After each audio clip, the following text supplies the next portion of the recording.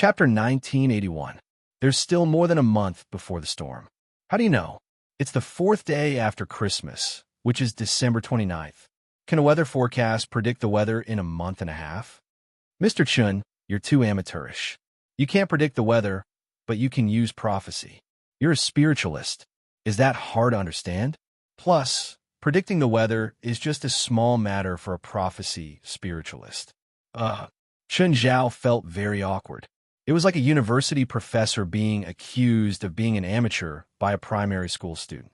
However, Lila Gavich's words made Chun Zhao understand. The last chance to find the island would be at the end of the year. The wind and waves would definitely be huge. Should he bring his family? He'd also promised Fei Lai and the kids that he'd bring them on the treasure hunt. The only thing he knew now was how to find the island. However, finding the island seemed to require a special spell that could allow him to transform into a petrel. Of course, Chun Zhao wasn't sure if this was necessary. Just then, there was a knock on the door. "Boss, it's Miss Demi," Portia said. "Mr. Chun, I'm leaving now." "Okay." Chun Zhao took the phone from Portia. "Hello, it's Chun Zhao. Mr. Chun, please come to the military base and meet with your teammates." "Is that necessary?" "They're all elites," Demi said. "Must I go?" "I hope you can come. Don't tell me you've prepared a trap with guns and cannons for me. I'm not that bored." Demi's tone turned cold. "Actually, why don't you just send some people and leave the rest to me? Some things can't be explained over the phone," Demi said vaguely. "I'll talk to you in detail when you arrive." "Okay, I'll go now." Chun Zhao left Portia and Zephyr at home while he drove to the military base that Demi had given him. He couldn't find it with GPS, so Demi only gave him a map. For someone like Chun Zhao who had no sense of direction, finding the military base was rather difficult. It was mainly because he couldn't understand the map. Chun Zhao was driving an A now. Most of the time, he had to use GPS. He needed directions for every turn. After spending a lot of effort, they finally found the military base. The military base was located in the mountains and was surrounded by rocky valleys. It was very difficult to find. Moreover, he couldn't find this place on the satellite map, so he couldn't use satellite navigation. Demi was the supreme commander of this military base.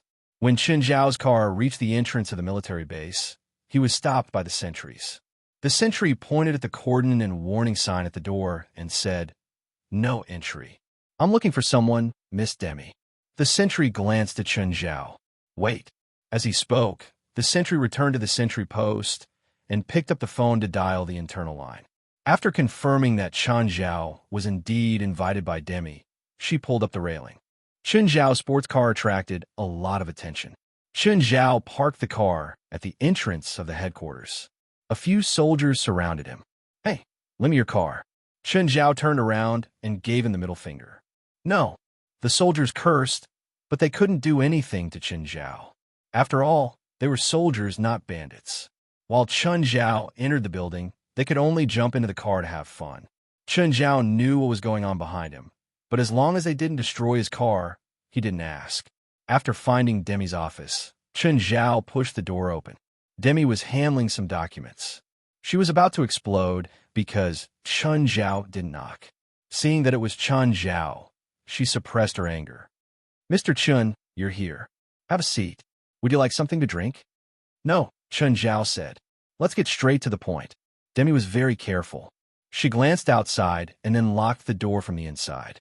After returning to her seat, Demi finally said, "First, there's the issue of money. A qualified military operation can't be carried out by just one person. No matter how powerful you are, no matter how high your reward is, it doesn't mean anything. Only appropriate losses and sacrifices can reflect your value, the difficulty of this military operation, and the sense of accomplishment after the final completion. Do you understand what I mean? You don't look like a soldier. You look more like a politician. You speak of the soldiers' deaths so naturally. In the past, just like I thought, I naively believed that only the smallest number of casualties and losses could be considered a successful military operation. However, the facts proved me wrong. The soldiers who carried out the military operation did not receive any merit, and I did not receive any commendations either. This was because the higher-ups believed that our operations were all easy missions. Demi continued, and this operation, including your pay, will cost more than $30 million. What standard do you think the higher-ups will use to measure the value of this operation? Is it the enemy's strength? No, they'll judge based on the number of casualties. Chun Zhao didn't agree with Demi's thinking, but he wouldn't argue. They weren't his subordinates, anyway. Why should he care about their lives? But according to your military compensation, the total compensation for a soldier's death will add up to a few $100,000, right? Plus, the military's investment in a soldier is at least a few $100,000. So, a soldier's death is about $1 million. The compensation for a soldier's death was divided into several steps. One part was covered by the insurance company, and the other was covered by the military. There were one-time compensation and continuous compensation for the spouse and children until the children grew up or the spouse remarried. Yes, the economic loss of a soldier is about $2 million, and the loss of an elite special forces soldier is $2 million. So, I've arranged a team of around 15 people for you. How many do you need to die? Chun Zhao asked. Around 10 people, plus the consumption of some weapons and ammunition. The economic loss should be around $30 million. I won't kill them, Chun Zhao said. I don't need you to kill them. I can't guarantee that many of them will die. To be honest, Chun Zhao couldn't understand the higher-ups' thinking. An operation actually had to use the number of soldiers sacrificed as the standard of difficulty. Was this really the most advanced army in the world? It was practically black culture. I have another request, Demi said. What? Chapter 1982. The leader must die. You have your bottom line, and I have mine. Don't use your bottom line to challenge mine. All Chun Zhao could do was not come into contact with the soldiers, just like when they were on the Lake Pontchartrain Bridge. Back then, Chun Zhao had watched the monsters and soldiers fight as a bystander. But Chun Zhao wouldn't kill them. After all, they were teammates in name. Under any circumstances, attacking teammates was considered betrayal. If Chun Zhao did not come into contact with them, he would not know their names, personalities, and preferences. He would not develop feelings for them. Humans were strange creatures. A creature with a name and not had a name were two different concepts. For example, if a person gave their pet pig a name, the owner would not be able to tolerate the fate of the pig being eaten. In that case, the owner would not be able to tolerate the fate of the pet pig being eaten. Then, it would be personality and preferences. As the owner understood and had a deeper impression, a real image would be formed. After that, it would be personality and hobbies. With further understanding and a deeper impression, an image of flesh and blood would be established. Then, it would be personality and preferences. As one got to know and have a deeper impression, a real image would be formed. Feelings for other people or things would also develop. If Chun Zhao had feelings for them, even just a little, he wouldn't be able to watch them die. If Chun Zhao developed feelings for them, even a little, it would be difficult for him to watch them die. If the former was a problem of feelings, the latter was a problem of moral bottom line. Betrayal was not allowed or tolerated. This had always been the case. Fine. Pretend I didn't say anything, as long as you don't protect him. Just then, the office door was pushed open. It was very forceful. One had to know that Demi had locked the door from the inside. It was clear that the person outside was no longer just pushing. A human-shaped Tyrannosaurus stood outside. It was a man who was thicker and taller than Gaia. Hey, Demi, I heard that you have a visitor. I'm here to see who it is. The human-shaped Tyrannosaurus turned around and saw Chun Zhao sitting on the chair. He walked over and patted his shoulder. Chun Zhao was not sure if the Tyrannosaurus did it on purpose or not, but it was very forceful. Are you Demi's boyfriend? Cough, cough, no. Chun Zhao coughed a few times. He really looked like he was too weak to stand up to the wind. Ham, he's your teammate. Demi sat on the chair calmly, her expression cold. Teammates? I don't like strangers joining my team. It'll drag my team down, Ham said. Rather than calling him a teammate, it would be better to call him a companion. He won't give you any trouble, but of course, he won't listen to any of your orders either. Since he doesn't listen to my orders, why should I let him travel with me? Ham said unhappily. Because this is my order, do you understand? Ham. Demi's attitude was even more unyielding. No, I don't understand. Ham slammed his palms on Demi's desk, causing it to collapse. Demi pointed the gun at Ham's head. Answer me. Do you understand? Ham stared straight at Demi, as if he was going to force her to do something. However, Demi was even more determined than him. Her finger was already on the trigger. Ham heaved a sigh of relief. Fine. You're the commanding officer. Whatever you say. With that, Ham turned around. Glancing at Chun Zhao beside him, he turned to leave. You want him dead? Chun Zhao asked.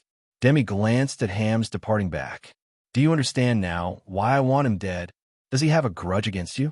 He was originally the commander here, but after I came, I snatched away the authority that should have belonged to him. Even he became my subordinate. Demi glanced outside. There are still people loyal to him in the base.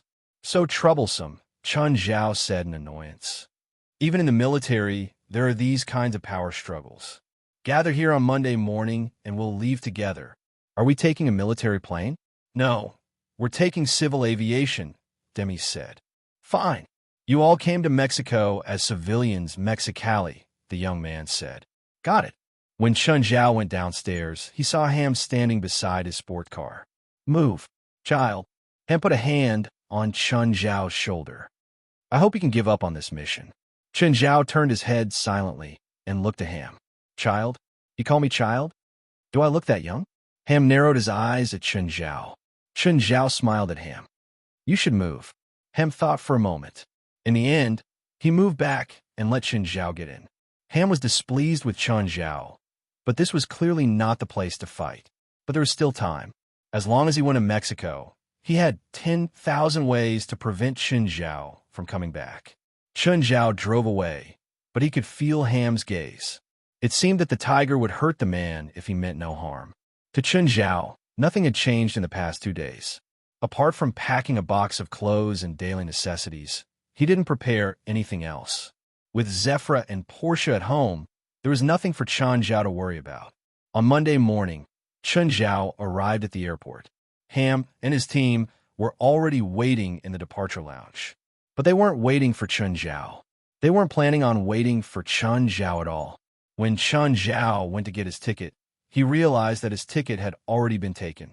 Usually, he needed a personal ID to get a ticket, but Chun Zhao had it with him. His ticket was still taken. Chun Zhao had to use a special method to get into the departure lounge. Chun Zhao found Ham. Where's my ticket? Chun Zhao stood before Ham. He didn't like being harassed and troubled the entire trip. Ham and his teammates all looked at Chun Zhao with mocking eyes. Ticket? Maybe you should ask Miss Demi. I don't know where your ticket is. Okay, looks like you don't want a peaceful trip. Let's start from boarding. Chun Zhao looked at Ham. Chun Zhao sat across from Ham. Ham kept looking at Chun Zhao with a smile. Chun Zhao crossed his feet and also sat there calmly. It was finally boarding time. Suddenly, one of the team members realized that his passport was gone. Look again. Did you put in a corner? Captain, my passport is gone too. Damn it, mine is gone too. At this time, Ham touched his pocket. He realized that his passport was gone too. Just then, Chun Zhao stood up. Yo, it's time to board. I should board now. Chun Zhao took out a ticket and a few passports from his pocket. How did our passports end up in his hands? Chapter in 1983. Give us back our passports. Ham roared. Chun Zhao put his hand on Ham's shoulder. Calm down. Chun Zhao stuffed the passport back into Ham's shirt pocket.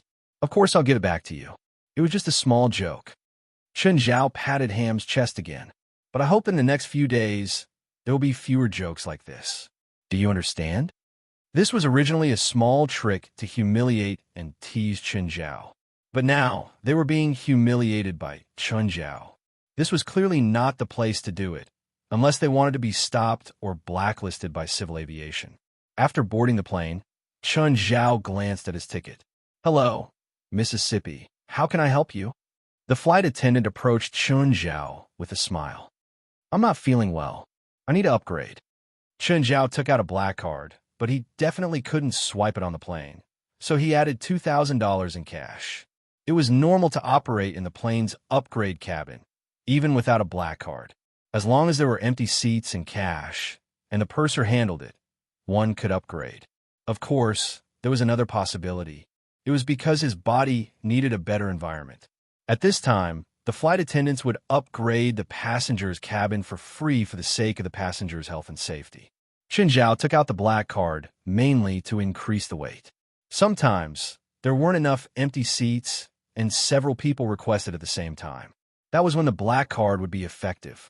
In fact, there would usually be passengers requesting upgrade on long-distance flights. This was because the cost of requesting to upgrade after takeoff was different from purchasing a first-class ticket. Some people would only ask for an upgrade after taking off for the sake of convenience. There were also premium members of the airline. If there were empty seats in the premium cabin, they had the right to request upgrade for free. When the flight attendant saw Chen Zhao's black card, her smile became even sweeter. In a short time, Chen Zhao successfully switched to first class. Ham and the soldiers all looked at Chen Zhao in annoyance. Even though it was only an hour and a half, Chen Zhao didn't want to stay with them. Los Angeles was less than 600 kilometers from Mecca. Not counting takeoff and landing time, the flight time was less than an hour. The climate in Cali is similar to that of Los Angeles, where the temperature is a little higher by 2 or 3 degrees. They belong to the same climate region, and were the largest cities in Upper and Lower California. Of course, in terms of prosperity and economic size, the two were definitely not on the same level. However, as a tourist city, in order to attract a large number of American tourists, they did a good job in all aspects. When Chen Zhao left the airport, he could smell the dryness in the air. Baja California had a larger desert area, and the temperature here was above 25 degrees all year round. Ham and the others also walked out of the airport. They couldn't compare to Chen Zhao at all. It took them half an hour to get through customs. The black card in Chen Zhao's hand was like a pass. So slow. Chen Zhao pursed his lips. Are all American soldiers so inefficient? Everyone, including Ham, was enraged, and their eyes were almost spitting fire. Monkey, you'd better watch your mouth. Ham no longer hid his disdain and hostility towards Chen Zhao. Anyway, this is Takali. You should also watch your words, big black bear. Do you dare say that again? Ham was already standing before Chen Zhao. Standing before Chen Zhao, he was 1 meters tall. He was like a mountain that loomed over Chen Zhao's head. Mr. Black Bear. Without hesitation, Ham punched Chen Zhao's face. But his fist didn't even cause a ripple on Chen Zhao's face. Let me teach you how to punch. Bang. Chen Zhao punched Ham to the ground. Ham yelped as one of his teeth fell out. Chen Zhao stood before Ham and loosened the collar of his shirt. Chen Zhao looked at Ham coldly. Before you attack, you better know who your opponent is, idiot. The other soldiers all stared at Chen Zhao with hatred. As long as Ham gave the order, they would attack Chen Zhao without hesitation. Ham stood up again and spat out the blood in his mouth. He stared at Chen Zhao with hatred. Kid, you'll die here. Chen Zhao chuckled. You should focus your energy on this mission, otherwise you'll definitely die earlier than me. It was an unpleasant encounter from the start. Obviously, this operation wouldn't have any good prospects to look forward to. But after punching Ham, Chen Zhao believed that Ham wouldn't ask for trouble again, especially after Chen Zhao stayed in the most expensive suite in the hotel. After they stayed in affordable rooms, the dissatisfaction was about to explode. Chen Zhao clearly didn't plan on changing the soldiers' impression of him. He still did what he wanted. He had the best food and accommodation, and even showed off in front of the soldiers. In the evening, Chen Zhao went out again. At the entrance of the hotel, a woman walked over. She had bronze skin, wavy long hair, and a perky cleavage. She wore stilettos and looked to be in her early 30s. Hello, you must be Mr. Chen. I'm Ella Gonzalez, the local guide you contacted in the afternoon. Hello. Chen Zhao shook hands with Ella Gonzalez. Mr. Chen, I grew up in Immerse. I know this place very well. I can even bring you to experience some special services. Ella's words were a bit vague, but I hope that my pay can be higher. Chen Zhao understood what Ella Gonzalez meant, but Chen Zhao still shook his head. Sorry, I don't need those services. I think that 100 a day isn't low. You can't ask me to pay more. Of course, if you think that my pay is too low, I can change to another guide. Okay. 100 a day, but I'll only start after 10 and finish before 7. Sure. Chen Zhao nodded. Do you want to start working now? Then do you want to start paying now? Let's go. Bring me to eat the most special local food. 20 minutes later, Ella Gonzalez brought Chen Zhao to a restaurant. Chen Zhao stood before the sign and spaced out for at least 3 minutes. Ms. Ella, are you sure you didn't bring me to the wrong place? Chapter 1984. Chen Zhao and Ella Gonzalez stood in front of a Chinese restaurant. Chen Zhao really wanted to tell her, "Are you fucking kidding me?" But Chen Zhao maintained his rationality. Ella, do you know where I'm from? I know. I'm from China. I want to eat the local delicacies of Macaulay, not Chinese food. If I want to eat, I can make it myself. But Ascali's most famous restaurant is Chinese. Ella Gonzalez shrugged at Chen Zhao. In fact, the most famous food in Cali is Chinese food. Not eating Chinese food in Immerse was like going to China's capital and not going to the Great Wall. This Chinese restaurant is really good, Ella Gonzalez emphasized. Okay, I know it's good. Chen Zhao scratched his head. Okay, let's go in and try. The waiters in the restaurant were both Chinese and natives. Seeing Chen Zhao and Ella Gonzalez walk in, a Chinese waitress immediately came over. Sir, miss, hello. What would you like? Give me one of your signature dishes, Chen Zhao said in Chinese. The Chinese waitress looked at Chen Zhao and also asked in Chinese, Are you for China for vacation? Sort of, Chen Zhao replied. Chen Zhao could also tell that the waitress wasn't Chinese. She was Chinese herself. There were some differences between Chinese and Chinese. Foreigners might not be able to tell, but Chinese could definitely. The waitress could also tell that Chen Zhao was speaking Chinese, so she spoke to him in Chinese. Hello, I'm Zhang. Hello, Chen Zhao. I won't disturb you anymore. I'll go help you with the order. Zhang, he stopped there. A while later, Zhang, he brought a plate of white chicken to the table. Are you free? Let's sit down and talk. Chen Zhao hadn't talked to people in a long time. Zhang Tianyi didn't count. Chen Zhao had never talked to that old bastard seriously. He only felt like talking to a normal person like Zhang. Sorry, I still have work. Also, I won't disturb you and this beautiful lady. Okay. Chen Zhao didn't want to force her. For a moment, Chen Zhao really wanted to slam a few $1,000s on the table and tell Zhang, I'll buy you for 30 minutes. Mr. Chen, what do you think of the smell here? Ella looked at him expectantly. The taste here couldn't be said to be bad, but it was still different from the taste in China. After all, after Chinese cuisine was exported to other parts of the world, it would be localized to a certain extent. Even in Cali, there was no exception. Not bad, Chen Zhao replied. You should eat some too.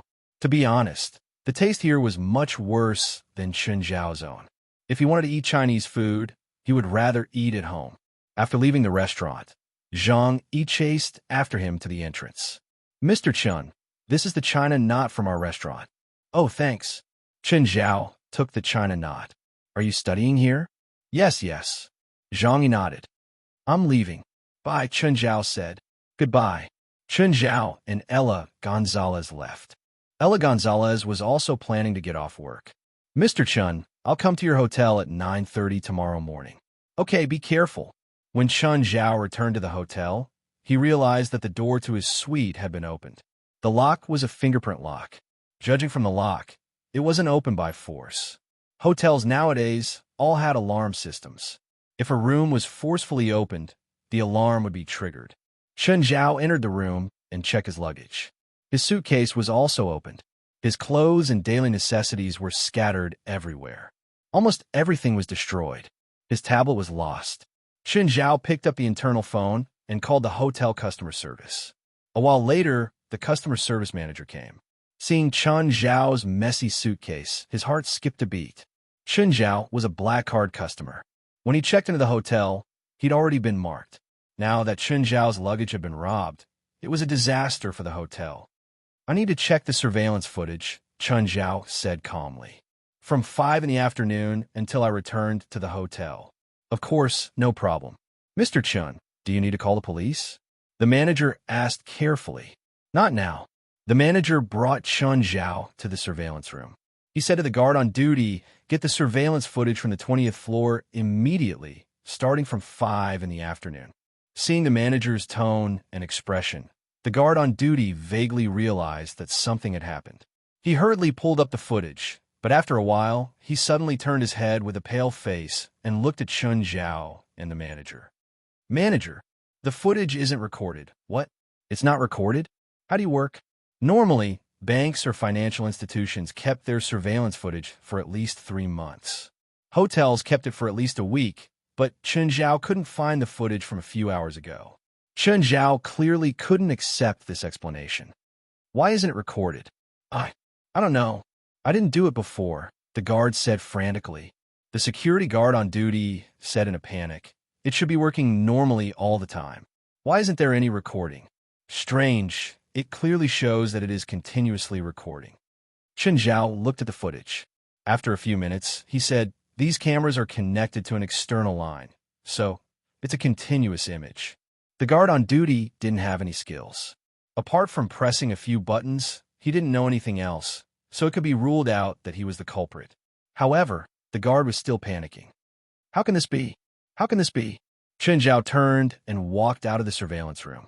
Such professional skills weren't something a thief could do. Chun Zhao had a rough idea of who did it. He'd found the stolen goods. These people probably thought that Chun Zhao couldn't find any evidence, which was why they were so unrestrained. Chun Zhao knocked on Ham's door. When Ham saw Chun Zhao, his lips curled into a smile. "Mr. Chun, did you just come back? Is Cali fun? Give me back my stuff, and I'll pretend this never happened." A playful expression appeared on Ham's face. "Mr. Chun, what are you talking about? I don't know what you mean. Just answer me. Are you going to give it back or not?" Chun Zhao still looked at Ham calmly. "I don't know what you mean. If there's nothing else, please leave. I'm tired. Goodbye." Chapter 1985. You better sleep with your gun. After all, I don't have a good temper. "Are you threatening me?" Ham sneered at Chun Zhao. "Yes, I'm threatening you." Chun Zhao smiled and turned to leave. Ham's expression gradually turned cold. After Chun Zhao left, he immediately knocked on his teammate's door. Ham had never been threatened like this before. Usually, he would point his gun at the person's head. However, he had to take Chun Zhao's threat seriously. "Be careful tonight. That monkey might really take revenge on you tonight." "Captain, don't worry. If he really dares to come, I'll kill him right away." Ham nodded and left the room. The moment he closed the door, he suddenly heard a noise in the room. Ham hurriedly opened the door, but there was no one in the room. "Denzel, where did you go?" There was only a bedroom and a bathroom in the room. There was no other place to hide. Ham searched inside and out, but was unable to find Denzel's figure. Just then, the curtains moved. Ham ran to the window and realized that it was open. However, this place was more than 10 floors above ground. The wall outside was completely smooth glass. Ham's expression changed, and he hurriedly ran to inform the others. However, the room next door didn't open after knocking for a long time. Ham immediately picked up his phone and dialed his teammate's number. But no one picked up. Ham felt that something had happened to them too, so he smashed open the door. There was no one inside either. Like Denzel's room, the window was open. Ham smashed open another room and got the same result. Missing. His subordinates were all missing. Ham panicked too. He didn't know what to do. He didn't know what to do at all. Call the police? Would the police be able to handle this? Suddenly, the lights in the corridor dimmed and went out without any warning. Ham felt a hand pinching his neck. Then, the hand suddenly increased its strength. Ham felt suffocated. In the blink of an eye, he fell into a coma. Vaguely, he felt like he was thrown onto a hard floor. Then, there was a tremor. Even in a coma, Ham's subconscious was still working. He was in the back of the car. When Ham woke up again, the sky was already brightening. Ham found that he and his companions were buried in the ground, with only their heads sticking out. His other companions were still unconscious. "Denzel, Max, hurry up and wake up, damn it." Not long after, Denzel woke up. "What happened? I can't move. Damn it, whose prank is this? Where's this place?" The third person also woke up. After the sun rose completely, everyone woke up. At this time, they also knew where they were. This was a desert, and they were buried in the soil. "It's that monkey's doing. I want to kill him. Damn bastard. Everyone was cursing loudly, but Chun Zhao wasn't here at all.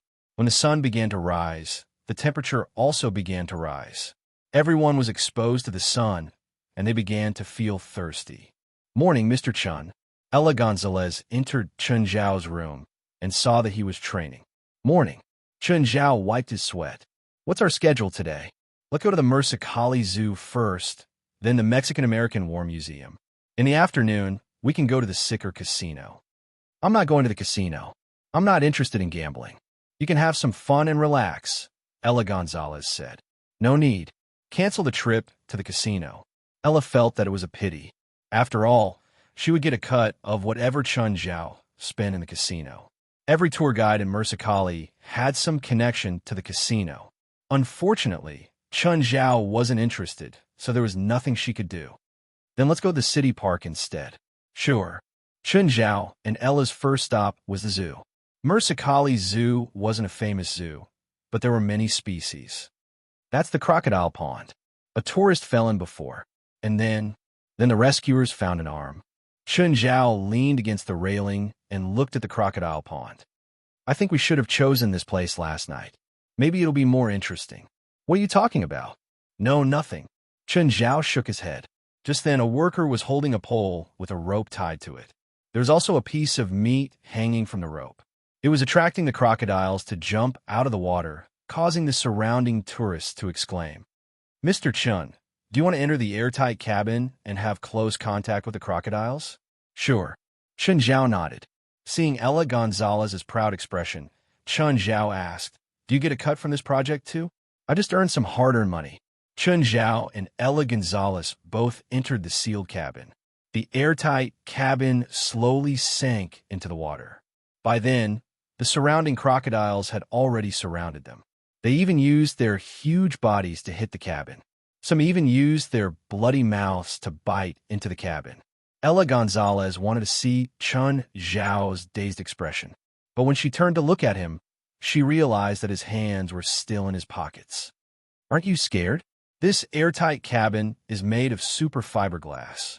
1 square meter can withstand 500 MPa of water pressure. Most of the floor-to-ceiling windows in my house are made of this glass. I know how tough it is. The crocodiles can't destroy it. Chun Zhao wasn't a material expert, but Felwood Cisco often mentioned this glass material to him, so he had a deep impression. Of course, this glass was also very expensive. 1 square meter of superfiber glass cost tens of thousands of dollars. Ella Gonzalez rolled her eyes. This project is meaningless with your reaction. Then how should I behave? Fear? You can be excited, Ella said. Ella Gonzalez said, I've accompanied customers to experience this project no less than 100 times. Their reactions have varied, but they've never been as calm as yours. The project only lasted 10 minutes. The airtight cabin was quickly pulled back to the water. Here, Chun Zhao saw all kinds of animals and entertainment, but he wasn't interested at all. He'd rather go home than interact with these animals. He had many animals at home, too. They were much more interesting than the animals here. Chapter 1986. Oh, what's the police number in Mexico? Is it also 911? No, it's 066. Mr. Chun, do you want to call the police? What kind of trouble are you in? I can help you contact some local gangs. Maybe they can help. Of course, it's for a fee. No, I just want to know, just in case, Chun Zhao said calmly. At the same time, he stuffed $100 into Ella Gonzalez's hand. Can you buy an ice cream for me? Okay, no change. No, you can keep the rest as your errand fee. It was already noon. This was the hottest time of the day. In the desert, the temperature was above 30 degrees. Ham and the others had been buried for half a day. Everyone was dehydrated. Some were even showing signs of heat stroke. They didn't have the energy to talk anymore. They were all on the verge of death. This wasn't a pleasant experience for anyone. Even the harshest test they'd gone through hadn't been this extreme. Just when they thought that they were going to die here, police sirens came from the distance. Soon, the police arrived. A total of 15 people were all rescued. Sir, I want to know how you know I'm here. We received an anonymous call saying that you were buried here, the police said. Do you know who did it? Or do you have any suspects? Everyone fell into silence.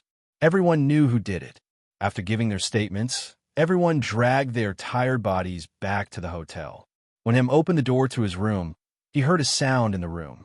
He immediately reached for his gun, but he didn't touch anything. Only then did he remember that his gun wasn't on him. Ham carefully walked in while sticking to the wall. He saw Chen Zhao sitting on the sofa in the room, a book in his hand.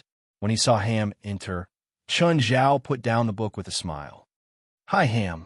What are you doing in my room? How'd you get in? How was your experience today?" Chen Zhao smiled at Ham. "So it was you asterisk Shoal." Chen Zhao stood up. "Where's my stuff? Are you willing to return to me now? Don't even think about it. Is that so? I want to check out Macaulay today. I found out that there is a crocodile pool in Macaulay Zoo. There are hundreds of crocodiles in it. Put my things back before I have dinner." Chen Zhao walked to Ham's side. After all, crocodile might not give you time to consider. At this moment, Ham felt unprecedentedly humiliated. When Chen Zhao was having dinner, Ham came to the hotel restaurant. "Mr. Chen, I think we should talk." Chen Zhao put down his cutlery and looked at Ham and his two subordinates. "All right, go ahead. I'm listening." "We shouldn't have been enemies," said Ham. "You started it from the beginning." Chen Zhao leaned against the chair and crossed his arms. His attitude was very cold. "I understand. I made the wrong choice. But at least things haven't reached the worst, right?" Chen Zhao maintained the same posture and didn't say anything. Ham tilted his head slightly. His subordinates brought over the lost item. In addition to the tablet, he also took a few more valuable items. For example, the perfume that Chen Zhao usually used for men. "Mr. Chen, I came with sincerity to talk to you." Chen Zhao rubbed his brow. "I think I know what you mean. Let's stop here. Mr. Chen, I hope that we can cooperate sincerely in this operation." "Ham, you know that it's impossible. We don't trust each other at all. Remember to inform me when you act." Chen Zhao said calmly. "Are you still going to sit here? You can't afford the restaurant's expenses."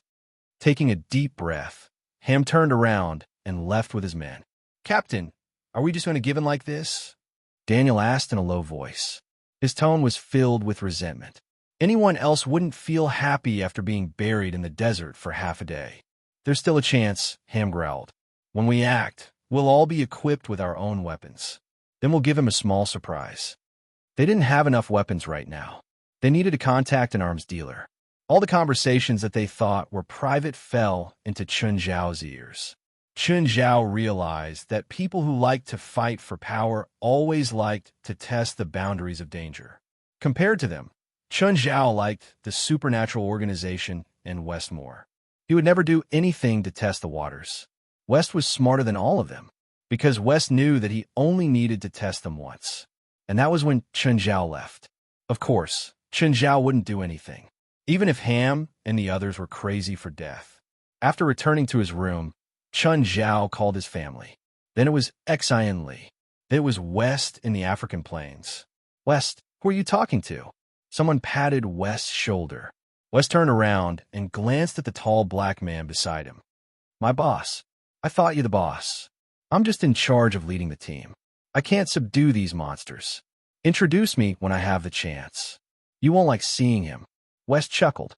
There was something else in his gaze when he looked at the black man. "Huh." The black man smiled brightly. Terry Boyd, a member that the manager had sent to their team. He was outstanding and an almost all-round sorcerer. He had almost no weaknesses in long-range magic and melee attacks. He wasn't weaker than any member of the organization. In fact, he wasn't even that strong. In every battle, he hadn't displayed his true abilities. To be honest, Wes was indeed shocked by Terry's abilities in the first few battles. But gradually, Wes realized some problems. Terry was indeed terrifyingly powerful. But his identity wasn't simple either. Terry Boyd. His surname was the same as the Nature Guardians. Therefore, Wes suspected that Terry was the Nature Guardian, the poisonous dragon that had never revealed its true form. Wes didn't know why Terry Boyle would join their team of his own accord. Also, wasn't the Nature Guardian heavily injured? That was why Wes said that Terry wouldn't like seeing Chen Zhao. Chen Zhao was a professional dragon slayer. There was probably no one more professional than him in the world. Chapter 1987. Why wouldn't I like meeting your boss? Because he's hot-tempered. I'm good at making friends, Terry Boyle said.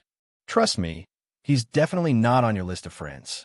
Is it really okay to slander your boss behind his back? Wes stood up with a smile. To be honest, other than Gaia and his little dragon, he's killed all the dragons he's seen. Terry's expression froze. What did you find out? You don't seem to be planning to hide it, Wes said. Or rather, you don't plan to hide it from us. That's why I'm being honest with you. To be honest, if a dragon wanted to hide his identity, he could do it better. All right, what do you want to talk about? The manager said that you're so heavily injured that you're almost peeing blood, but you don't look like you're in danger at all. Wes looked Terry up and down. Do you know how long I've been a guardian? No. 100 years?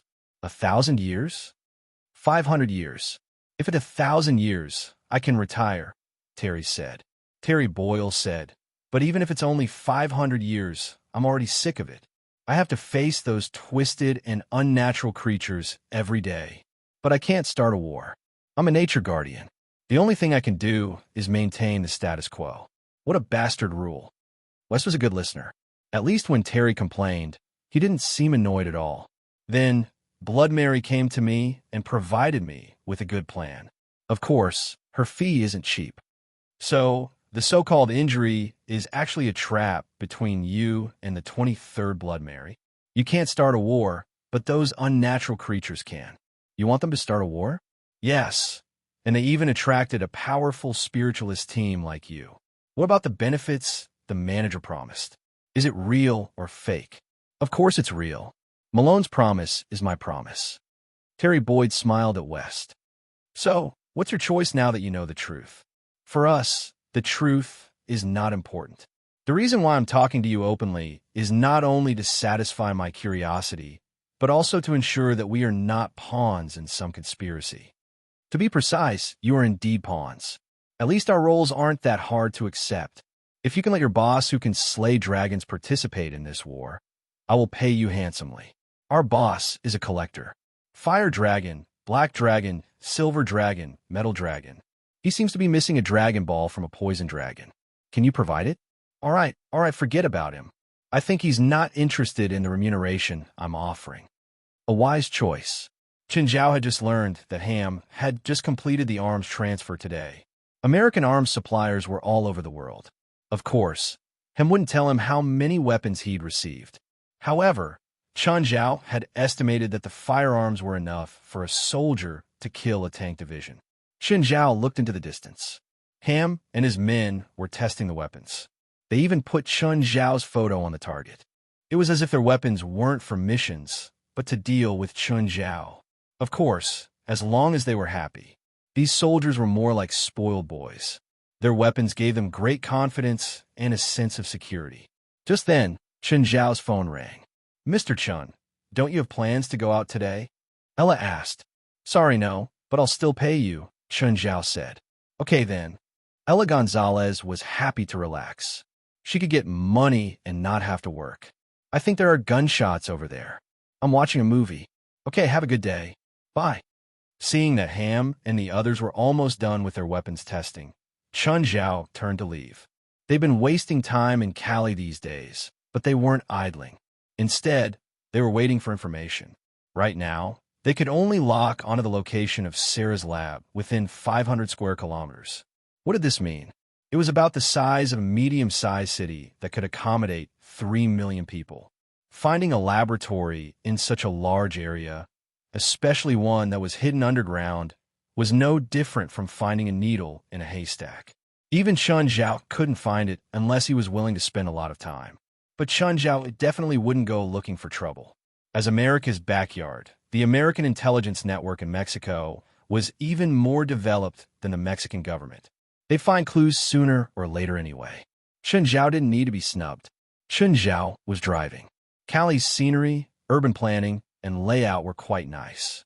When he passed by Mexicali University, he happened to see a familiar figure walking out of the school. Zhang, he had just finished class and was walking out with her textbooks. Qin Zhao parked the car by the roadside. Zhang, he also saw him. You're Mr. Chun, right? Hello, Ms. Zhang. Where are you going? I'll drive you. Thanks, but it's okay. I still need to work. Zhang, he was clearly wary of Qin Zhao. It's not close to the restaurant you work at.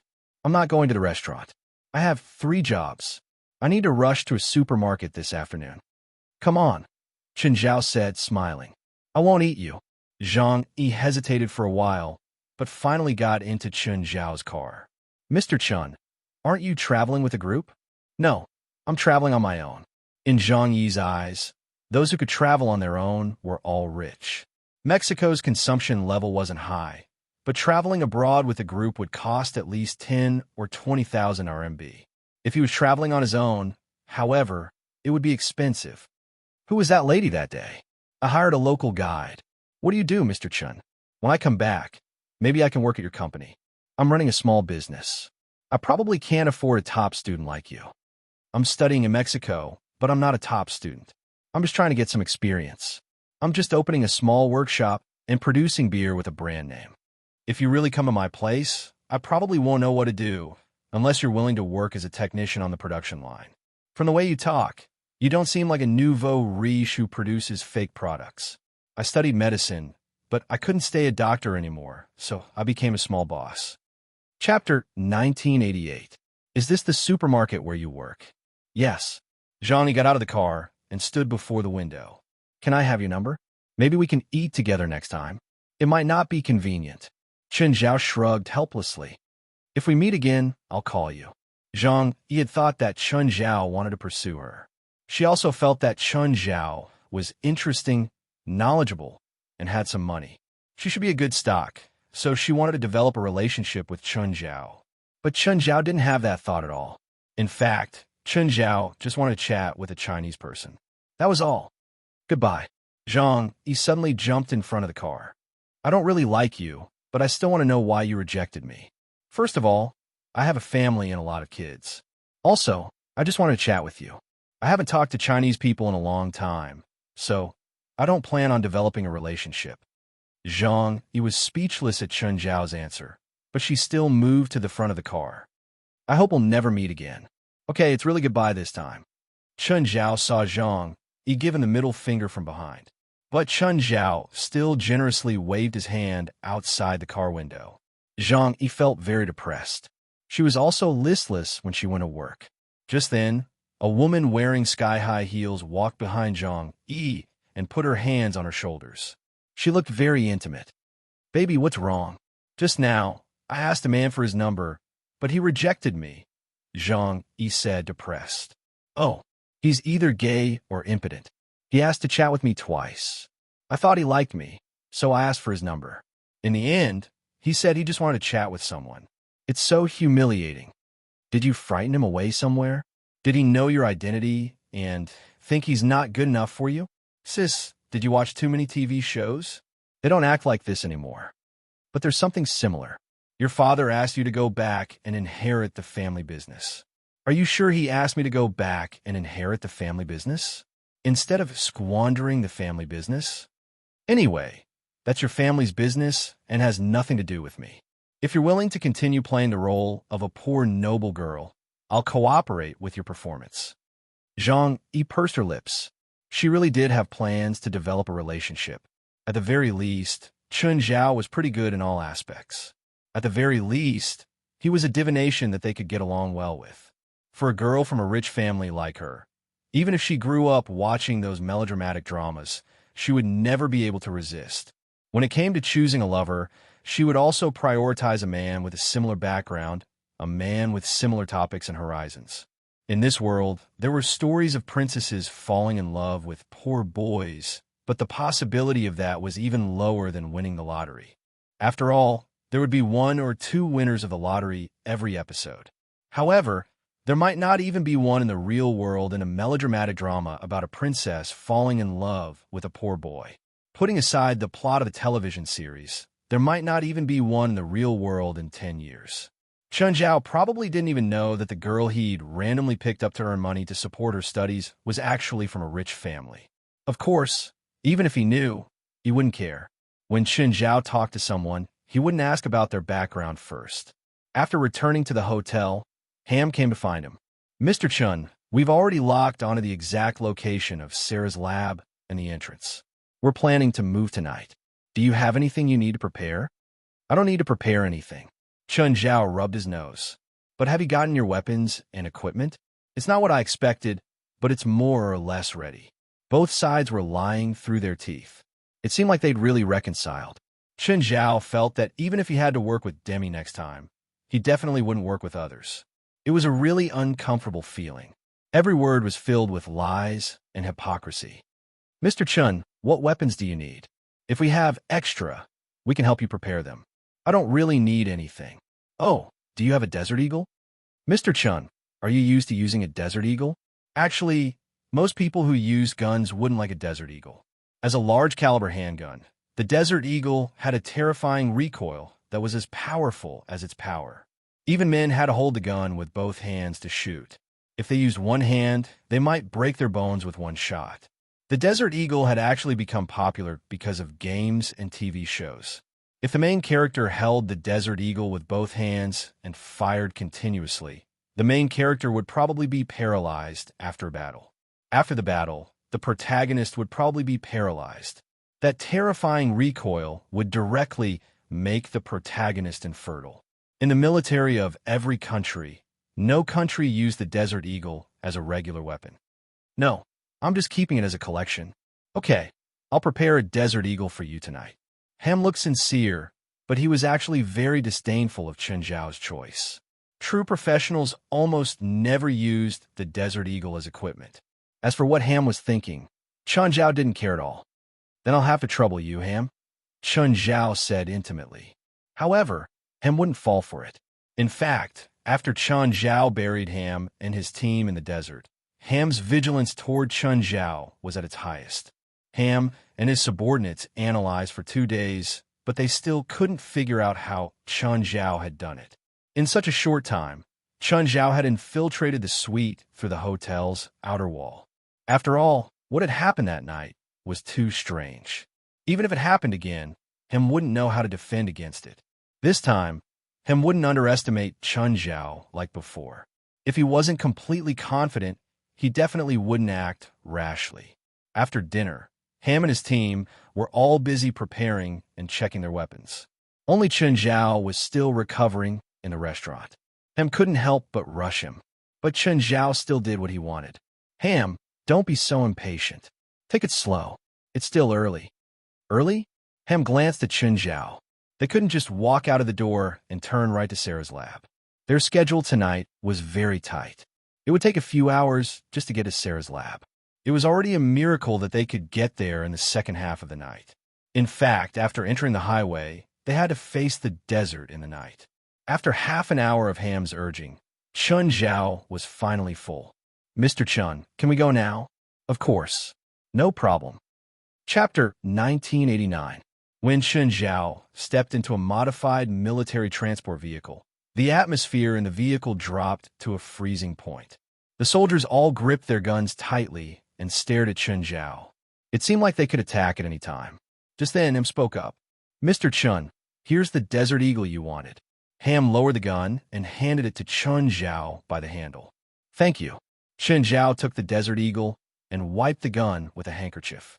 He had to admit that the Desert Eagle was indeed very beautiful. Chen Zhao couldn't bear to put it down. The Desert Eagle was just like in the movies.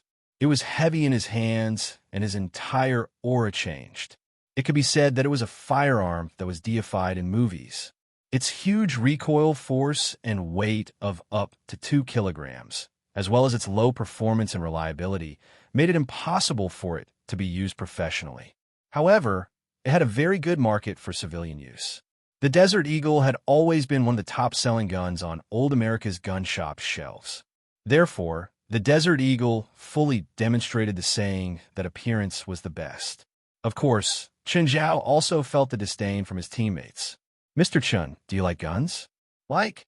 Chen Zhao's few records of killing enemies with guns had all been by pointing the muzzle at the enemy's head. How could Chen Zhao like guns? He was just a fan and worshipped this legendary weapon. But after a few rounds, he got bored.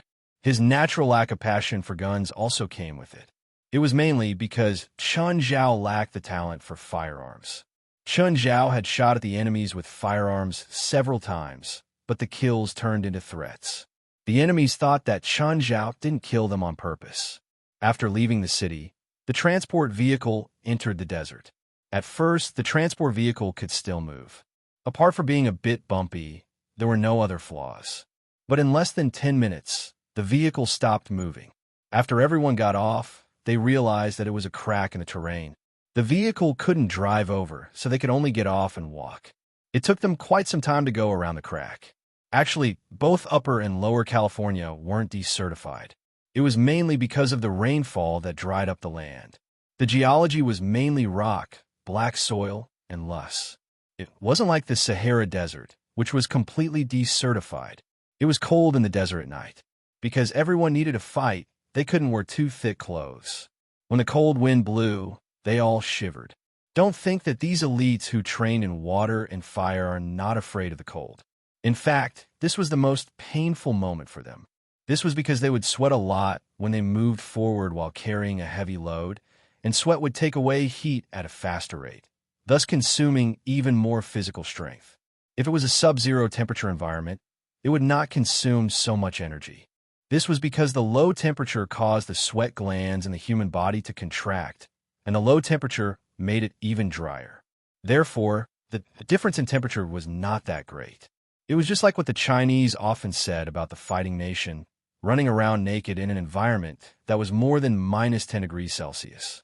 In fact, in southern China, when the temperature was 5 or 6 degrees above zero, the humidity would increase by 10%, and the temperature difference would decrease by 10 degrees. Therefore, the temperature of minus 10 degrees Celsius in the fighting nation was actually similar to the temperature of a few degrees Celsius in the south of Huaxia. Of course, this was also the time to show off their stamina. After replenishing some nutritional water, they resumed their journey. Ham had been observing Chun Zhao in secret. When everyone else rested, Chun Zhao rested too. While everyone was replenishing their stamina, he was also replenishing his stamina. But without a doubt, Chun Zhao was carrying almost zero weight. It was a completely different experience from them. All of them were heavily armed. The guns and ammunition on them added up to more than 40 kilograms. Therefore, if a battle happened, Chun Zhao would definitely have an advantage in terms of stamina. Of course, Chun Zhao had almost no equipment, so his firepower was definitely not as good as the fully armed soldiers. Ham evaluated in his heart. To be honest, they had known each other for a few days. However, he had never seen Chun Zhao fight seriously. The incident at the airport could only be considered a small conflict. It was far from fighting. But Ham knew that Chun Zhao was an expert hired by Demi at high price. Ham did not have access to the base's budget, so he did not know how high Chun Zhao's price was. But Demi would definitely not hire a beggar to make up the numbers. Moreover, Chun Zhao had already silently tied up the entire team and buried them alive in the desert that night, proving his strength. He also believed that Chun Zhao did not carry weapons not because he was careless or arrogant. He was probably the type that was better at close-range combat. Demi had also said that Chun Zhao was an expert in this area. Hem really wanted to see what kind of expert Chun Zhao was. But there were no battles or ambushes along the way. Their biggest enemy was only stamina. They found the entrance according to the intelligence. This is the wall. Where's the entrance? They stopped before a wall in a valley. According to the intelligence, this was the entrance. But there was nothing else apart from the wall. It should be a hidden entrance. Hem studied the wall before him. Then he looked at Chun Zhao. Mr. Chun, do you have any suggestions?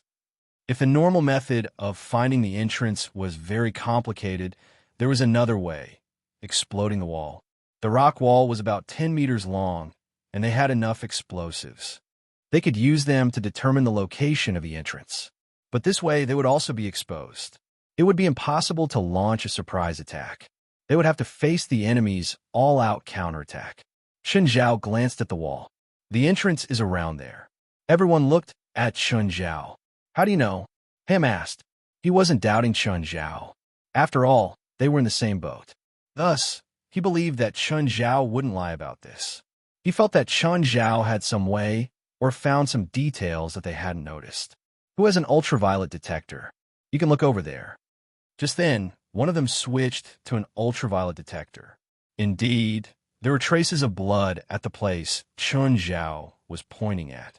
Captain, the team member nodded at Ham. Ham took the ultraviolet detector and saw the blood too. Mr. Chun, you don't seem to have any equipment. How did you see it? Of course I have my ways, Chun Zhao said. In fact, Chun Zhao's small world covered the entrance, so he could see it. He made a few tactical gestures. An engineer soldier lurked at the entrance and began to set up the directional explosives. The series of actions was done in one go. The entire process took less than 45 seconds. After the installation was complete, there was a deep sound. The rocks on the wall started peeling off, revealing the metal door inside. Chapter 1990. After that, the engineer soldier took out a high-temperature cutter and cut a hole with a diameter of 50 centimeters on the metal door. Okay, you can come over now. The soldier gestured at Ham and the others. Everyone carefully groped their way through the metal door. Inside was a long and narrow passage. There were many circular holes on the walls on both sides of the passage. It looked like the drainage holes of a sewer. There were at least 100 circular holes on both sides of the passage. Ham gave another tactical command, and there were people on guard everywhere. Ham glanced at Chun Zhao in the end. Chun Zhao kept his hands in his pockets, looking like he was taking a leisurely stroll. Mr. Chun, we're already inside the enemy's building. Shouldn't you be on guard? I have my own plans. You don't have to worry. Ham's expression didn't change, but he had already sentenced Chun Zhao to death in his mind. Suddenly, a crashing sound came from the circular tunnel. The circular tunnel was like a microphone. It could gather sound. Therefore, everyone heard it very clearly. Ham shone a searchlight into the tunnel. It seemed to be a black wave, but when he looked closer, the wave seemed to be solid. Squeak, squeak, squeak. The closer they got, the more obvious the sound became. That black wave wasn't liquid at all. It was simply countless rats. Let's go, let's go. Ham's face turned pale with fright as he quickly ordered. At the same time, he threw a grenade into the tunnel. Everyone ran forward desperately. There was a loud sound behind them, and an explosion shot out from the tunnel. There were also some roasted rats. But one grenade clearly couldn't kill all the rats. Soon, the rats in the tunnel surged out like a tide. Denzel switched to a flamethrower. You take the rear, Ham ordered. Without any hesitation, Denzel switched his weapon as he ran. In 10 seconds, he finished switching. Then he stopped and turned. Whoosh! The flamethrower was very effective against rats. It was like one man holding the pass against 10,000 enemies. Even if the rats charged through the flames, they would turn into fire rats. After a few more steps, there was no sound. Denzel fired the flamethrower and retreated. The rats weren't stupid. At least, they were much smarter than regular rats. They no longer charged blindly into the sea of fire. Instead, they circled around the flames and broke through from the walls or ceilings where the temperature was lower. It did not take long for Denzel to become too busy. Rats were trying to break out of the encirclement from the left, right, and the ceiling. The rats pounced on Denzel's body. In the beginning, there were only 1 or 2 rats. They did not even tear through Denzel's combat uniform. Yet they were filled with a wild aura. When Denzel swatted the rats off his body, more of them would jump on him. Damn bastard. Denzel had been pinching the mouse. He noticed that there was a spore on the mouse's body. But the old man didn't have time to think. His neck was bitten. Denzel was in so much pain that he almost dropped the flamethrower. By then, half of Denzel's body had been covered by the rats. The rats were biting and tearing at Denzel furiously. Denzel took 2 steps forward. However, his body felt so heavy that he could not even stand steadily. At this time, even more rats were pouncing on him. Rumble. With a loud bang, the huge impact and the leaking fuel ignited the tunnel. The rats' path forward was completely blocked. Ham's face was green. They had just started, and he had already lost a subordinate. A few rats passed through the flames and continued charging at the group. Chun Zhao picked up a rat. Although it had been caught, it was still as ferocious as before. Chun Zhao observed the rat. It was larger than a regular rat, and there was a spore in its abdomen. Chun Zhao was familiar with these spores. Is this what we're dealing with? Hem stomped on a rat, disgust written all over his face. This is just the appetizer, Chun Zhao said calmly. At the same time, he removed the spores on the rat. He picked up the spores with his fingertip. These spores will parasitize most creatures, including humans. I hope you won't be parasitized by them. They will directly invade the host's brain and turn your body into a monster. The spores wriggled on Chun Zhao's fingertip.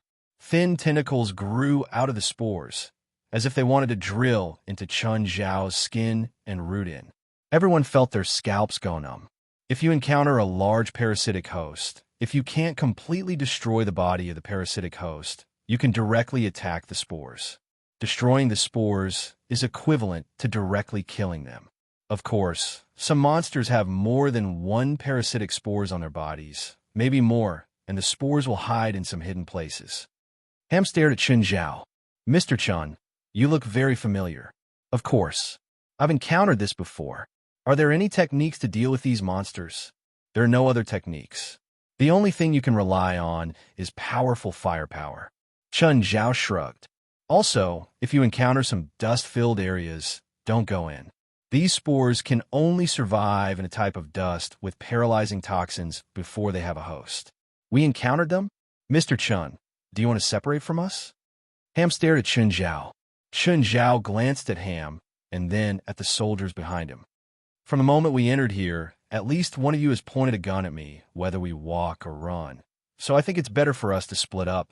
Otherwise, we might have to fight before the mission is completed. Am I right, Mr. Major? Ham's eyes sparkled. Chun Zhao seemed to be very experienced in dealing with the monsters here. The current situation was unclear, so Chun Zhao following the team was undoubtedly the best choice. However, they were like fire and water and knew each other very well. Ham already regretted his rash decision earlier. Now, the two sides were like fire and water. Chun Zhao's words made their relationship even clearer. There was no need to hide anymore. Just then, a soldier suddenly raised his light machine gun and pointed at Chun Zhao. If you want to leave, leave your life behind. The soldier clearly hated Chun Zhao to the max. Ham raised an eyebrow. He didn't think that his subordinate would attack without his orders. Attacking now was undoubtedly the most unwise choice. But he couldn't stop his subordinate from taking revenge. Suddenly, Chun Zhao flicked his finger. The spores on his finger shot into the soldier's mouth. Cough, cough. The soldier clutched his neck and coughed violently. The spores are very fast. He'll mutate soon. Good luck. Chun Zhao turned around and left calmly. Mike, how are you? Ham hurriedly helped Mike up. I feel terrible. There's something in my stomach. Mike tore at his clothes. Chapter 1991. Suddenly, Ham took a few steps back, and so did his teammates. Mike's face was covered in black veins, and his body gave off a strong, rotten smell. Mike vomited heavily. His body was going through a drastic change. My hand, it's so painful. This feeling is too wonderful.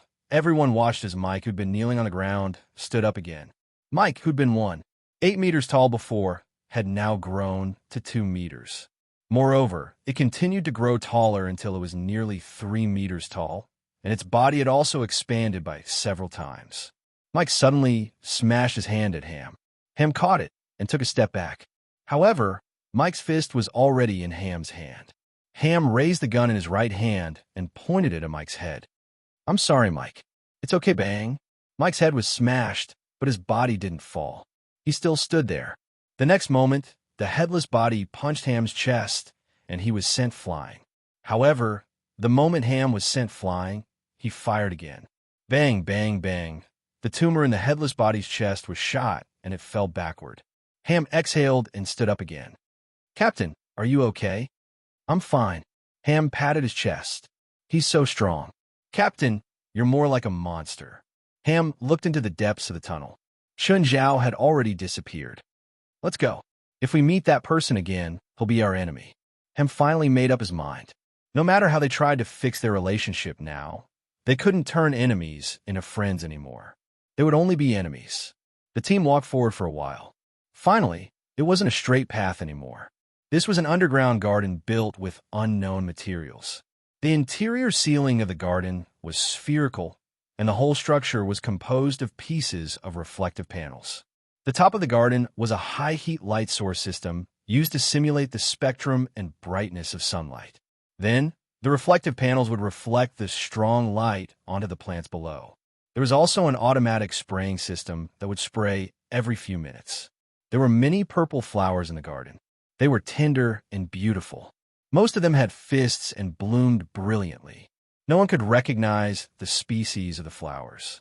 Everyone carefully walked along the path of the garden, even though this place was filled with vitality and lush greenery. But no one dared to be careless. They clearly understood that the more beautiful they were, the more dangerous they were. "Captain, look over there." One of the team members pointed at a rotten arm protruding from the soil under a purple flower tree not far away. The bulge under the soil looked like a person, and the main stem of the purple flower was rooted in the human form. A few of the team members covered their mouths and retched, their stomachs churning uncontrollably. These purple flowers use human corpses as nutrients. Ham's expression was cold. That's right. At this moment, a voice suddenly rang out. Everyone looked up and saw a person standing on the top of the wall. That person was wearing a white work uniform. He should be one of the researchers here, or maybe he was the mastermind behind the scenes. "Who are you?" "Let me introduce myself. I'm Depler, the person in charge here." Captain Depler, Latino, 68 years old this year, a biogeneticist. 30 years ago, he was arrested for carrying out forbidden experiments and stealing corpses. He served 21 years in prison, Denzel said. "You know him?" Hem asked in surprise. "I was once in charge of chasing after him. However, that mission ended in failure. Back then, I was just a new recruit," Denzel said. "Did he do anything else after being released from prison?" "The same old problem. Carrying out dangerous forbidden experiments, stealing corpses, murder, and terrorist attacks. More accurately, massacres. He set up a laboratory in a small town near the U.S.-Mexico border and released a poisonous gas into the town, causing over 20 people to die from the deadly virus. In the process of chasing after him, he caused the death of another 12 soldiers. After that, he disappeared without a trace. I'm glad there are still people who know me," Depler said loudly. "He doesn't look like he's 68 years old. He looks like he's 40 years old at most. He looks even younger than a few years ago," Denzel said. Everyone revealed puzzled looks. Truth be told, they did not believe it either. The man standing at the top was really 68 years old. Depler was wearing glasses. His face had some unshaven stubble, and his hair was thick. Although he was only wearing a white coat, he still looked very elegant. It was hard to imagine that he was an evil scientist who had committed countless crimes. "I'm indeed Depler. This is all thanks to my many years of research.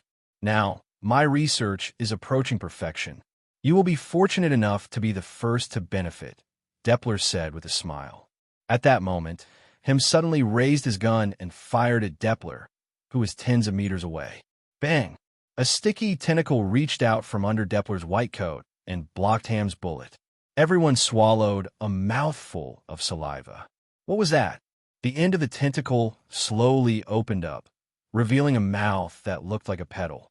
Next, the mouth spat out and the bullet flew back at Ham. Ham's cheek was cut by his own bullet. More tentacles slowly extended out from Depler's back. Do you see that? In the future, humans will have many more tentacles. This way, they can carry out more work and live more conveniently. They have stronger cell structures. A tentacle can lift up to 3 tons, and its maximum length can reach 5 meters. Work that could only be done by machines in the past can now be done with tentacles. Moreover, they are directly connected to human sensory nerves, and their reaction speed is faster than hands and feet. They can even block bullets. This is the inevitable process of human evolution. Although everyone was shocked, they were still relatively clear-headed. They would not be bewitched by Depler's words. "Evolution? You call this evolution?" Ham sneered. This time, he put away his pistol and took out an automatic rifle from behind his back. "You can block bullets from a pistol. I wonder if you can block bullets from an automatic rifle." Depler looked at the group of people pointing their machine guns at him, and a smile appeared on his face. "Don't worry, I'm not the one you need to face now. There are still many failures in my garden. They are the enemies you need to face first." After saying that, Depler turned and entered the tunnel. The tunnel was once again blocked by the reflector. At that moment, a corpse stood up shakily in the garden. Captain, this is Resident Evil, right? Chapter 1992. The corpses were covered by the roots of the purple flowers. Some corpses were on their bodies, while others had purple flowers on their heads or backs. It seemed that the roots had given them the power to stand up again. Everyone switched to flamethrowers. The situation didn't look good, but Ham was unusually calm. The moment the flamethrower was fired, all the corpses were engulfed, but the flames died out faster than expected. At this time, the living corpses did not fall. Their broken bodies seemed to be flowing with red flames. The flowers on their bodies turned from purple to red. A corpse suddenly opened its mouth and spat out flames at everyone.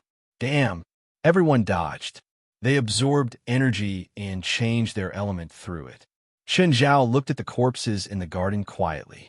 They were more agile and active than before. It was probably because they could only photosynthesize after absorbing ultraviolet. Therefore, the flowers didn't give the corpses enough vitality, which was why they were weak. Then, Ham and the others thought they were smart and used flames to attack the flowers and corpses. This made the corpses even harder to deal with. Of course, if it were Chen Zhao, he would probably do the same. After all, plants are restrained by flames. Normal people would think this way.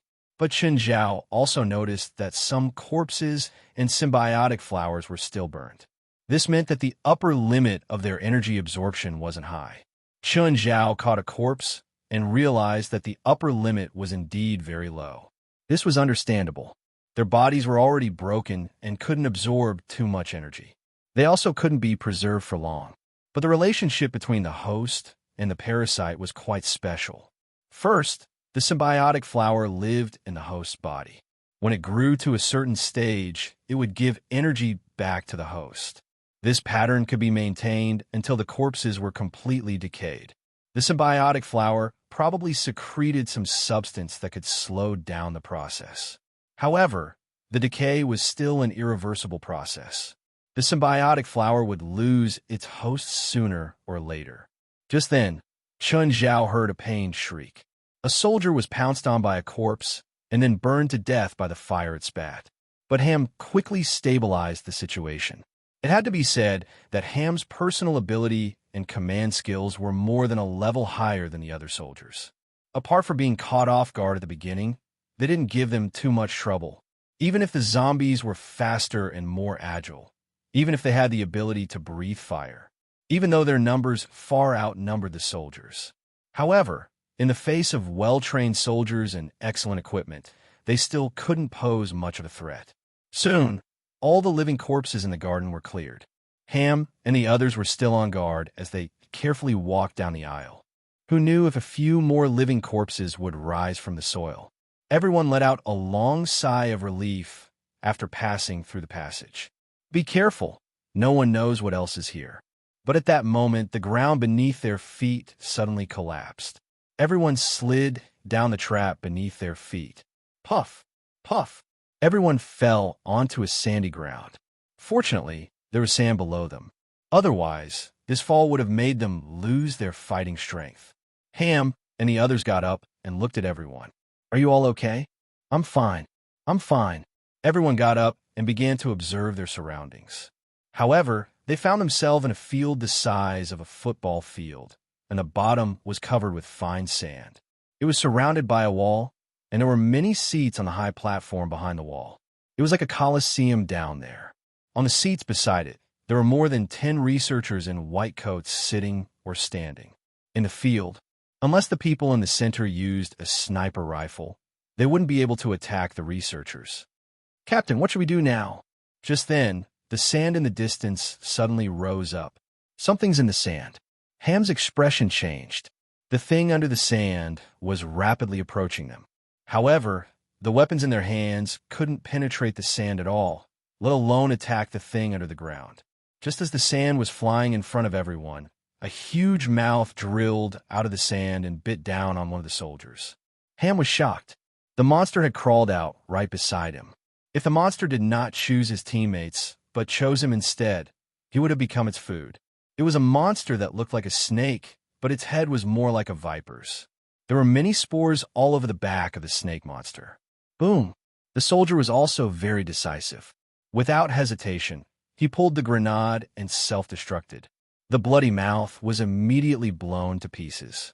The explosives and flamethrower that the soldier carried also detonated, completely igniting the snake monster's body. The snake monster's burning body kept rolling on the ground. Just then, the other snake monsters crawled out of the sand. They crazily bit their own kind that had been ignited. Fire at will and kill them. Hurry, we can't give them a chance to crawl back into the sand. Thud, thud, thud, boom, boom. One had to admit that Ham's reaction was extremely fast. He'd just escaped from the gates of hell, but he forced himself to calm down with his strong heart. Then, he stabilized the situation and fought back against the snake monsters. When the snake-shaped monsters were attacked by Ham and the others, some of them charged towards them. Others wanted to crawl back into the ground. The researchers in the audience were taking notes. Chun Zhao was also wearing a white coat and sitting on the other side. Looking at the battle, these snake-like monsters' greatest advantage was hiding in the sand. Once they left the sand, they were much less of a threat. One had to admit that Ham's ability to seize opportunities was too strong. In such a short and dangerous situation, he could actually grasp the snake monster's weakness and his own advantage. Who's that guy sitting opposite?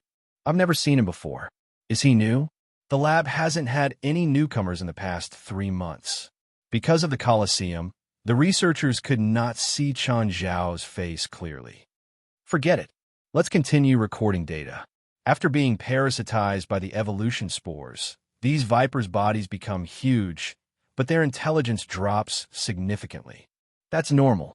Some creatures' intelligence increases after being parasitized, but their bodies don't change much. This means that the evolution spores redistribute the body's functions and energy. Divine King of the Nine Heavens. Chapter 1993. Frowning, Ella Gonzalez stared at Chun Zhao from afar. That figure looked somewhat familiar, but she couldn't remember. Where had she seen him before? It seemed like he really was a colleague from the lab. Chun Zhao had seen Ella Gonzalez for a long time. Chun Zhao really didn't realize that this woman was also a disaster. By now, the battle below was coming to an end. Ham had lost 2 more people. The mutated vipers were all killed too. Ham realized that the flamethrower was very effective here. Snakes were very sensitive to heat sources. As long as the flamethrower was turned on, the mutated viper would jump in front of it. Then it would burn itself to death. To be honest, even Chun Zhao thought that these mutated monsters were a joke. They weren't even as good as the living corpses in the garden. Chun Zhao shook his head. This kind of battle was really boring. Let's go out and see if there's anything interesting here. Deppler watched the battle on the monitor. Ham had already defeated the mutated viper, but then the second group of monsters appeared. Taking advantage of this gap, Deppler's eyes caught a glimpse of a person appearing on another monitor. Who's the person in the warehouse in Area S? I've already locked it down. Apart from me, no one can go in. Who let him in? Deppler frowned. Where are the guards in Area S? Sir, I'll ask for you now, Deppler's assistant said. Throw those guards into the flower fertilizer or throw them into the spore culture tank. The assistant used the communicator to contact the guards in Area S, but there was no reply. Sir, the guard in Area S didn't reply. Something must have happened there. Deppler's expression changed drastically. He immediately ran to the monitor and pulled up the surveillance footage along the entrance of the warehouse. The 2 of them saw from the surveillance camera that all the guards along the corridor leading to the warehouse entrance in Area S had fallen to the ground. How can this be? There are so many people. How come there's no alarm when someone intrudes? Damn it, catch him! Deppler shouted hurriedly. Hurry, we can't let him mess around inside. As Deppler spoke, he saw Chun Zhao grab a stick and smash it at a container. Clang! The container broke, and a monster soaking in it fell to the ground. Chun Zhao kicked it. It was still alive. Chun Zhao ran to the second container and smashed it. The monster in the container was also alive. Chun Zhao was about to smash the third container when the speaker in the room sounded. Stop! Hurry up and stop. These monsters can't be released. They will kill everyone here. Hearing this, Chun Zhao no longer hesitated. He smashed the third container heavily with the rod in his hand. Hurry up and stop him. Hurry up and stop him. Deppler was really anxious now. He had no idea when this intruder had appeared. Previously, he thought that Ham's group was the only intruder, but he didn't expect another one to appear out of nowhere. Chen Zhao had smashed all 20 containers in the warehouse in Zone S. Chen Zhao looked back. Some monsters had already woken up. He didn't care about the mess and left in a carefree manner. Just as he reached the door, he heard footsteps in front of him. When Chen Zhao returned to the warehouse, the people in front had already charged in with weapons. But they didn't see Chen Zhao. Instead, a monster charged toward them. What's happening outside? The researchers in the Colosseum heard the intense gunshots outside. They couldn't help but look back. Ella Gonzalez was wearing a headset. Her colleagues' voices could be heard through it. Ella Gonzalez's expression changed drastically. "Oh no, let's go. Leave his place. What's happening? All the monsters in Zone S have been released." Everyone's expression changed drastically. No one cared about the battle in the Colosseum anymore. Everyone hurried to escape. But as soon as they reached the exit, they were blocked by a half-human, half-snake monster. This monster was obviously designed to imitate the Medusa of Greek mythology. However, her size and appearance were more twisted, and she didn't have the ability to turn into stone. There were dozens of finger-thick snakes on her head. She grabbed a researcher and tore at his flesh crazily. This way was blocked. Ella Gonzalez and the other reacted quickly and turned back to the audience. They planned to escape through the other tunnel. Just then, they heard their colleagues' screams. Ella Gonzalez looked back and saw that Medusa had already charged out of the tunnel. Seeing that Medusa had already caught up to them, Ella Gonzalez pushed her colleagues back, and he fell to the ground. When Ella Gonzalez ran over, she heard her colleagues' pitiful cries. Medusa bit the researcher a few times, then turned her gaze to Ella Gonzalez. But just then, Medusa saw the sand below. Ham and his team members were in a fierce battle with a few mutated giant wolves. Medusa immediately changed direction and jumped down from the audience, pouncing at a wolf. Her tail was thick and powerful, instantly strangling a giant wolf to death. The other giant wolves all changed their targets and attacked Medusa. "What's going on?" Ham and the others were dumbfounded. Wasn't this monster that looked like Medusa in cahoots with those giant wolves? "Captain, what's going on?" "I don't know. Let them kill each other. Let's go." Ham looked around and saw that there was a sealed entrance at the edge of the Colosseum. Everyone carefully retreated. But Medusa and the wolves clearly had no time to care about Ham and the others. Ham and the others used a bomb to blow open the sealed entrance. After a few steps, they saw corpses everywhere. Most of the corpses were badly mutilated from being bitten by something.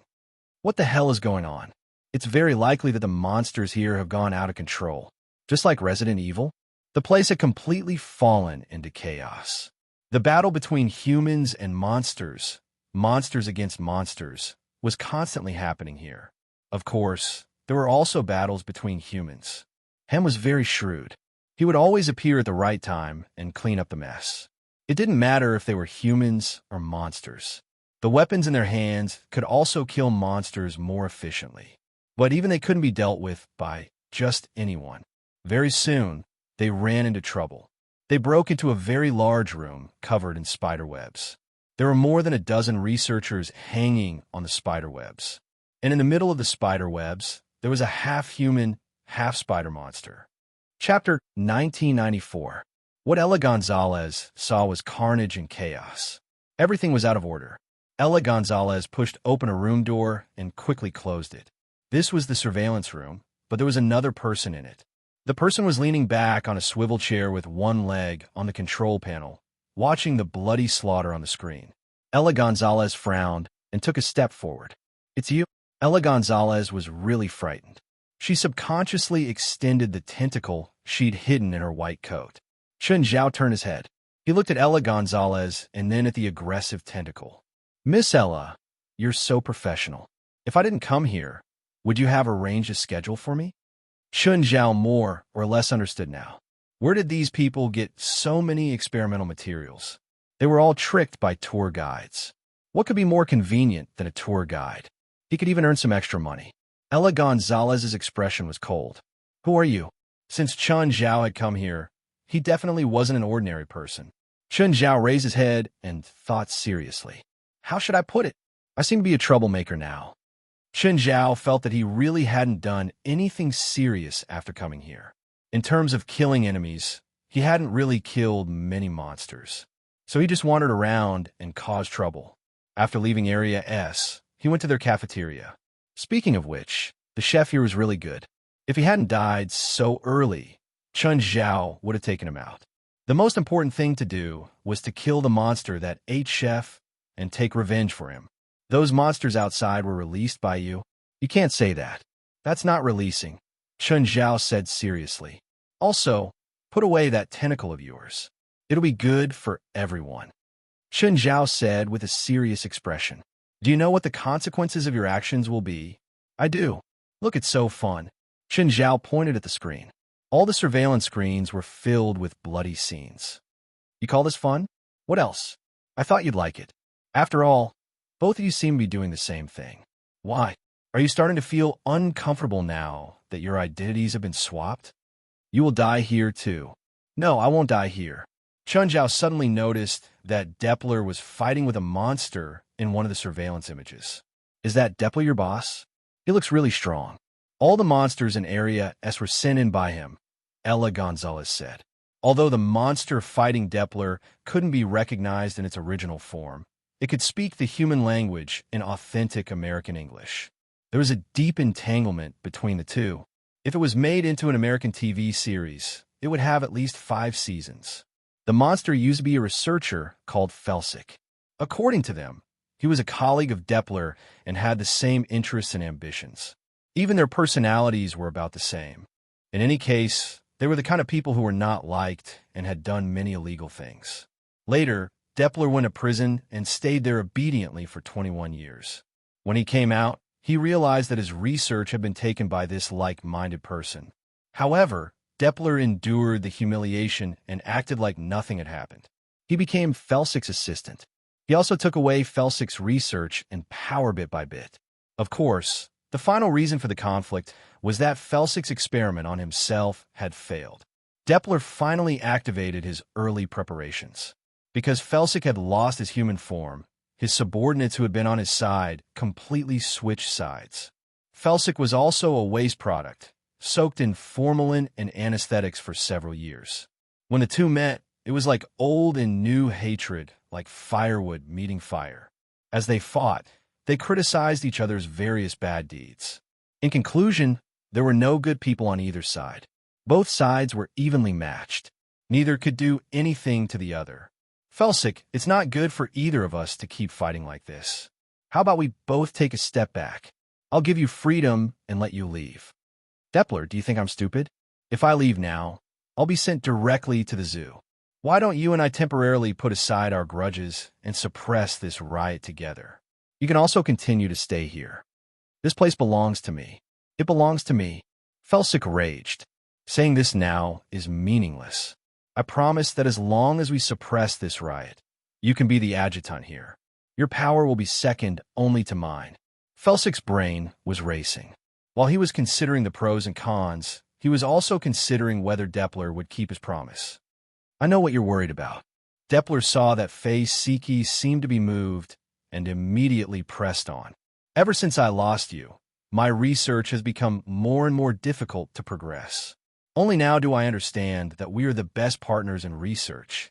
If I want to continue my research, you and I are both indispensable. Felsic obviously wouldn't believe Deppler's words so easily. He'd already been tricked once, and that time he'd lost everything. This time, he wouldn't be tricked so easily.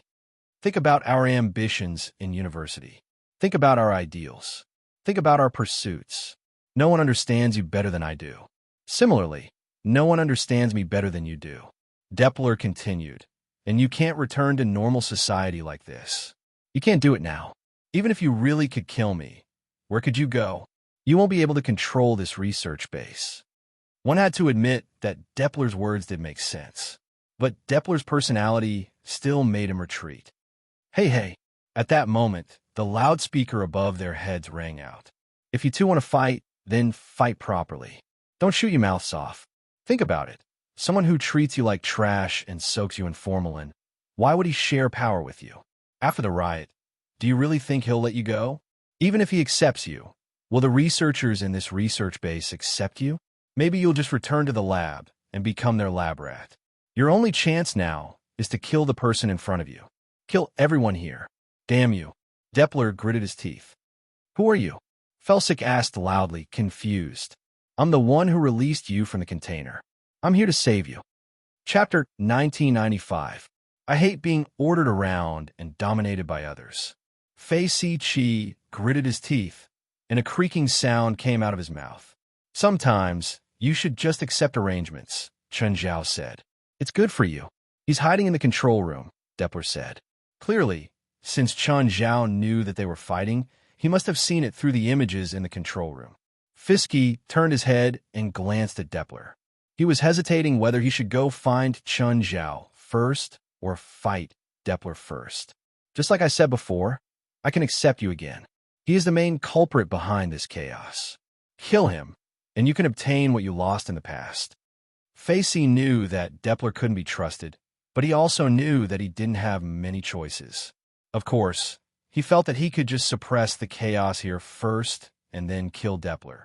Ella Gonzalez looked at Chen Zhao. She was hesitating whether to attack him or not. She'd also been modified, but she still wasn't a battle type. She was a researcher, but Chen Zhao seemed to be strong. Just then, the wall was smashed through. A furry monster charged in. It had the fangs of a crocodile, the compound eyes of a dragonfly, the body of a bear, and the claws of a wolf. Chen Zhao jumped lightly and landed on the monster's head. Then he jumped down to the hole in the wall. Ms. Ella, play with it slowly. I'm leaving now. Ella Gonzalez's face paled in fear. He looked at the monster that was pieced together in front of him. Test subject number 12 was nicknamed the Beast. But Beast was a very special test subject. The other test subjects were either modified or mutated. On the other hand, wild beasts were truly pieced together. It used the genes of various beasts to create parts or organs of beast and then piece them together. Finally, through the parasitism of evolutionary spores, the monster was activated. It had the racial advantages of various creatures. Some species had hidden talents. For example, the power of an ant was hidden in its body. It could be said that it was one of the most dangerous test subjects. Ella Gonzalez had seen Beast a few times, but it was always through the container. The wild beasts had existed longer than she had been in this research base. In order to suppress the wild beasts, they were constantly soaked in anesthetics and had to be injected with strong tranquilizers regularly. After soaking for a few years, the beast became as thin as a stick. However, after it broke free, it quickly recovered its stamina by devouring the researchers and other monsters. Its mouth could bite through an iron pillar with a diameter of 15 centimeters. Ella Gonzalez felt like she was going to die. But just then, the beast chose to chase after Chen Zhao. Clearly, it was very unhappy that Chen Zhao had stepped on its head when he was running. Or maybe it thought that old flesh tasted better. Chen Zhao was surprised that the beast would chase after him. The beast looked cruel, bloodthirsty, and irrational. In reality, there was still a certain level of thinking. At least it remembers hatred. And this kind of emotion was very pure. When it bore a grudge against a person, it would even abandon its prey or food right in front of it. But Chen Zhao wasn't that easy to catch. In the blink of an eye, the beast had lost sight of him. However, it had an amazing sense of smell. All of its characteristics were the most powerful in nature. Of course, it was as the saying went. Mutation and evolution were two different things. This kind of assembled monster had the same flaw. It was instability. Evolutionary spores couldn't really make a species evolve, nor could they completely fuse the genes of a few completely different species. It wasn't even a living thing. It was just an organ that had been glued together. Chen Zhao wandered around. Suddenly, he saw a tunnel. There was a sign at the entrance, Dustless Lab. The outside world was in chaos, but the inside world was still peaceful. Many guards stood at the entrance to prevent the monsters from entering. They even set up a high-voltage electric fence to block the entrance. Chun Zhao killed all the guards. Not a single one was left. Then he walked into the dustless lab. Chun Zhao saw many isolation rooms. Some of the glass rooms contained creatures that had just completed experiments. The other room was a breeding room, which was used to cultivate evolution spores. There were still researchers working in those rooms. It was as if the bloody battlefield outside had nothing to do with them. Chun Zhao had pretty much seen the entire dustless lab, but he only had a rough look. They seemed to have extracted the essence of some kind of plant. Then, the zombie spores from the Amazon rainforest were put into the plant essence to be cultivated. Then, the zombie spores would undergo a few more steps of mutation and cultivation, finally turning into evolutionary spores. But to Chun Zhao, they were more like enhanced zombie spores than evolutionary spores. In the Amazon rainforest, the real zombie spores only attached themselves to the insects and sucked the nutrients from the insects. After killing the insects, they would find new hosts. They repeated the same process over and over again. They didn't have the ability to make other species evolve or mutate. Chun Zhao opened the lab where the plant essence was extracted. He could vaguely feel that the plant had some magic. When the researcher in the lab saw Chun Zhao come in, he immediately started cursing. "Who let you in? And why aren't you wearing the dustless suit? Outsiders can't come in. No matter what reason you have, get out." Chun Zhao ignored the researcher's scolding and continued to do whatever he wanted in the lab. Seeing Chun Zhao's dirty hands, the researcher walked up to stop him. Chun Zhao casually waved his hand, and the researcher was thrown out, breaking the glass. Chun Zhao picked up the plants. Unfortunately, he couldn't recognize their origin. He could only feel a thin magic power from them. Chun Zhao put them all away. He would find someone to identify them later and see if he could find their origin. Chun Zhao continued walking. Suddenly, he saw a metal door embedded into the wall. The metal door didn't look like a product of this era. It seemed more like some ancient civilization had embedded it into the wall. Chun Zhao came to the metal door and broke it off from the wall. Then he put it back into his spatial ring. This was Chun Zhao's habit. If he didn't know, didn't recognize, or felt that something was valuable, he would put it away first and evaluate it in the future. Chapter 1996. Just then, the dustless lab, which had lost its outer defense line, was invaded by the twisted monsters. The dustless lab was also the most important place in Sarah's lab. There were a lot of controls for frozen experiments. As the controls were destroyed, a large number of frozen experiments were released. If the warehouse in Area S contained uncontrollable and dangerous experimental bodies, then the experimental bodies frozen and sealed in ice in the dustless laboratory were large in quantity and basically formed standardized experimental bodies. They were controllable, which was why they were mass-produced. But the biggest problem was that they didn't defrost normally. The researchers in Doppler didn't have time to install control chips on them before they were activated. Their defrosting further increased the chaos in the lab. Most of the researchers and guards here had been modified, so they had a certain amount of combat power. Therefore, they possessed a certain amount of combat power. However, the enemies they faced were not conventional enemies. They were weapons made by the researchers themselves.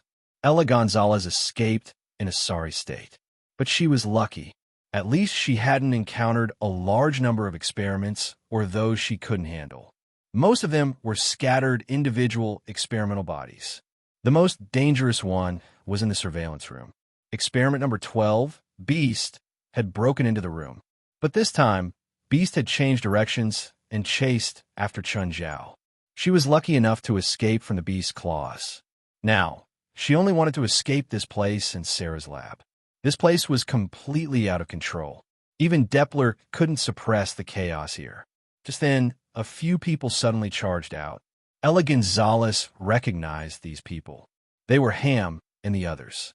However, the team that originally had more than a dozen people now only had 7 people left. The moment Ham and the others saw Ella, they immediately pointed their guns at her. "Don't kill me! Don't kill me! I can get you out of here!" Ella screamed. "Wait, don't shoot first," Ham ordered immediately. "I was forced. I was caught by Doppler to conduct those terrifying experiments. I'm innocent, Ella Gonzalez cried out in terror. I just want to escape.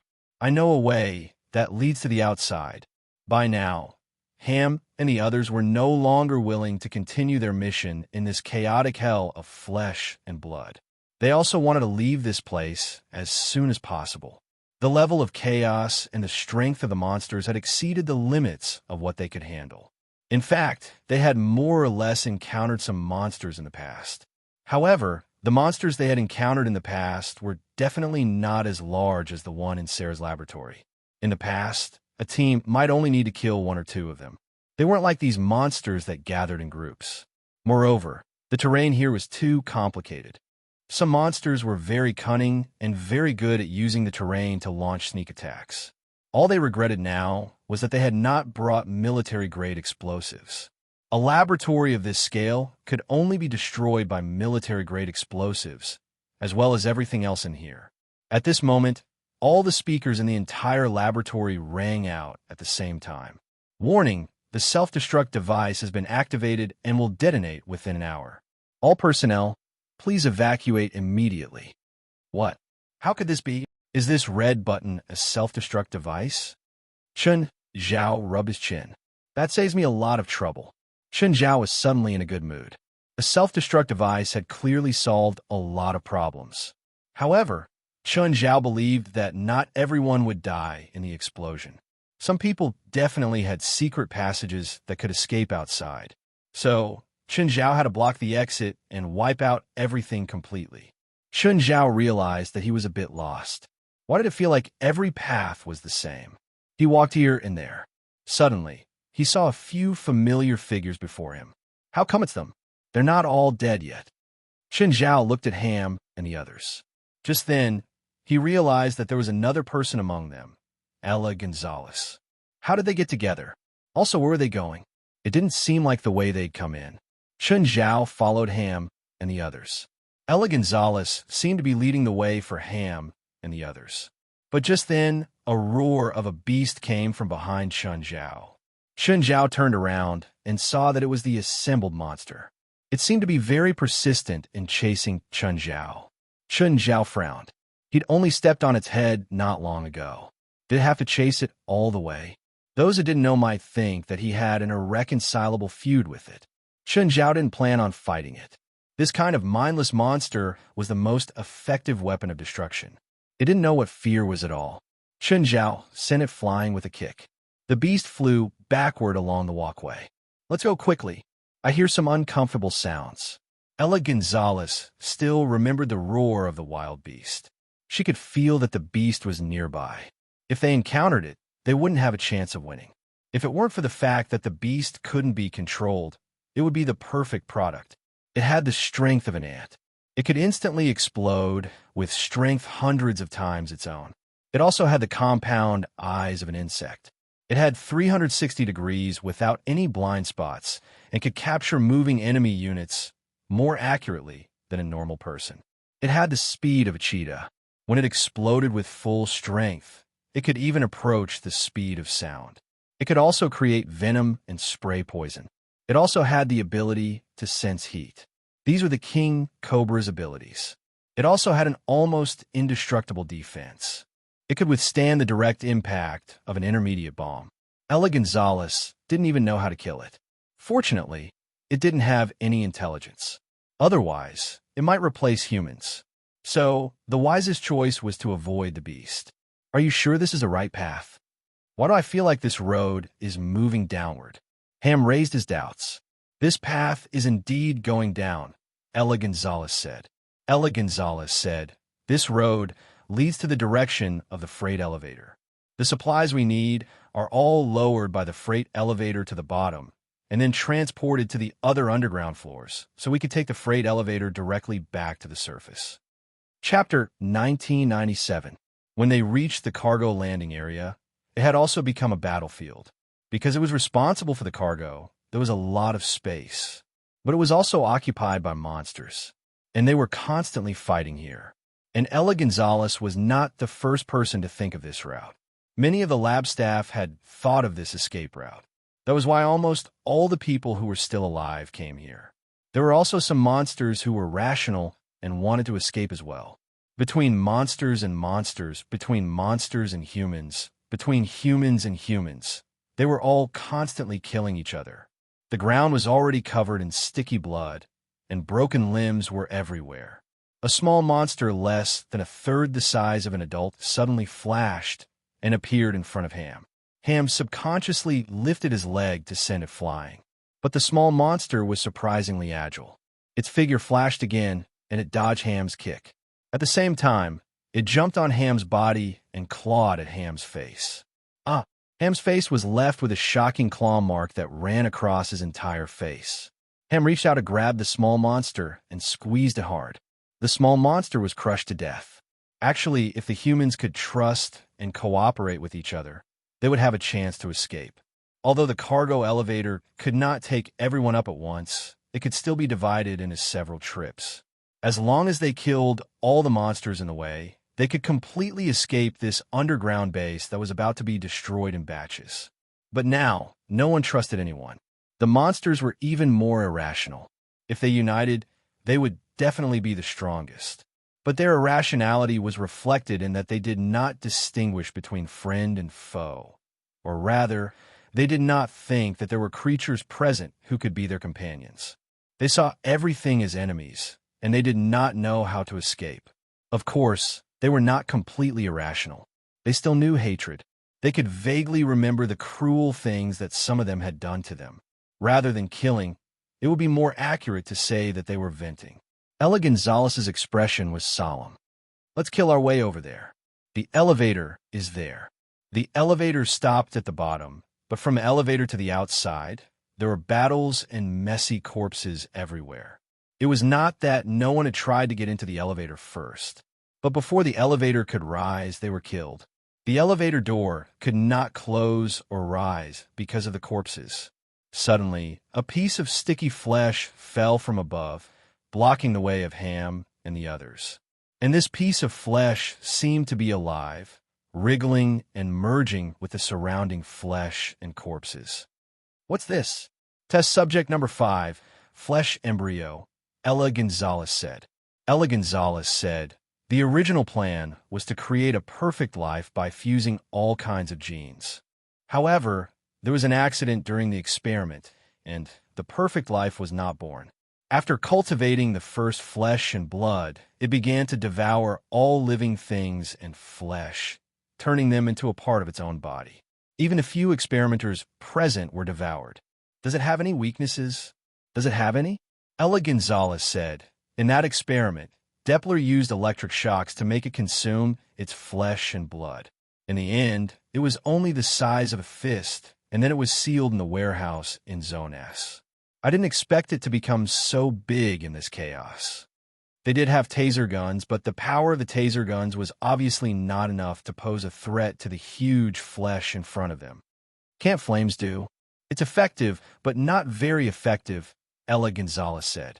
Ella Gonzalez said, almost all the experimental bodies in the laboratory have been tested and modified to withstand high temperatures.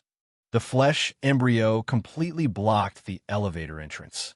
It was also very aloof and did not take the initiative to attack others. It was more interested in the corpses and flesh all over the ground. Of course, just because it was not aggressive didn't mean it was harmless. If anyone accidentally came into contact with the flesh embryo would directly turn that person into a part of itself. Suddenly, one of the entrances to the cargo center was smashed open. The beast's body flew out of the entrance and smashed into the flesh embryo. The flesh embryo immediately wanted to devour the beast, but the beast reacted very quickly. In an instant, it shattered the sticky flesh and blood on the embryo, carving out a bloody path and regaining freedom. But the beast also instantly hated the flesh embryo. It attacked the flesh embryo in a frenzy. The flesh embryo wriggled and stretched out a hand made of flesh and blood, smashing towards the beast. But the beast managed to block the attack. The wild beast's berserk strength was able to easily block the palm made of flesh that was even larger than its body. It was rare for Doppler and fish to work together. They were both very powerful. Normal people or monsters weren't their match at all. Chun Zhao sat on the platform, enjoying the chaos. Suddenly, a voice rang in Chun Zhao's ears. "You look very relaxed." Chun Zhao turned his head and realized that it was a feline, but it was standing. It was taller than a human, but its limbs and habits looked more like a human's. "Were you originally human?" Chun Zhao looked at the tall feline curiously. "I'm not sure. I'm a combination of human and cat genes. I also inherited their memories." With that, the feline flashed its claws. "But my hatred for this place is the same. Your enemies are all down there." "I'm not from here," Chun Zhao said. "I'll give you an apple and we won't fight, okay? You're wearing the same clothes as them. Would you believe me if I told you that the white coat isn't mine?" "No." The feline shook its head. "I'm doing this for your own good. You can't beat me." Bang! Suddenly, a bullet shot toward Chun Zhao from the center of the battlefield. Chun Zhao tilted his head slightly and dodged the bullet. Then, he looked at the center of the battlefield. Ham's expression was serious as he stared at Chun Zhao coldly. The guy really wasn't dead. Come to think of it, this guy was so strong, it was reasonable for him to be able to survive until now. It's him. He's not dead. Ella Gonzalez was also shocked by the fact that Chun Zhao was still alive.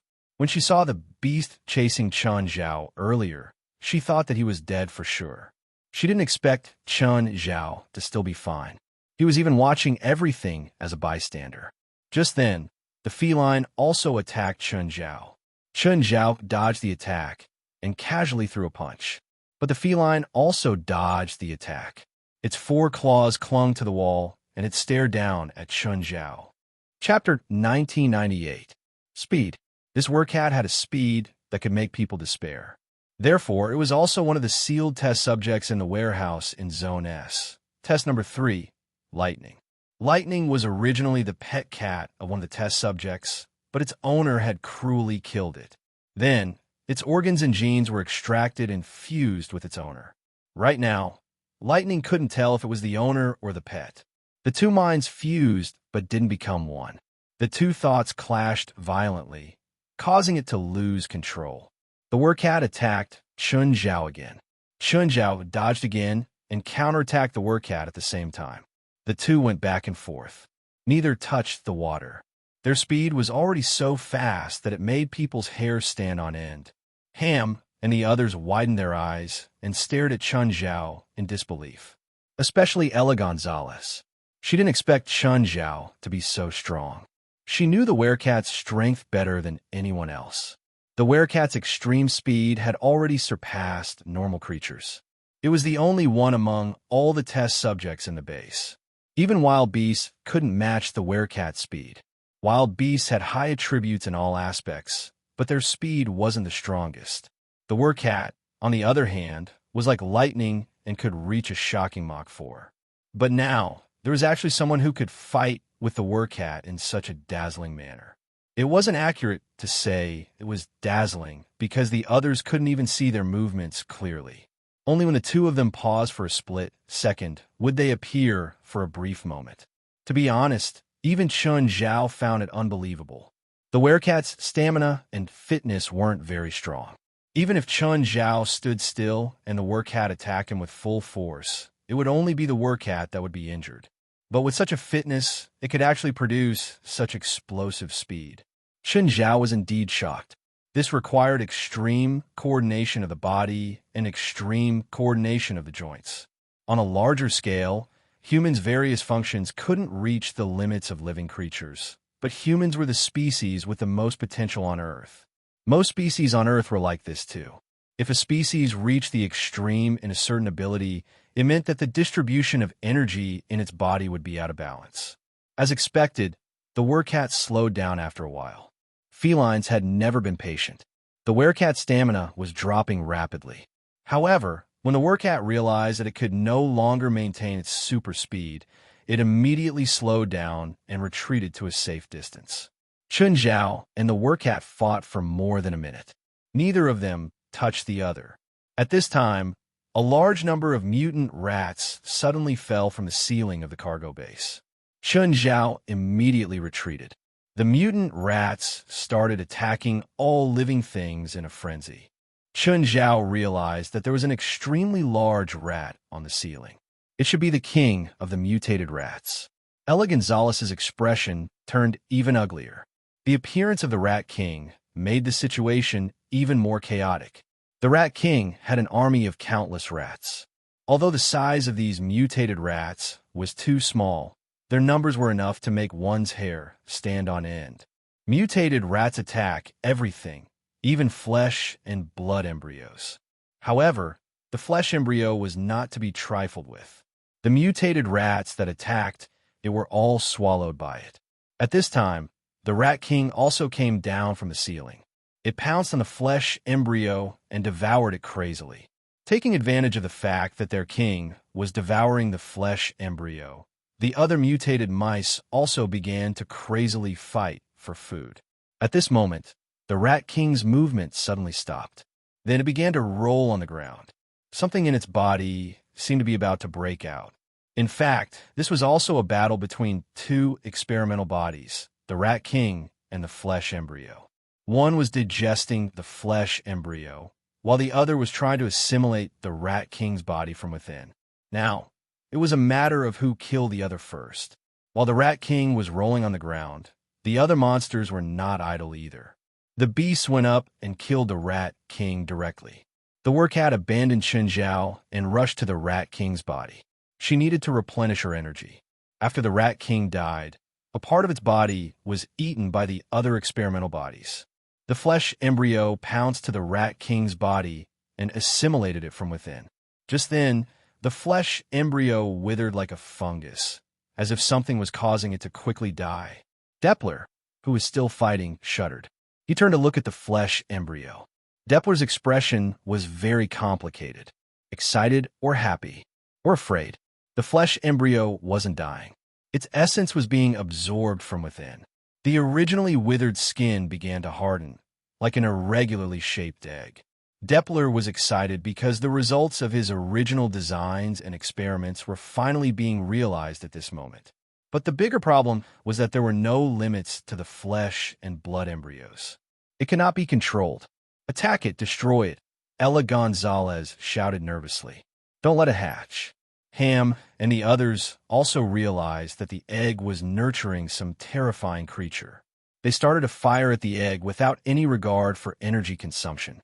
Thud, thud, thud. Boom, boom, boom. Suddenly a red figure charged out of the egg and pounced on a soldier. Ham immediately turned his gun to aim at the red figure. But before he could shoot, the red figure's tail had already swept him away.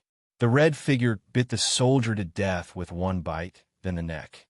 He died instantly. At this time, everyone finally saw the red figure clearly. It was a humanoid creature that was about 5 meters tall, and its entire body was red. Its body was covered in hard scales, and a pair of horns grew from its head. Its face protruded outwards, especially its mouth. It was filled with sharp, thin teeth that were very sharp and hard. The length and structure of its limbs were very similar to humans, but humans definitely did not have sharp claws. The red creature's claws had a metallic luster, and its eyes were dark red. This is my perfect creation, a truly perfect creation. I shall name you Perfect Scarlet. Depler stared at the red creature with glowing eyes. It was even more perfect than he'd expected. The streamlined yet extremely strong body, the perfect combination of strength and speed. He wanted to tell the world that this was his masterpiece. He could not wait to announce the creature's name, Perfect Scarlet. Chun Zhao tilted his head and looked at the Perfect Scarlet that had a new name. Was this a fucking demon? Chun Zhao suspected that Depler had added some demon-related cells or organs and then revived the demon. Chapter 1999. Perfect Scarlet slowly turned her head to look at Depler. I'm Lika Gatsbaria.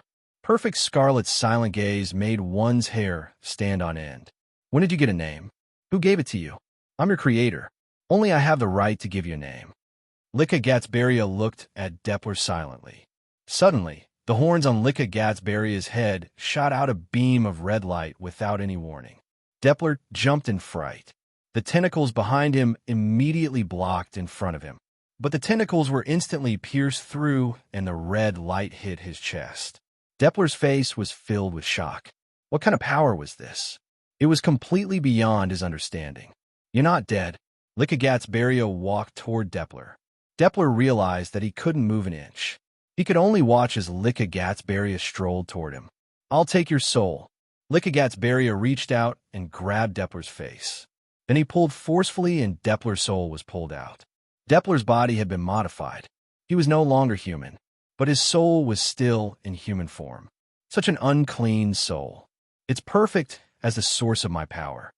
Lycagatzberia opened his mouth and swallowed Depler's soul. Having lost his soul, Depler's body collapsed on the ground. Although his body's powerful recovery ability was still healing the hole in his chest, it was already an empty shell without a soul. Chun Zhao looked at Lycagatzberia. Beria? So he was also the king of Sloth's subordinate? Amon was also Beria's subordinate. They had the same bloodline, but their forms were so different. They were even two completely different species. At this moment, a claw appeared behind Lycagatzberia without any warning. Lycagatzberia reacted quickly and dodged immediately. The claw belonged to a cat person. Although Lycagatzberia had already dodged, his back was still scratched by the cat person.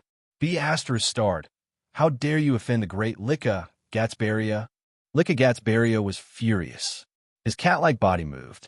His animal instincts told him that Lycagatzberia was dangerous. The horns on Lycagatzberia's head shot out another red shockwave. But this time it wasn't directed.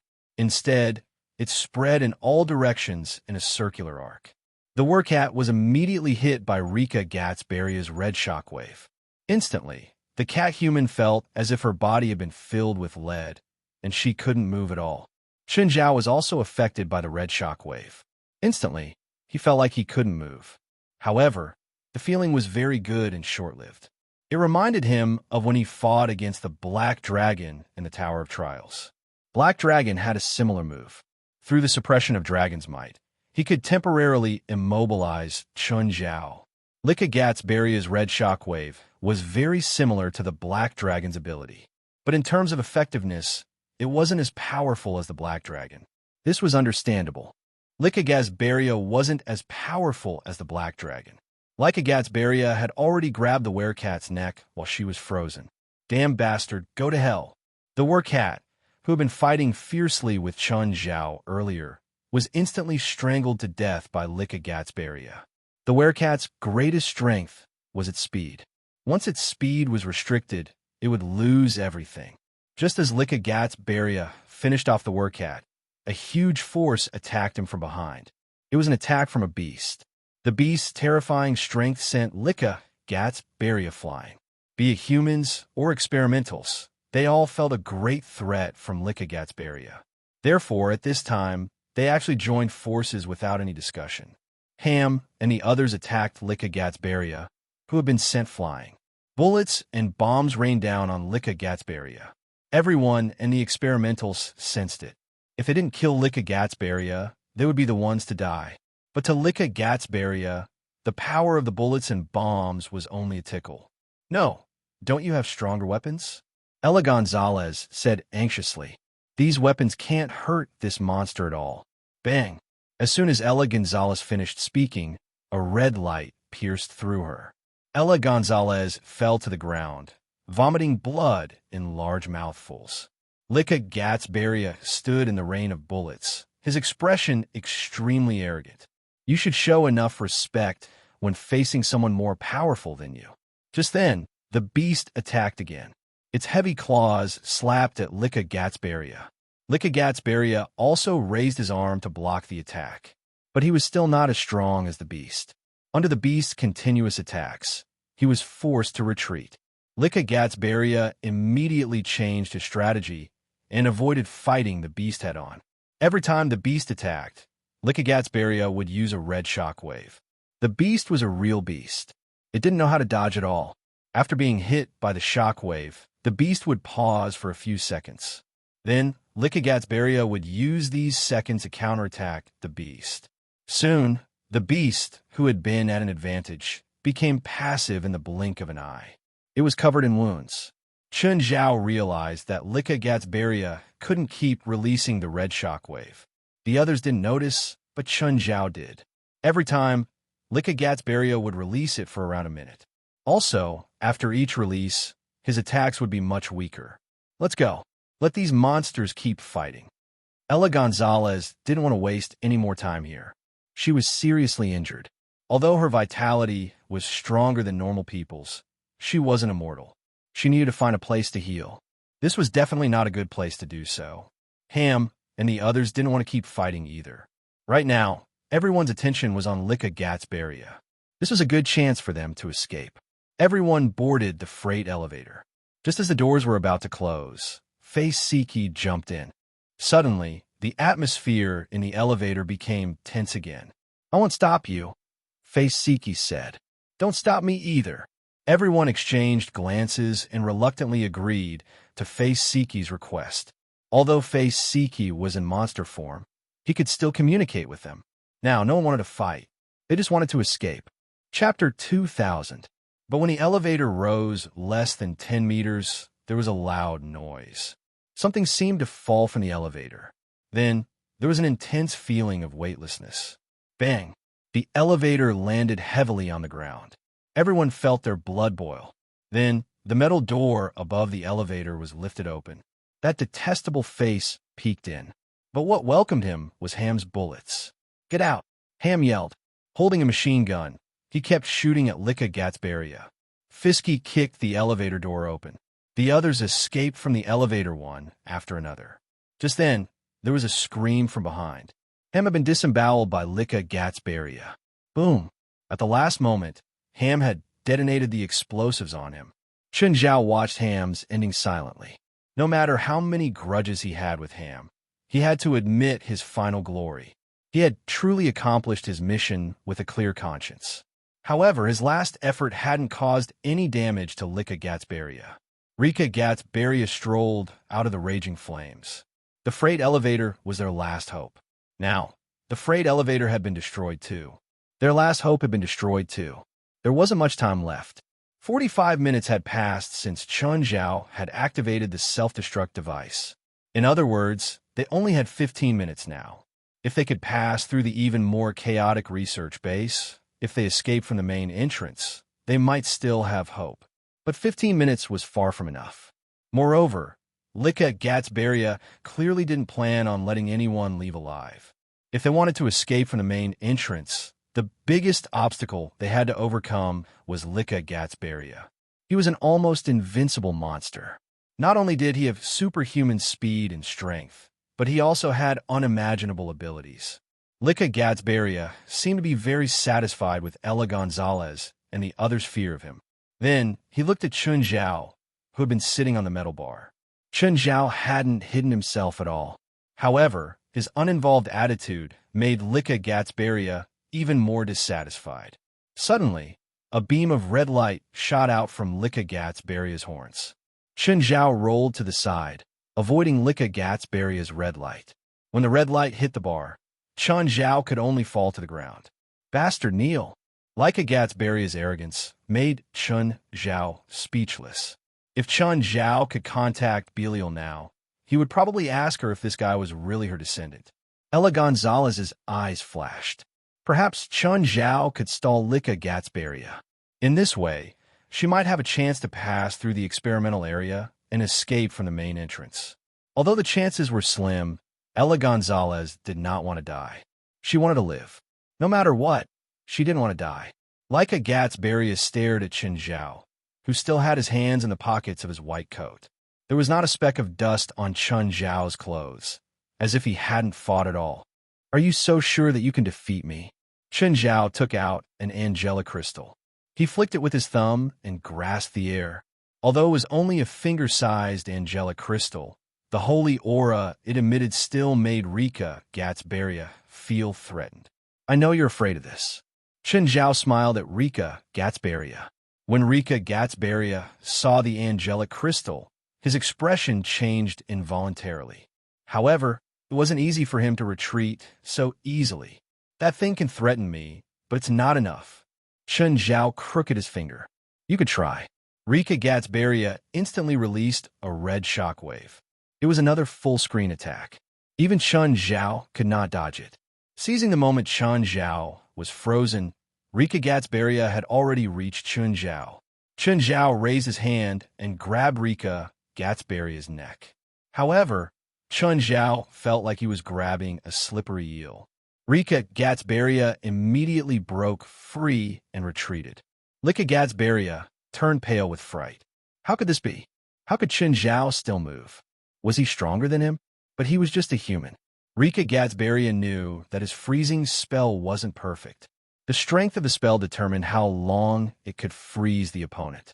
For example, when he'd fought Depler and Beast earlier, he could easily freeze them for a few seconds or even longer.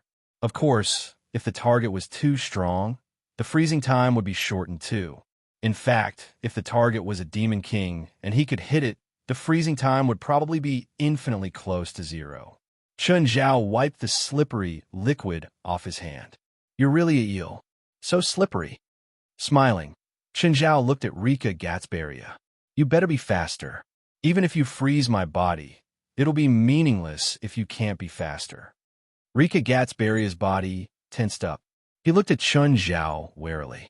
Who exactly are you? Everyone stared at Chun Zhao in shock. Chun Zhao had actually counterattacked Rika Gatsbaria. It was only a short exchange, but Chun Zhao did not fall into a passive position. I'm your great-grandmother's head. Do you believe me? How dare you? Rika Gatsbaria lost his mind and charged at Chun Zhao. Bang! Chun Zhao kicked Rika Gatsbaria right in the face. Rika Gatsbaria flew into the wall, and the wall was smashed into pieces. Everyone gasped. Chun Zhao had actually kicked Rika Gatsbaria away. Rika Gatsbaria patted off the dust on his body. Is that all you have? Rika Gatsbaria thought that was Chun Zhao's full strength. In his opinion, Chun Zhao definitely wanted to kill him quickly. It had been such a good opportunity. If Chun Zhao could do it, he definitely wouldn't give it up. So, Chun Zhao's strength had probably reached its limit. Chun Zhao was probably able to dispel his spell so quickly because he had some anti-magic item on him.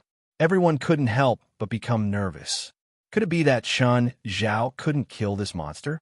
Just then, Rika Gatsbaria's horns suddenly lit up like two strangely shaped incandescent lamps. In the middle of the two horns, powerful mana fluctuations began to gather. Hanbao said, Chapter 2001. Just then, the magic above Rika Gatsbaria's head started to turn into energy. An energy ball that continuously released red light and arcs of light gathered. Rika Gatsbaria roared and increased the magic input. The red energy became the size of a basketball. This was his first time using this move in front of everyone. Everyone's expression changed drastically. They couldn't help but worry about Chun Zhao. Could Chun Zhao block this move? Die! Along with Rika Gatsbaria's furious roar, the ball of light shot at Chun Zhao. Chun Zhao raised his right arm. The mouth of gluttony. The ball of light instantly disappeared before Chun Zhao. His eyes widened. Rika Gatsbaria stared at Chun Zhao in shock. How can this be? The ball of light was broken down in the mouth of gluttony and then reformed. Chun Zhao kept his right arm raised. Directional attacks are useless against me. Whoosh! The mouth of gluttony reflected the reformed ball of light back at Rika Gatsbaria. Rika Gatsbaria tried his best to move his body, but the ball still brushed past his shoulder. His shoulder and a part of his chest evaporated instantly. The ball of light hit the wall behind him. Rumble. Suddenly, the huge impact and tremors engulfed everyone present. Fortunately, the impact was directional. If it had spread out, everyone present would have been smashed to pieces in an instant. After the impact, everyone couldn't help but look up. There was a 2 to 3 meter wide hole in the wall with no end in sight. Then Rika Gatsbaria looked even more wretched than ever. Ella Gonzalez stared at Chun Zhao in disbelief. At the same time, she broke out in a cold sweat. Thankfully, she hadn't attacked Chun Zhao directly when she disguised herself as a tour guide. Otherwise, the consequences would have been severe. Rika Gatsbaria panted heavily. The missing part of his body kept squirming. He's recovering. Kill him, a soldier shouted. But Chun Zhao only glanced at the soldier casually. He ignored the soldier's request. Gatsberria used a minute to recover his body. However, he'd used up even more energy. Look, I didn't even use my trump card, and you can't block it anymore. Chun Zhao held the angelic crystal. You think you've won?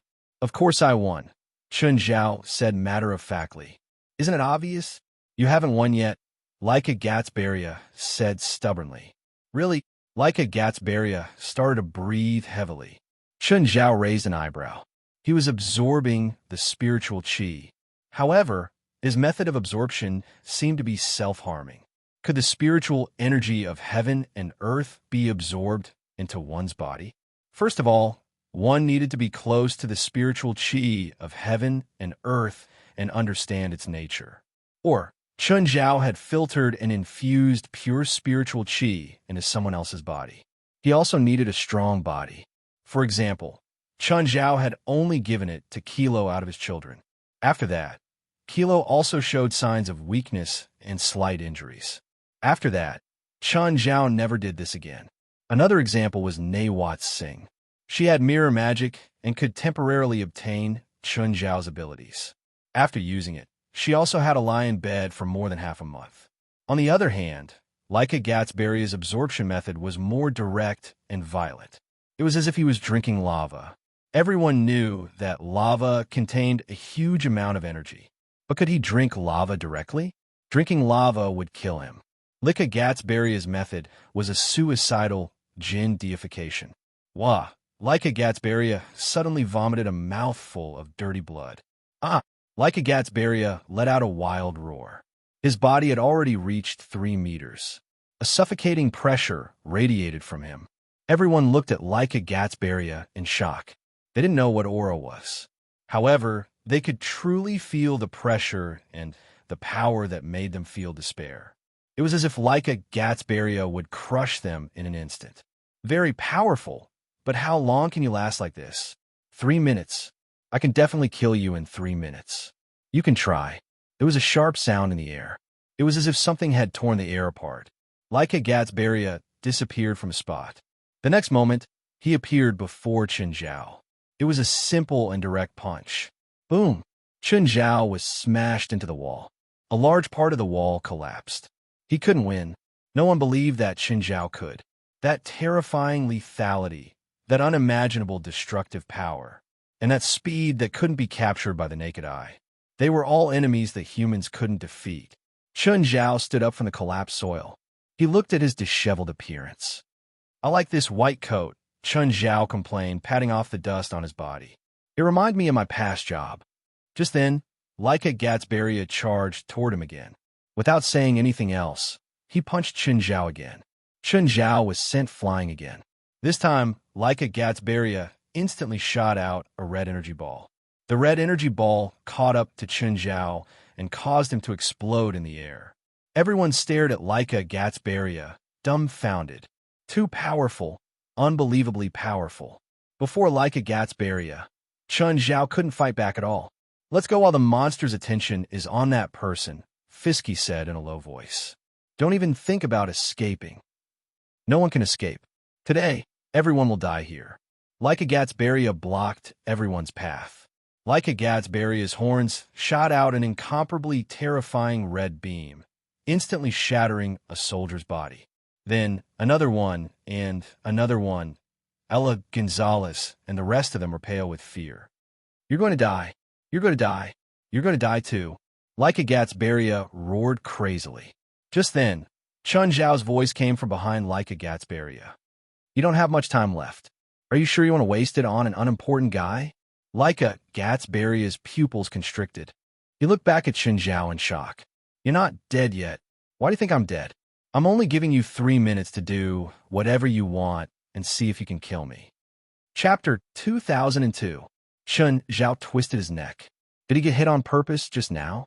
The remaining people all stared at Chun Zhao in disbelief. But was it possible? Chun Zhao wasn't human. He was a monster beyond human comprehension. If Gatsberria had been beaten up on purpose, they could understand.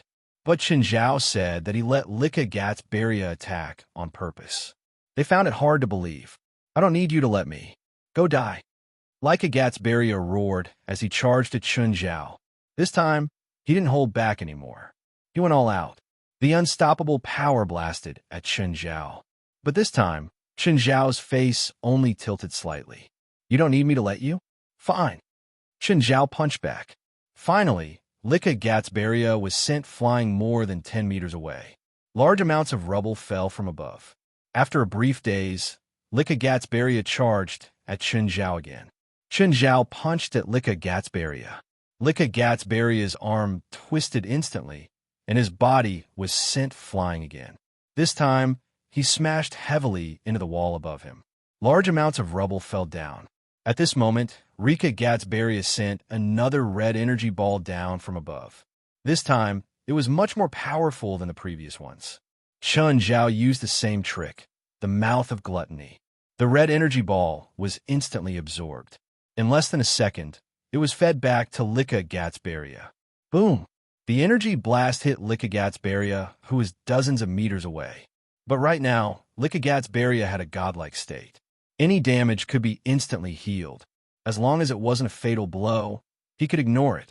Of course, he also knew that this was his final craziness.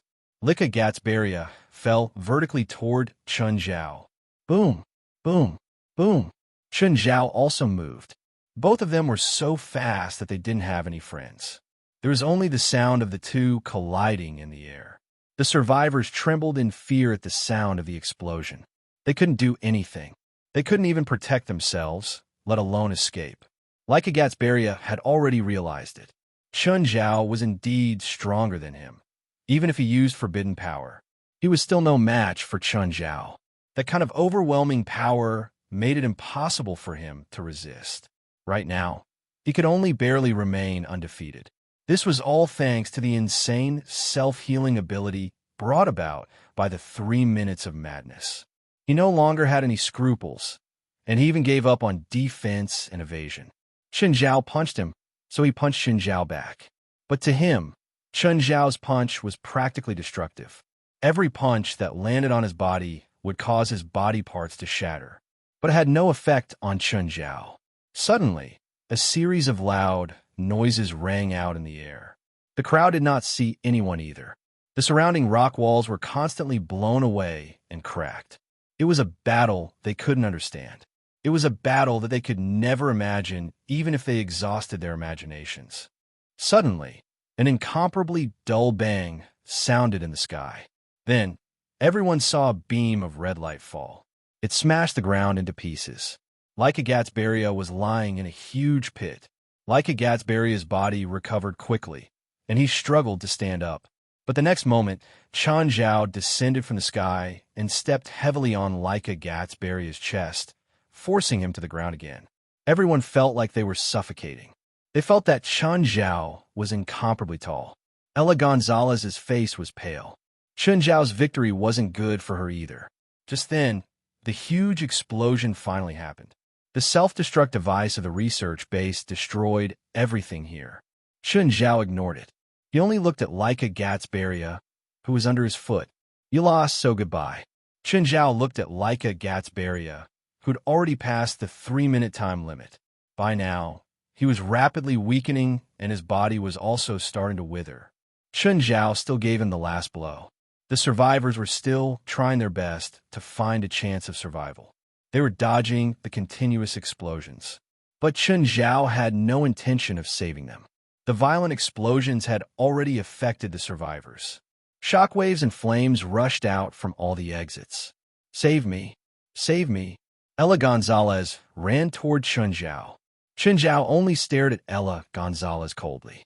But before she could reach Chun Zhao, an explosion engulfed her from the side. Ella Gonzalez was sent flying by the impact. Almost half of her body was charred. I don't want to die. I don't want to die. Chun Zhao still ignored Ella Gonzalez. He turned his gaze in another direction. Fei Si-Chi was climbing up the wall of the elevator shaft. By now, he'd already climbed dozens of meters into the air. Without any other threats or obstacles, it wasn't impossible for him to climb up with his stamina. Fei Si-Chi glanced in Chun Zhao's direction. He realized that Chun Zhao was also looking at him.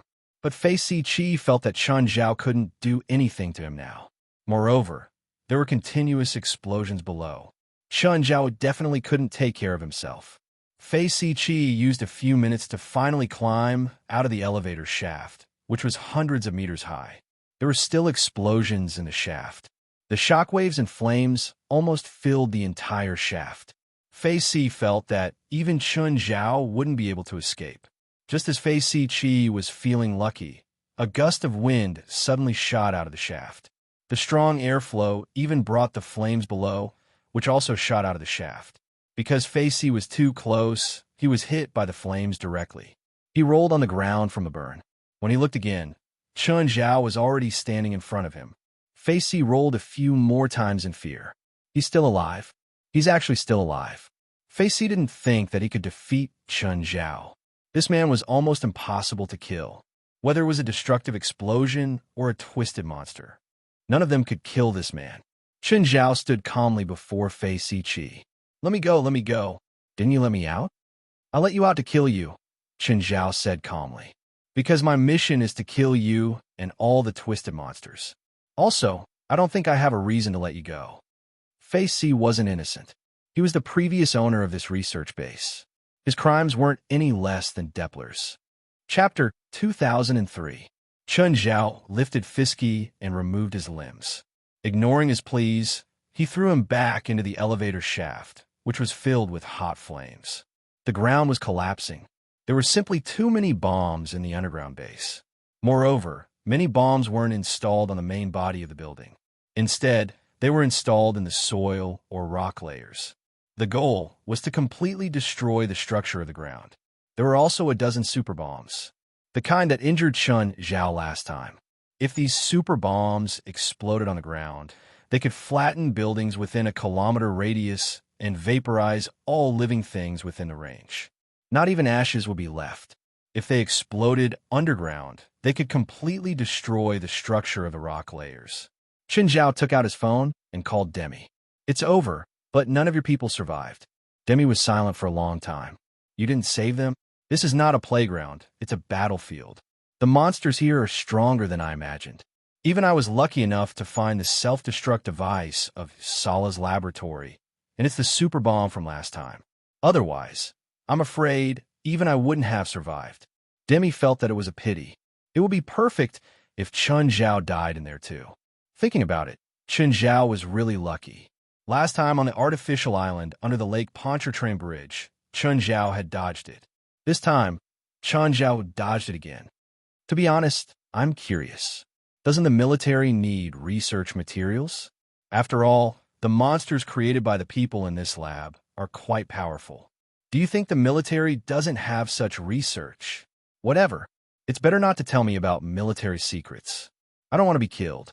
When Chen Zhao returned to the hotel, it was already past 1 in the morning. Hey, Portia. Boss, if you don't have a valid reason, I'll sue you for workplace harassment.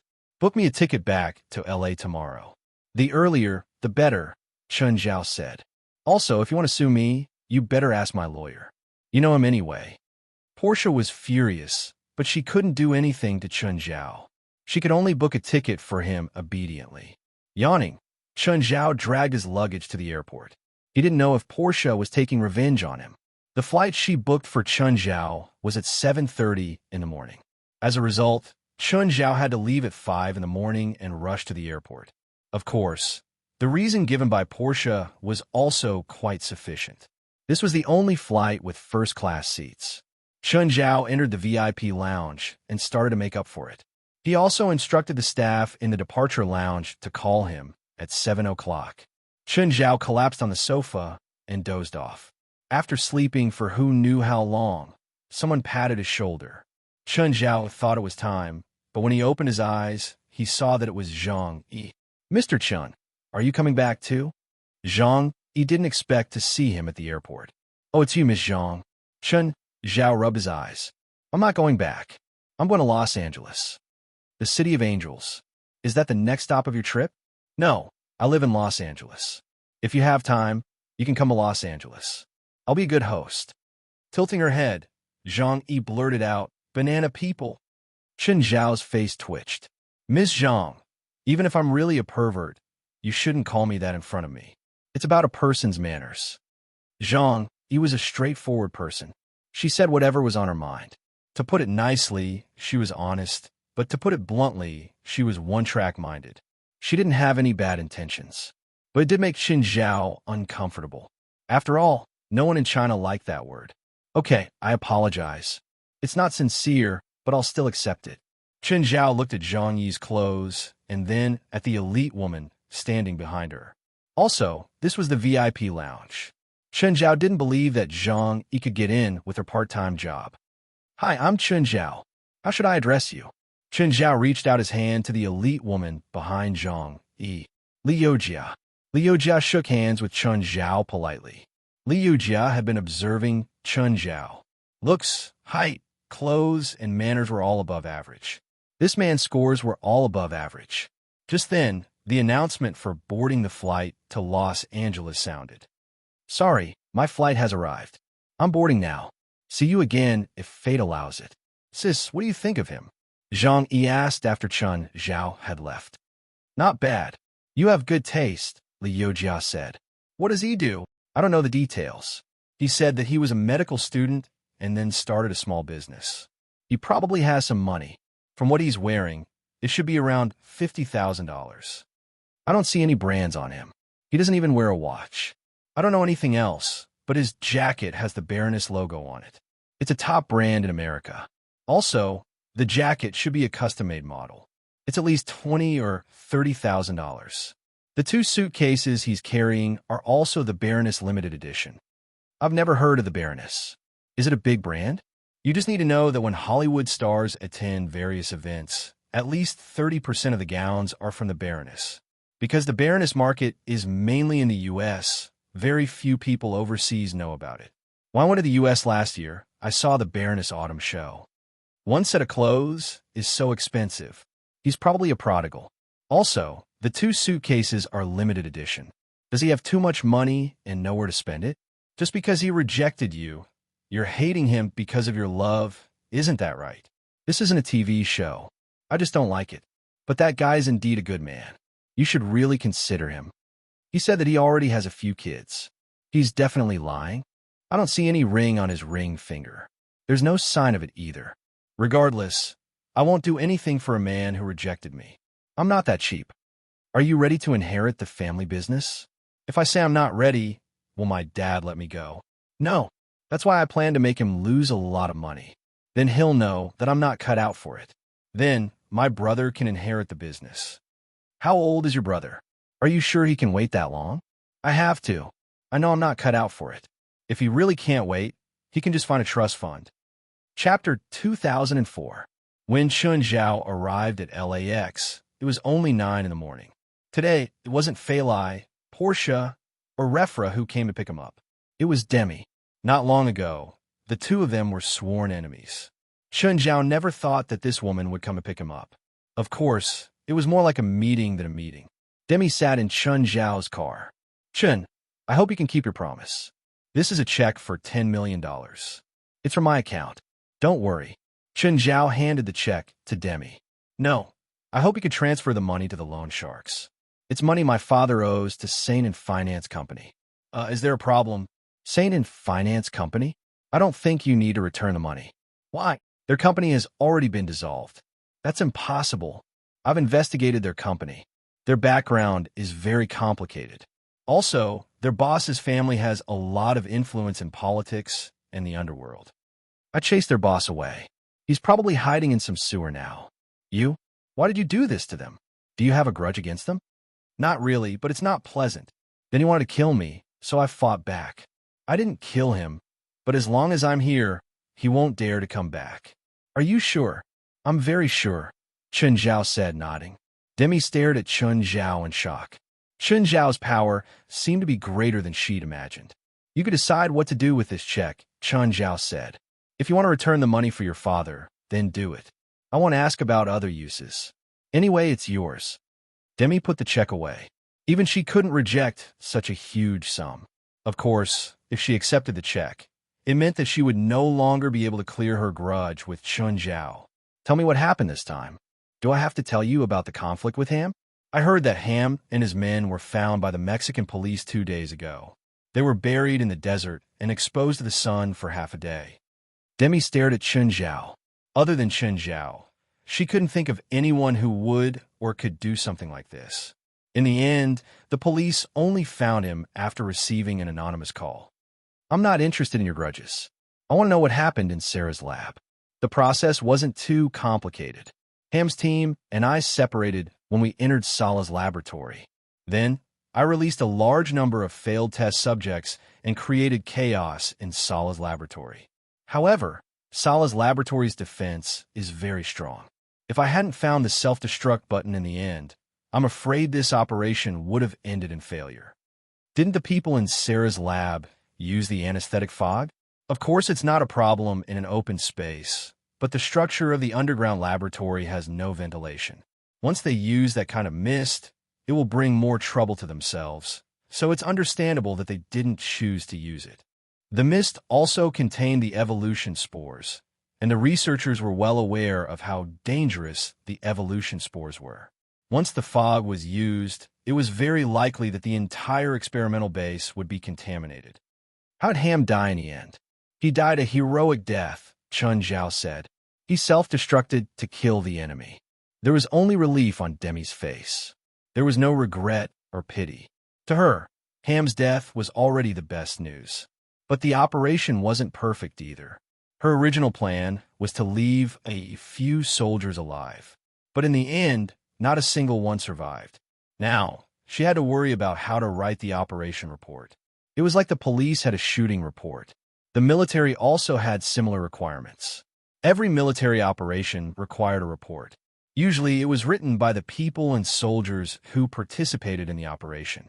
If all the participants died, then the superior military personnel in Gili would be responsible for writing the report. This kind of report without witnesses or material evidence was very troublesome. If it wasn't written well, they might even be court-martialed. Of course, this had nothing to do with Chun Zhao. Chun Zhao drove Demi to the city and left. They just finished a deal, so he had to maintain a certain distance. When Chun Zhao returned to Moon Villa, Portia and Zephyr came out to welcome him. "Boss, you're back." "Humph." Chun Zhao turned his head and ignored Portia. Portia was very embarrassed. She knew that she hadn't done well. There were tickets for other times, but she'd chosen the earliest one. "Boss, don't be angry. I was saving you money.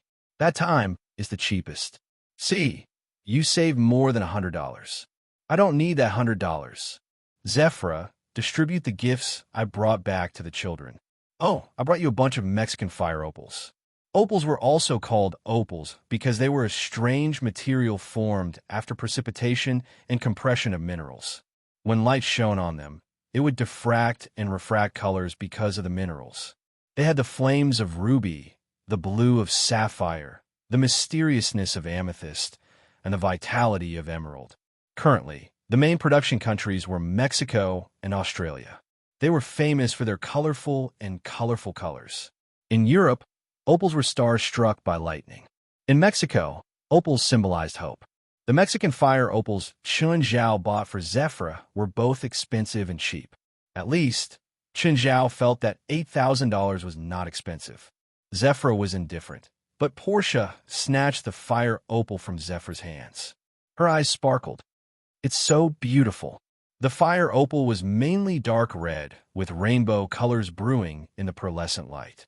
The color was mesmerizing. Portia turned to Chun Zhao. "Boss, where's mine?" "What? A gift." "What gift?" "Zephyr has a gift.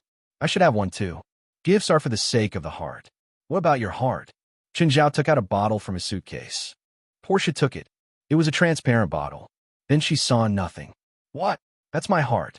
But there's nothing in it." "No, I've filled it with the air of Nikali. Although you can't go to Nikali, you can feel the air of Nikali. Won't you feel much better now?" Portia gritted her teeth at Chun Zhao. Chapter 2005.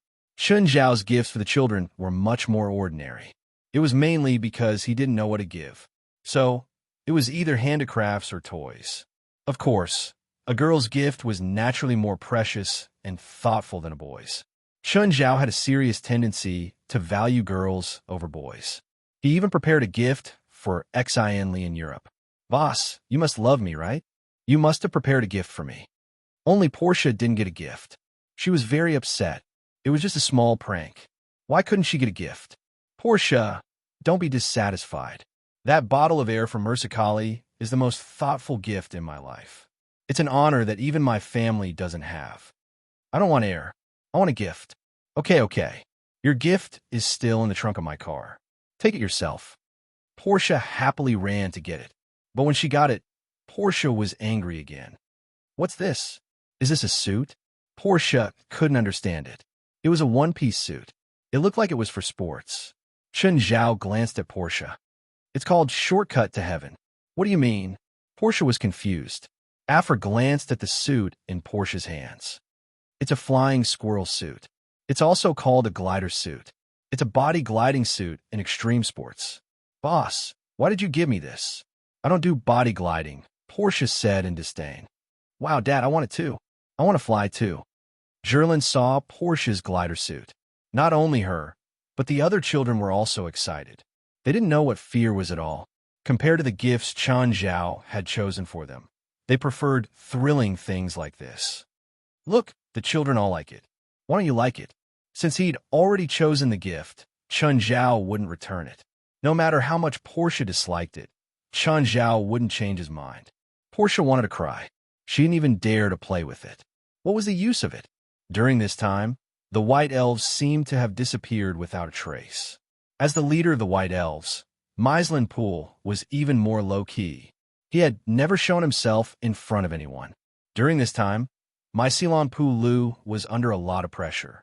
This was because they had failed to defend against the Dark Elves led by Lila Gavich. As a result, Lila Gavich entered the secret cave and obtained Armanditor's blood. In a short period of time, he had become a great elf. And according to the reports of the informants hidden among the Dark Elves, Lila Gavich had fulfilled many of the requirements to become an elven envoy. Now, Lila Gavich had a good chance of becoming the first elven messenger in centuries. The elf envoy was not the elf king, so he did not have the right to restrict and command the White Elves. But the symbolism of the elves was very great. Furthermore, elven envoys had many unique spells, two of which were Elemental Pardon and Nature's Glory. Mastering Elemental Pardon meant that directional elemental attacks were practically useless against him. Nature's Brilliance was even more frightening. As long as it was in a forest or there were plants around it, the Spirit Envoy would be invincible. The Fairy Envoys could receive an endless supply of gifts from nature. Even in a steel jungle, it was impossible to not find any plants. Although they were far less powerful than in a real forest, they were still difficult to defeat. This was definitely not good news for the White Elves and Meislan Poole. The White Elves and the Dark Elves have been fighting for thousands of years.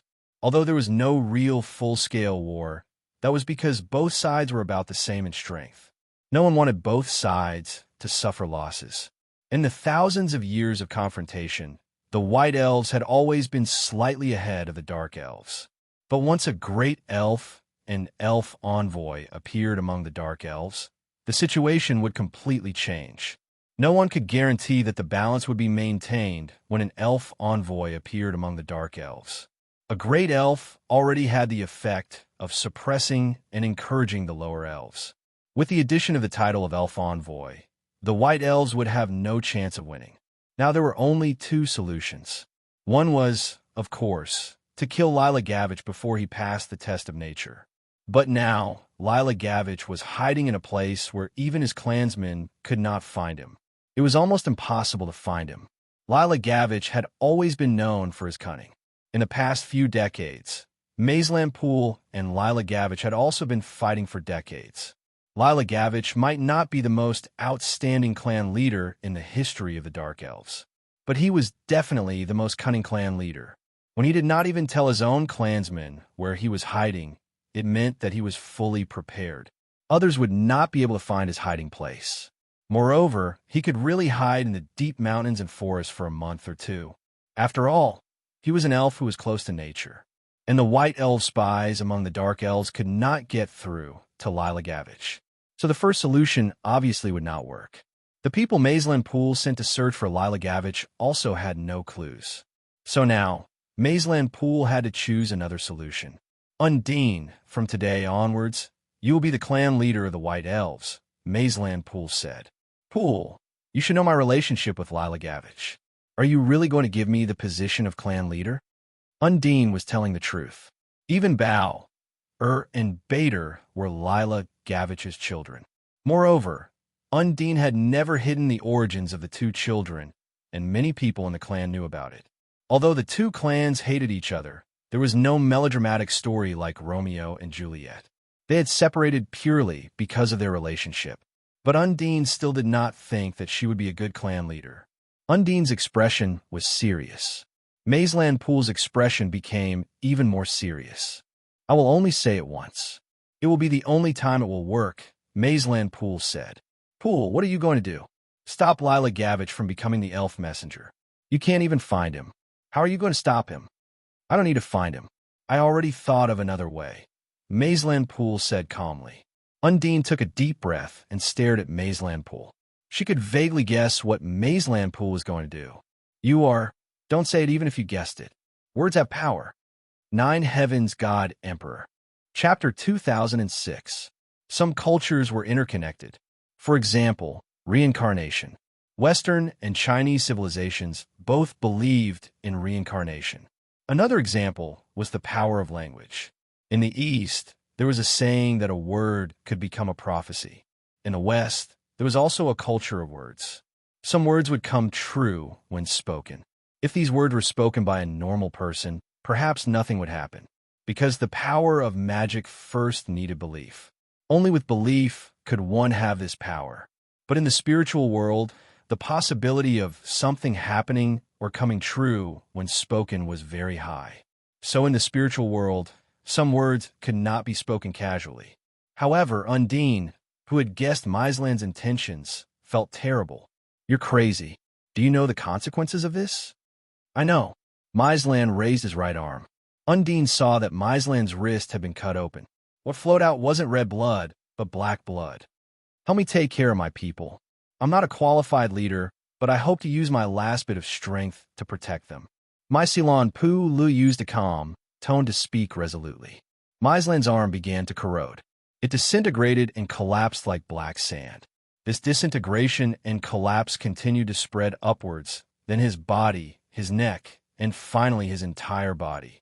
Maisland ignored the abnormality of his body and walked towards Undine step by step. He tapped a finger on Undine's forehead. A white rune appeared on Undine's forehead. Undine wanted to stop him, but it was too late. Maisland Poole didn't discuss this with him at all. He killed himself, and he didn't return to nature. He fell into hell. In the end, Maisland Poole turned into a pile of black sand and completely disappeared from this world. As the leader of the White Elves, I pardon your great sin. I hope your soul can return to nature, Undine said calmly. She didn't seem to have much emotion in her tone. She didn't agree with Maisland's actions. But it was meaningless to question or criticize Maisland now. Maisland was already dead.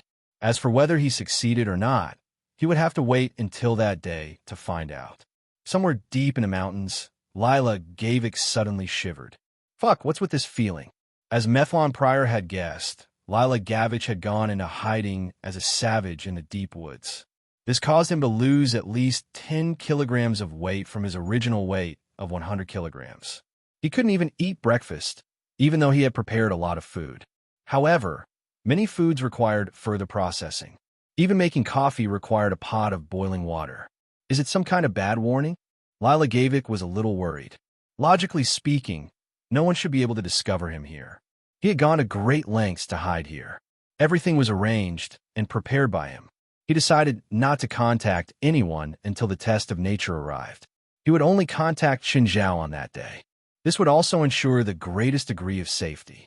However, the sudden chill made Lila Gavich vaguely sense something. He did not understand where this sense of danger was coming from. He didn't know what went wrong with him. Right now, he didn't dare to contact anyone, let alone ask for information. After all, whatever he did now was risky. The best choice was to do nothing. No matter how he thought about it, Lila Gavik still felt uneasy. He didn't trust his own people now because he knew that there were white elf spies among them, just like how there were white elf spies among the white elves. So, he decided to find Chun Zhao. As long as Chun Zhao didn't change his mind, he would be fine. Chun Zhao was his greatest trump card and also his greatest guarantee. "Hello, Mr. Chun, it's me. Are you going to give birth?" Chun Zhao teased. "I'm not going to give birth. I'm going through a tribulation." "Okay, where are you now?" "I'll go over now." "No, I'm not going to give birth now." "No, I'm not going through a tribulation now either." "Then why did you call me? Are you asking about me?" "I suddenly had a bad feeling just now, as if something had happened, so I wanted to ask Mr. Chun if you've changed your mind." "No, I won't change my mind," Chun Zhao said. "What if the white elves give you an offer you can't refuse? I'll finish what I promised you first and then kill you." "Mr. Chun, no matter what they offer, I'll pay double after it's done."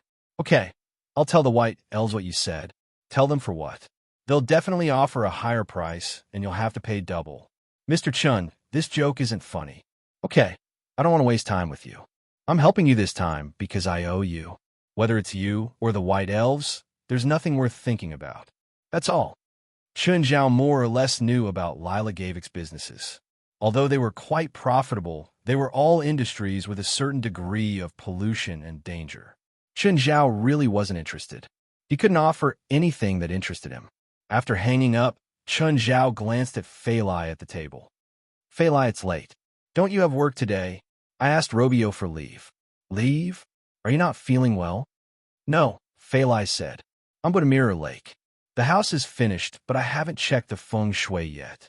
If I wait until the surrounding landscape is done, I won't be able to change the feng shui."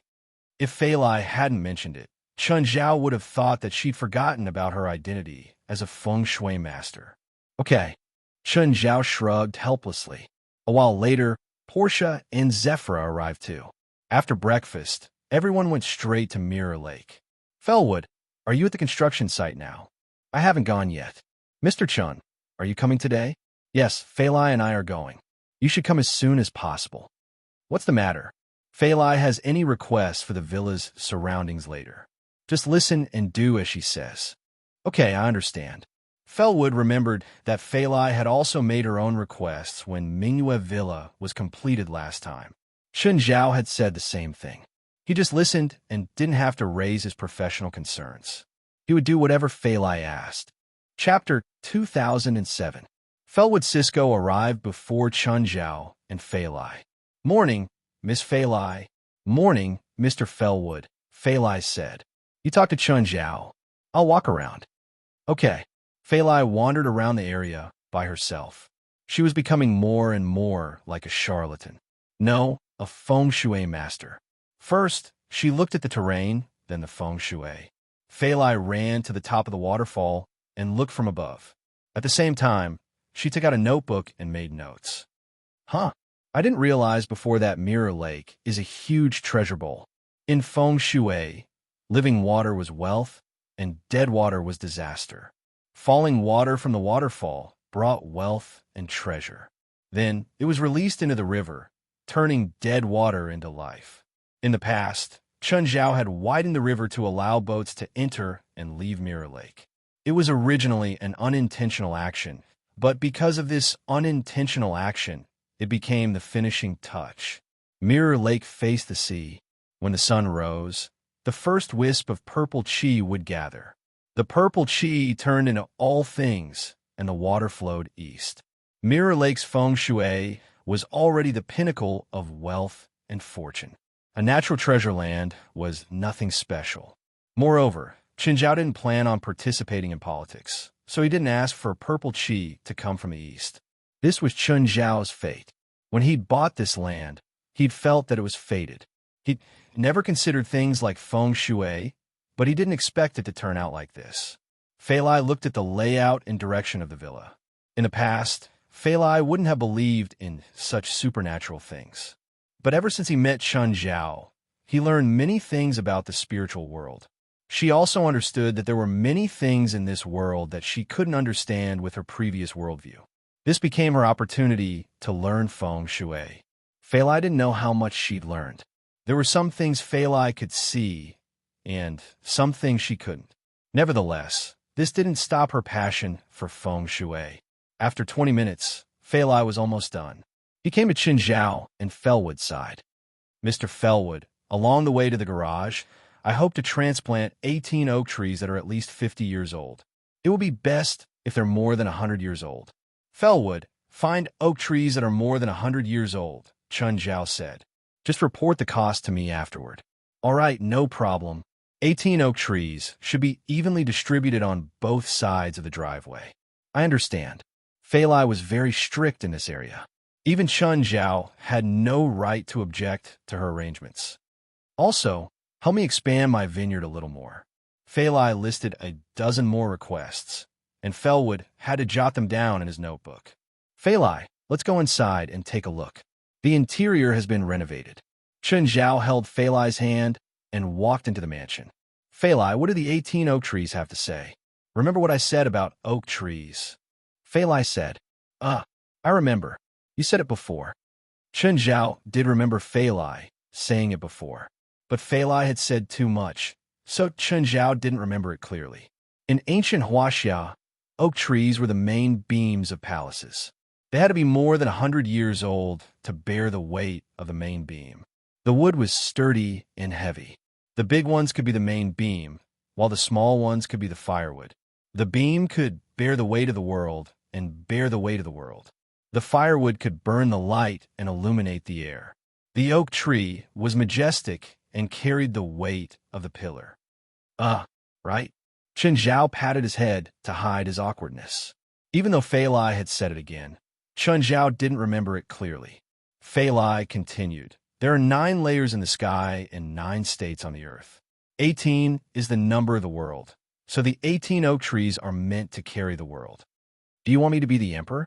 Feilai rolled her eyes. You don't have the image of a true dragon, and you don't have the Z-Way in the sky.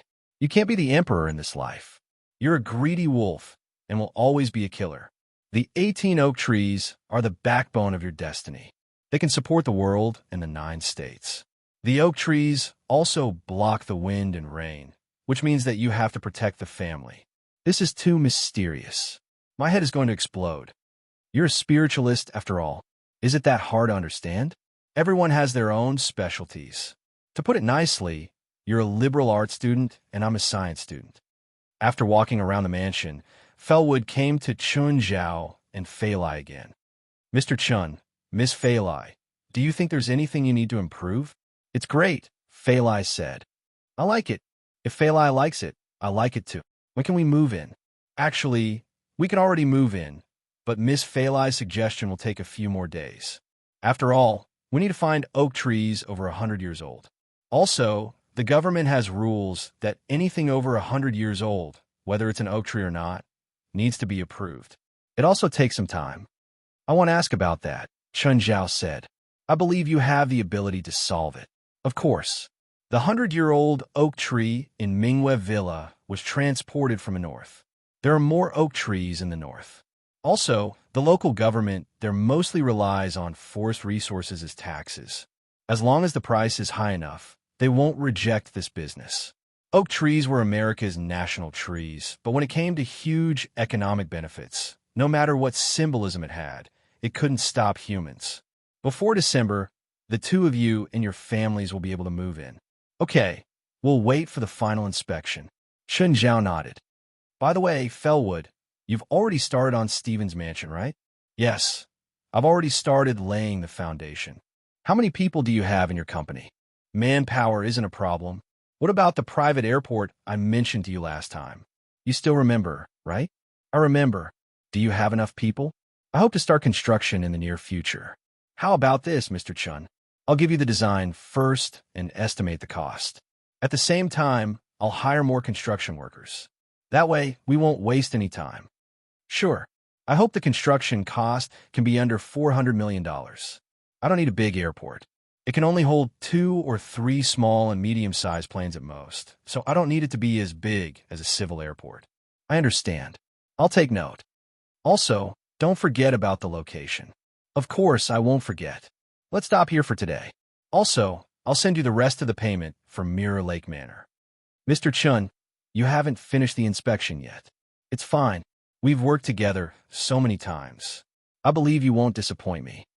Chapter 2008. Chun, don't change the layout of Mirror Lake. Why is that? Mirror Lake is a cornucopia. I know. Our family's brewery uses water extracted from Mirror Lake. No, I mean the feng shui pattern of Mirror Lake is a natural cornucopia. Really? Chun Zhao was surprised too. To be honest, your luck is really good. Will the feng shui be changed by someone maliciously? Other than the gradual change of the landscape, feng shui has to be very obvious if someone wants to destroy it. We're not blind.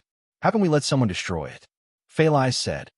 Oh, I might have found a way to go to Treasure Island, Chan Zhao said. Really? When are we going? We need to wait for the last storm of the year. However, he couldn't be completely sure right now. After all, the news came from Lila Gage. He also said that he would look for a witch who could pilot the ship. I wonder if he's found it yet. On the way, Chun Zhao received a call from Zhang Tianyi. Hey, Chun Zhao, are you home? I just arrived at my house and got out of the car. What are you doing? I've already sent the elemental fruit to Los Angeles. I'll have someone deliver it now. You didn't ask Yang Guo to deliver it, did you? He's from the Los Angeles resident office. Who else could it be? Don't play dumb, Chun Zhao yelled angrily. You know he's my informant now. Aren't you trying to expose him by asking him to give me something? You're trying to make my arrangements useless, aren't you? I don't trust anyone else to deliver such an expensive gift. Come on, send the things to my house the same way you sent them abroad.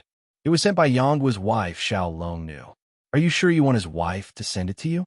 Does the outside world know about their relationship? The outside world doesn't know, but I don't think you should let his wife give you elemental fruits. Why? His wife is very beautiful? Are you afraid that I'll rape a commoner girl? Come to think of it, since she dared to call herself Xiao Longnu, she must have some talent. Chun Zhao was looking forward to it. Xiao Longnu, even though it was an imitation. But at the very least, he should have some standard. However, he hoped that Xiao Longnu would not become a steam bun. She's a dragon, Zhang Tianyi said simply. Okay, I got it. Chun Zhao was helpless. If the legendary dragon maiden came to Mingyue Villa, he wouldn't be able to do anything. Seeing Chun Zhao casually display the dragon's head in the yard, Chun Zhao's eyes widened.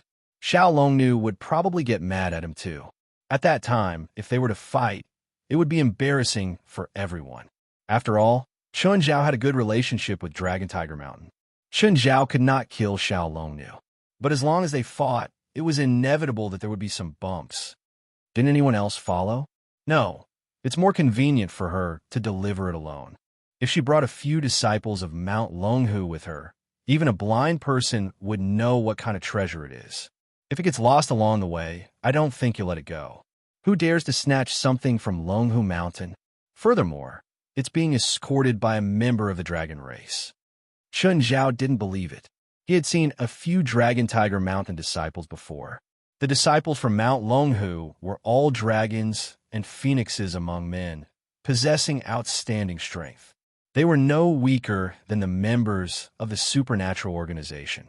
Plus, there was a member of the dragon race. An adult dragon was about as strong as a Shanxing state cultivator. They might not be invincible, but they were at least rare. Chun Zhao didn't believe that someone would dare to rob such a group. Even Chun Zhao had to think about Dragon Tiger Mountain's reputation before doing anything. It's safe abroad, but there are too many masters in the spiritual world in the country. Even I can't say that I won't run into trouble when I go out. That's why I said you're not ruthless enough. Break the limbs of anyone who dares to rob. After a few times, the effect will definitely be great. That's easy for you to say. The forces in the spirit world in our country are very complicated. It's not something you can imagine. Any random youngster in the spirit world could be the last disciple of some expert. Our Mount Longhu has always been kind to others, and this old man has been doing good deeds all year round. How could I kill a junior as I please? Hypocrite, Chun Zhao said in disdain. Cut the crap. I've already sent it to L.A.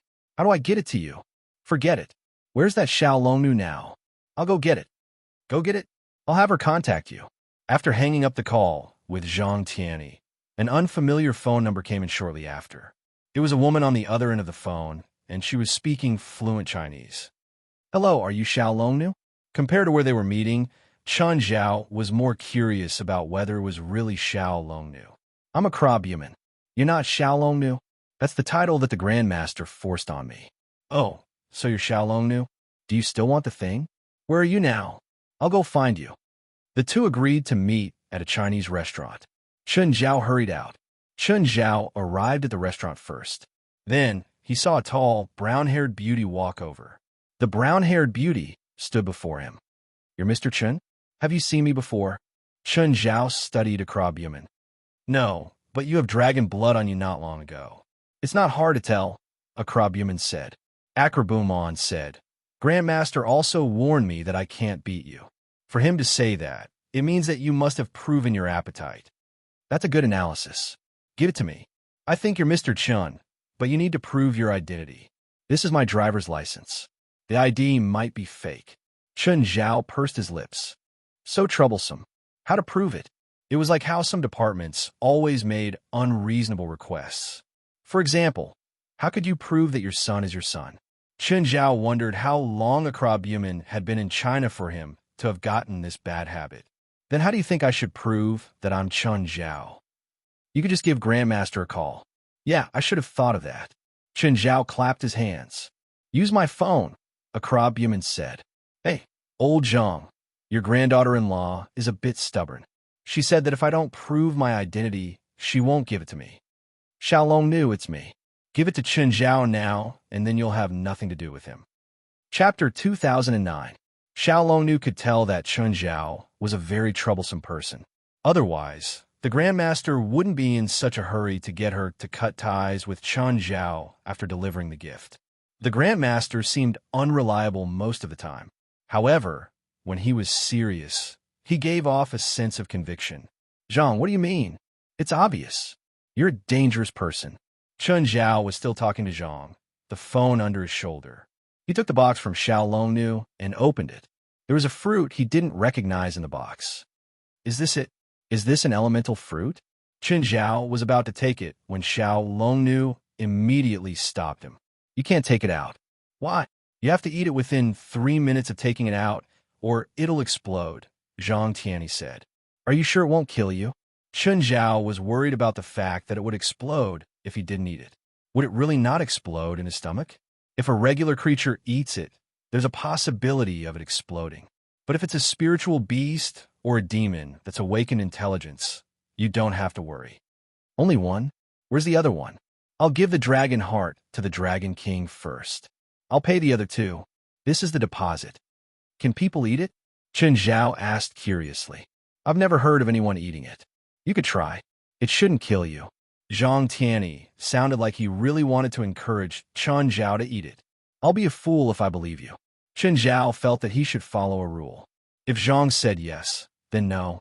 As long as he followed this rule, he wouldn't be at a disadvantage no matter what. But if he took Zhang's words seriously, he might really lose his life. "Do you need me to bring Yang's wife around LA?" Chun Zhao asked. "No, definitely not." Chun Zhao shrugged. "Why do I feel a deep evil intent? As the saying goes, don't have the intention to harm others, but don't be defenseless," Zhang Tianyi said mercilessly. "Akra, goodbye." Chun Zhao turned and left in anger. Chun Zhao bid farewell to Akrabumon and drove away. Along the way, Chun Zhao saw Sharon doing something that 99% of the people in the world would hate to the bone: getting a ticket. Chun Zhao stopped the car beside Sharon. "Hi, darling." Sharon turned to look at him. "Are you going home?" "Yeah, are you busy?" Sharon checked the time and looked up at him. "2 of the people you sent to prison last time died before they could even go to court. Did you do it?" "Please, I'm a law-abiding citizen. How could I do something like that? I can only say that the prisons in the United States are too dark. Just thinking about it scares me." Sharon looked at the time and stared at him. "You really didn't do it? I remember that when you saw them at the police station, you said that you wouldn't let them leave the prison alive. You must have remembered wrongly. By the way, are you in a hurry?" "I've been checking the time." "No, I'm not in a hurry." "Then why do you keep looking at the time?" 3 minutes are up." Sharon took out a ticket and stuck it on Chun Zhao's windshield. This is a non-parking space, and it's been more than 3 minutes. You clearly saw me pasting a ticket here, but you still dare to stop before me. Fuck. Chun Zhao gritted his teeth and stared at Sharon. You're too much. You could have warned me. I didn't have the obligation to warn you. I was going to treat you to an afternoon dessert. Can I understand that you're bribing me? Pretend I didn't say anything. Since you already said it, you should keep your promise, Sharon said matter-of-factly. Chun Zhao was helpless. Sharon wanted dessert and even gave him a ticket. She didn't know how to behave. Sharon drove her police motorcycle and followed behind Chun Zhao. The two arrived at an open-air restaurant. It wasn't their first time at this open-air restaurant. Both of them enjoyed eating desserts while looking at passersby on the streets. Chun, you really didn't kill those two? No, they haven't been sentenced yet, Chun Zhao said matter-of-factly. Why would I kill them? If I really wanted to kill them, I wouldn't have sent them to prison first. This wasn't the prison life Chun Zhao had planned for them. Chun Zhao didn't even have time to exert any strength before he died. Do you not trust me that much? I trust you this time, Sharon said. Oh, it's rare for you to trust me so easily. In the past 3 months, a few people have died in that prison. It's the one you stayed in for a few days. LA's 7th prison. Yes, they were lucky enough to stay there too. That prison isn't peaceful, Chun Zhao said weakly. I was bullied so badly there. Sharon glanced at Chun Zhao.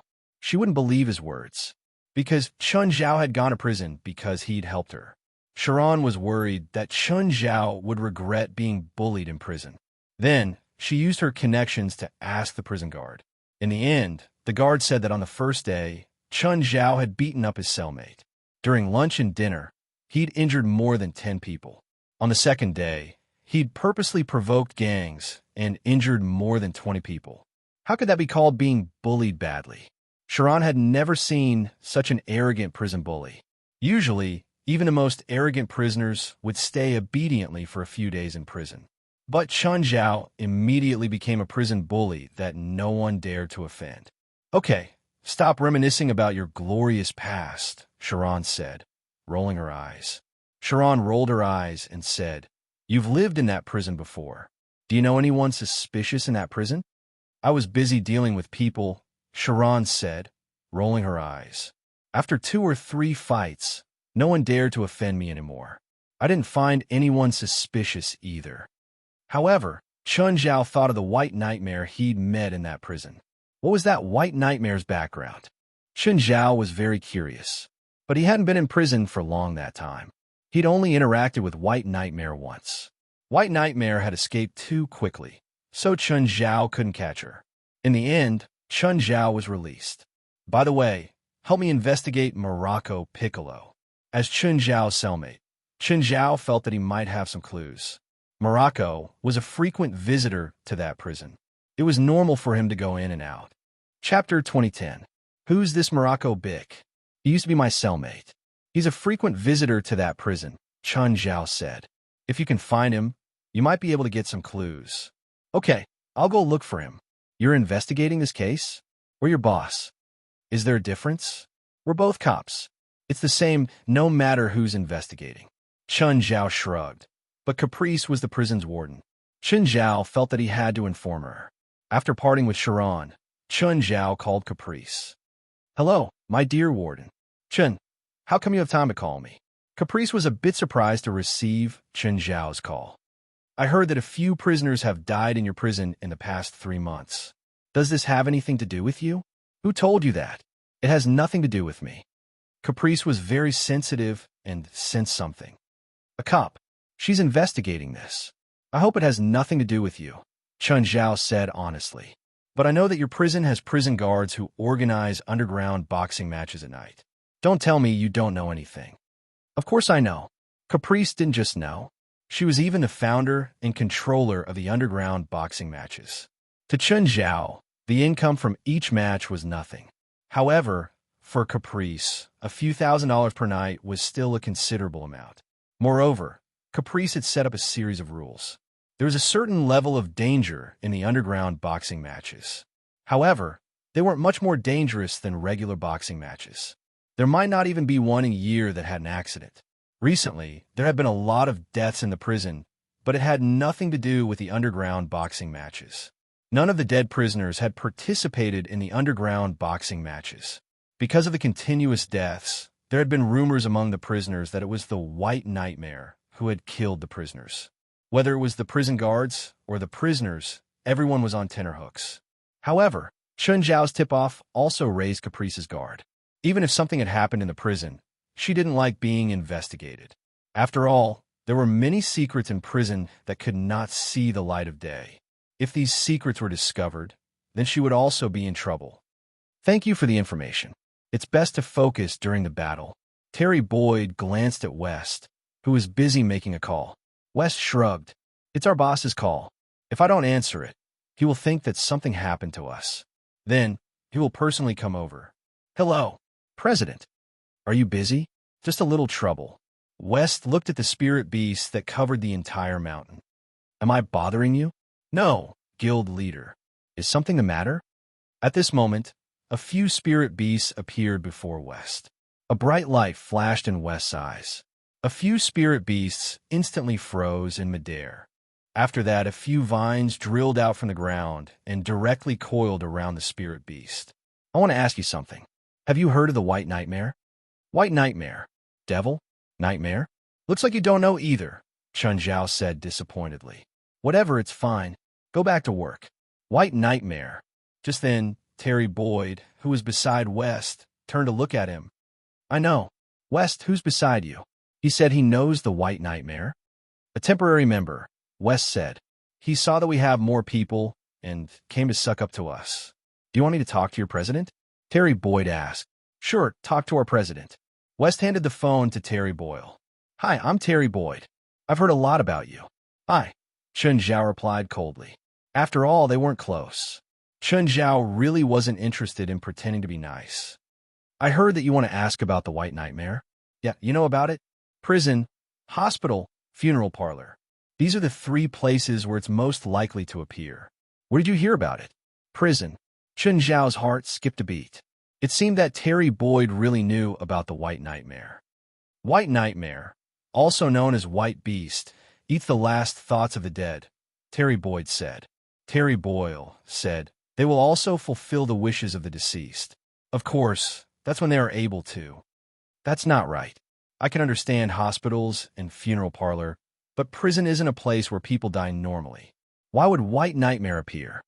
They can sense death, especially the omens of evil people's death.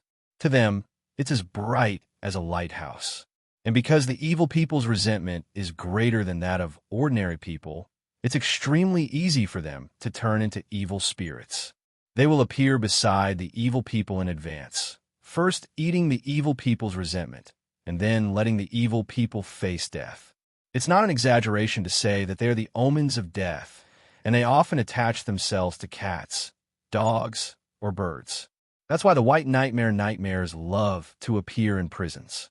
So, they can only foresee death instead of massacres? White Nightmare nightmares are kind beasts, not evil beasts, Terry Boyle said. They won't attack people on their own, much less kill. According to this person, the consecutive deaths of the prisoners in LA 7th prison had nothing to do with the White Nightmare. The White Nightmare had appeared much earlier than the deaths of the prisoners. Oh, normal people can see it too, right? People who are about to die can see it, but normal people can't. So, the consecutive deaths had nothing to do with the White Nightmare. Okay, thank you for your explanation. Mr. Chun, don't hang up yet. Let's talk. Aren't you guys fighting? Yes, but these enemies are too weak. They can't threaten any of us at all. Mr. Chun, how did you train them? They seem to be very good at fighting, especially in large-scale chaotic situations like this. You should be asking West, not me. If West was willing to talk, it meant that he trusted Chun Zhao. If he didn't, Chun Zhao wouldn't either. Chapter 2011. Hey, Terry, when are you going to stop? Wes had been bringing people to poke the hornets' nest every day. They had poked a few nests of the spirit beasts over the past few days. The spirit beasts were not strong. At least, a spirit beast nest was not a threat to them. However, doing the same thing every day, no matter how thrilling it was, would be boring. It was as if turning an interest into a job would make it less fun. I want to, but I'm forcing the spirit of Juan to make a move now. Why do you have to force the spirit of Juan to make a move? Is he the best? No. The other three exist in the form of tribes or armies. For example, the number of spirit beasts we've killed these few days has reached at least 80,000, if not 100,000. But do you think we'll really be able to kill all of them? Terry Boyle said helplessly, only the spirit of the curse can be killed. The other three are unnatural creatures, but they are born to obey nature. They are actually part of the balance. The spirit of the curse is the true unnatural creature. Its appearance is completely caused by humans. The killing and destruction for entertainment purposes have long attracted the spirit of the curse. So, killing the spirit of the curse is my ultimate goal. I still don't understand. If you want to kill the spirit of Juan, why do you attack the spirit beasts? Is it because they are easy to bully? It's one thing to bully the spirit beasts, but the real reason is to lure the spirit of Juan out. I still don't understand. Remember what Malone said to you in the beginning. Malone said that you're seriously injured, and killing unnatural creatures can make their energy return to nature. You can also speed up your recovery. But now, I can be sure that this is fake news. That's right, it's fake news. I deliberately released it, Terry said. If you were the spirit of Juan, would you let me recover? Or would you attack when I'm seriously injured? But it's been so long. Why hasn't the spirit of Juan made a move? What is it waiting for? That's because I haven't shown up yet. The spirit of vengeance has been thinking that I'm hiding in a corner to recuperate, so it must be desperately looking for me. Didn't you notice? There are a lot of cultists gathering here, and they're all looking for me. I have to say, you humans are really many, and all of them are hopeless. Wes turned his head away. He also felt that the cultists were really stupid. All of them pursued redemption, but their redemption was to destroy the world first.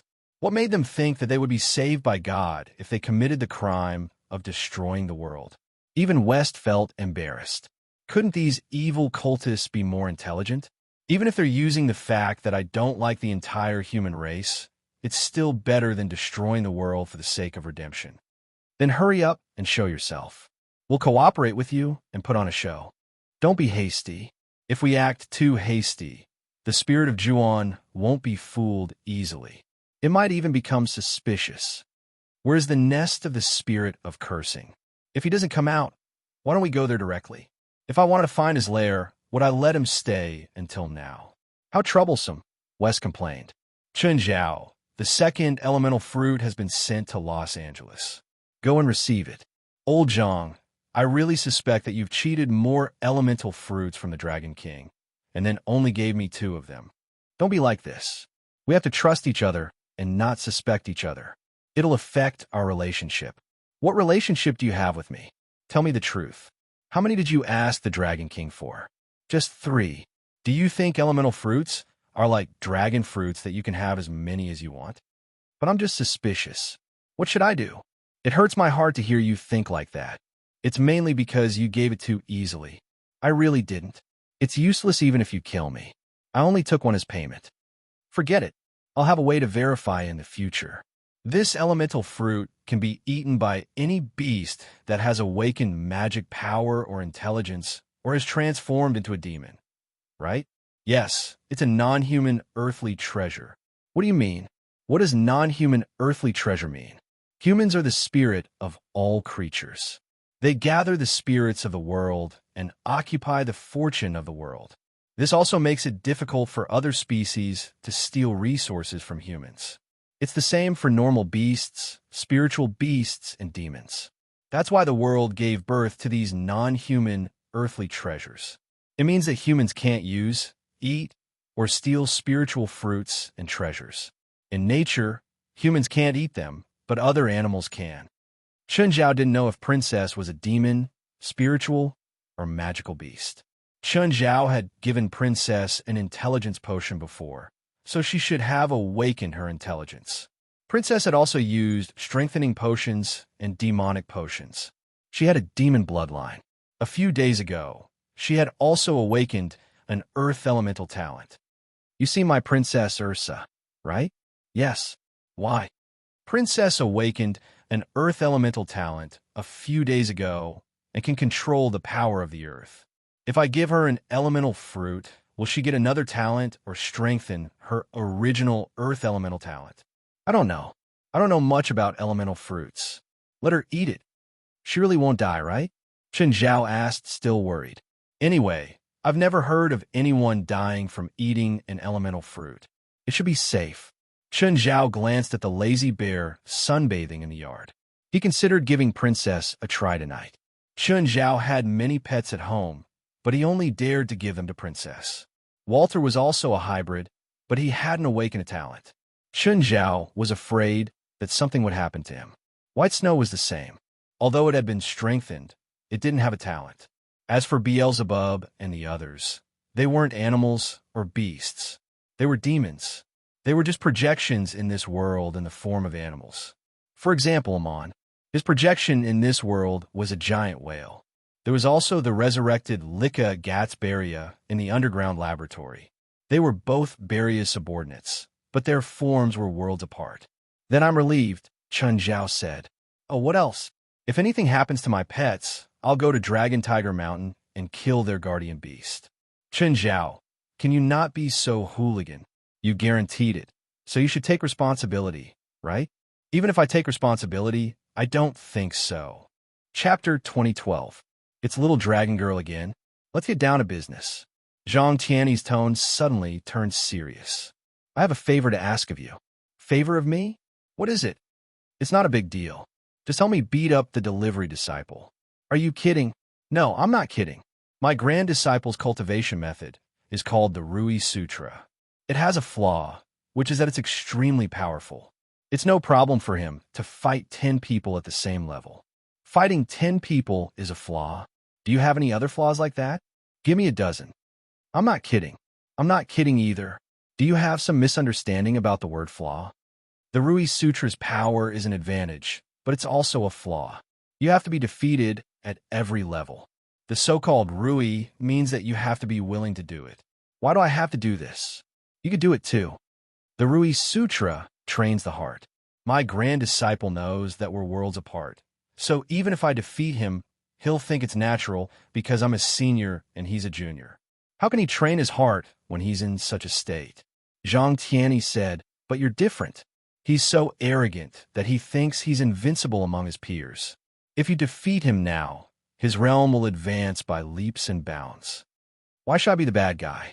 Chen Zhao said, I won't do it anyway. If someone else could do it, I wouldn't be begging you. Among my grand disciples, none of them can defeat him. Even the few disciples who are qualified to inherit the position of celestial master can't do it.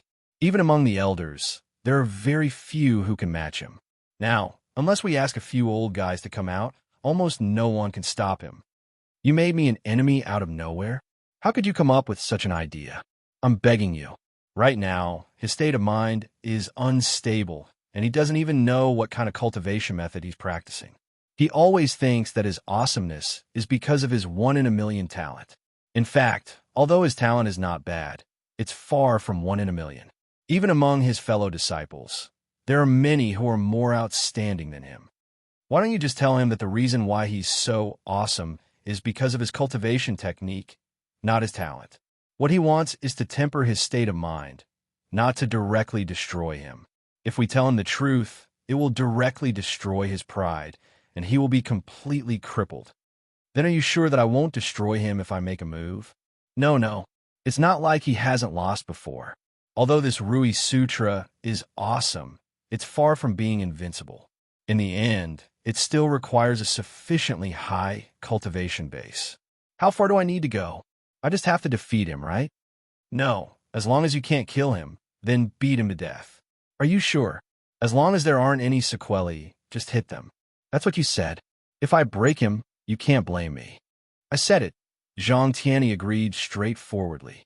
Are you sure that your disciple isn't the son of your enemy or something? You agree to this, right? Since you're begging me, I'll reluctantly agree.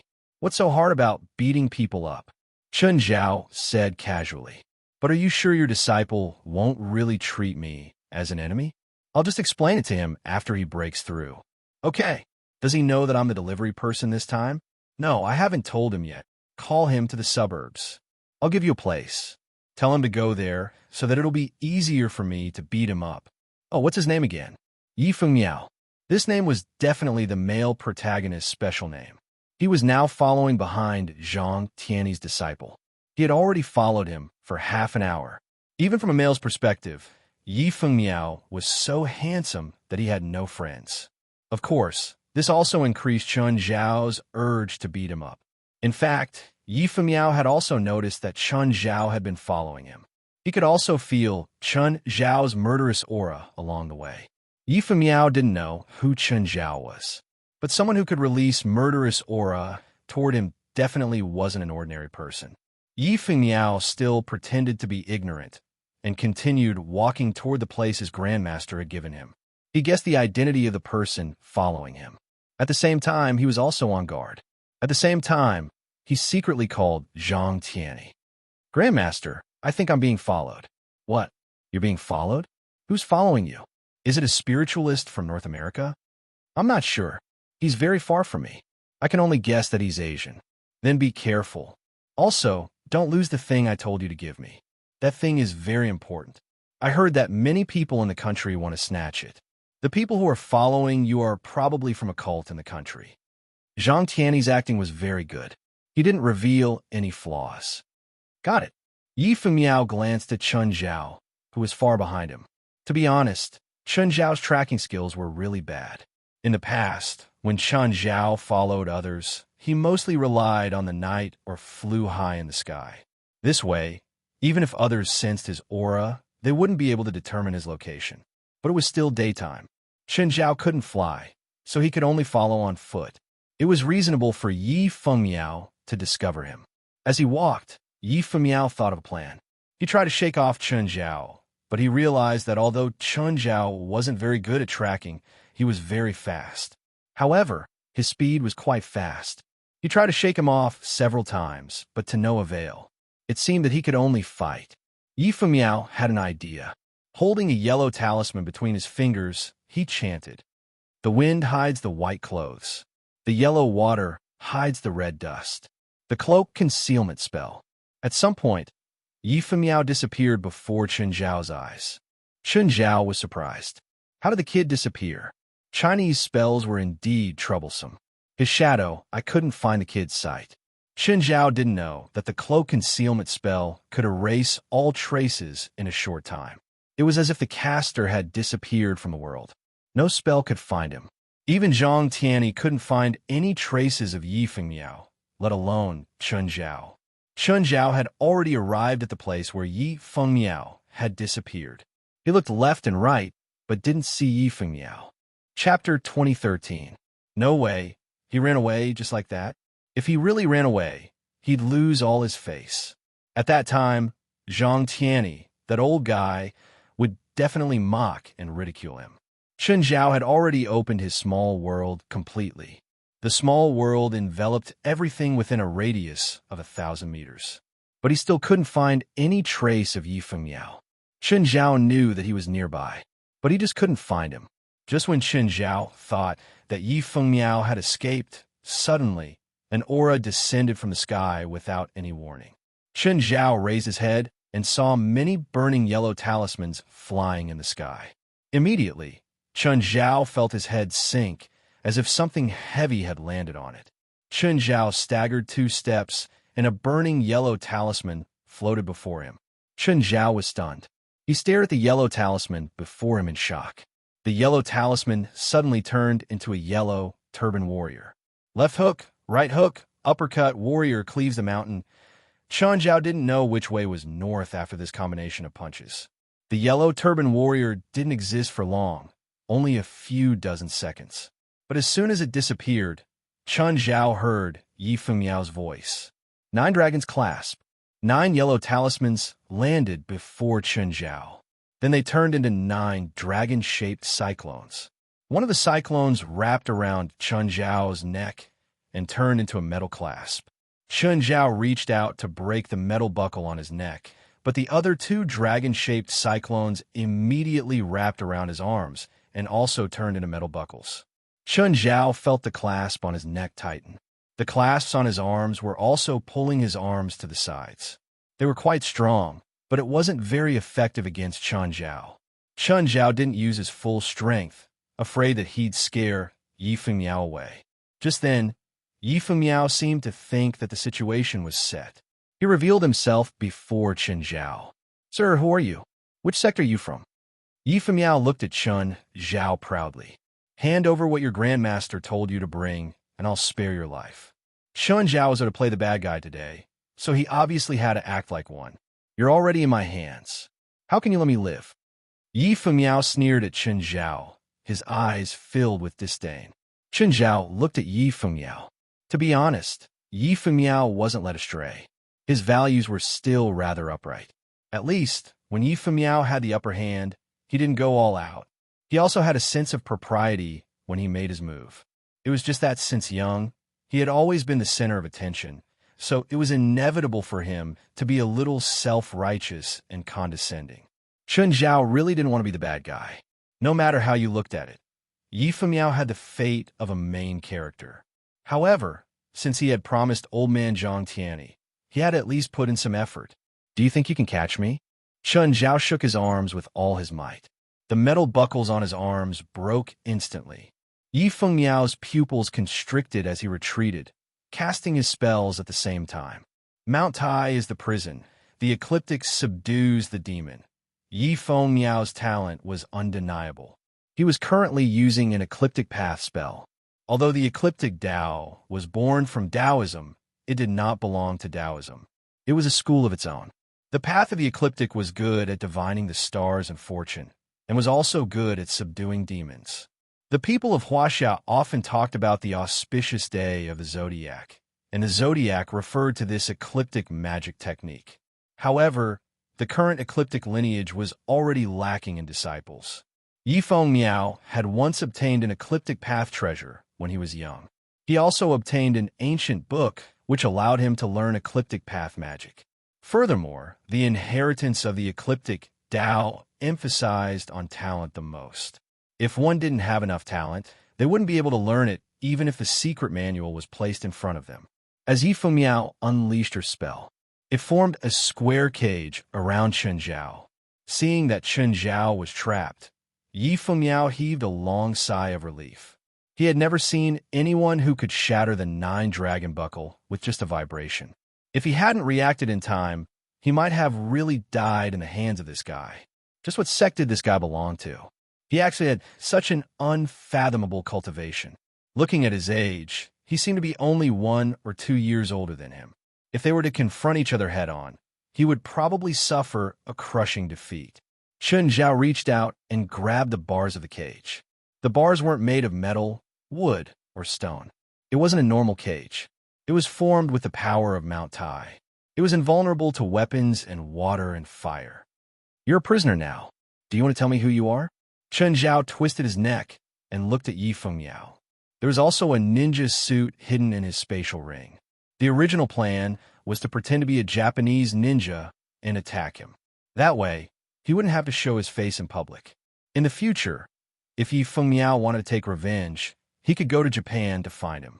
However, he didn't even have time to change before they started fighting. Chen Zhao crossed his arms. "I want to know how long you can maintain this spell." Light flashed across Yi Fengmiao's eyes. 3/4 of an hour. "But in these 3/4 of an hour, I can attack you, but you can't do anything. Do you think you can withstand my attacks for 3/4 of an hour?" Chen Zhao rubbed his chin and thought. "How long is 3 minutes? Oh, right, it's half an hour, right?"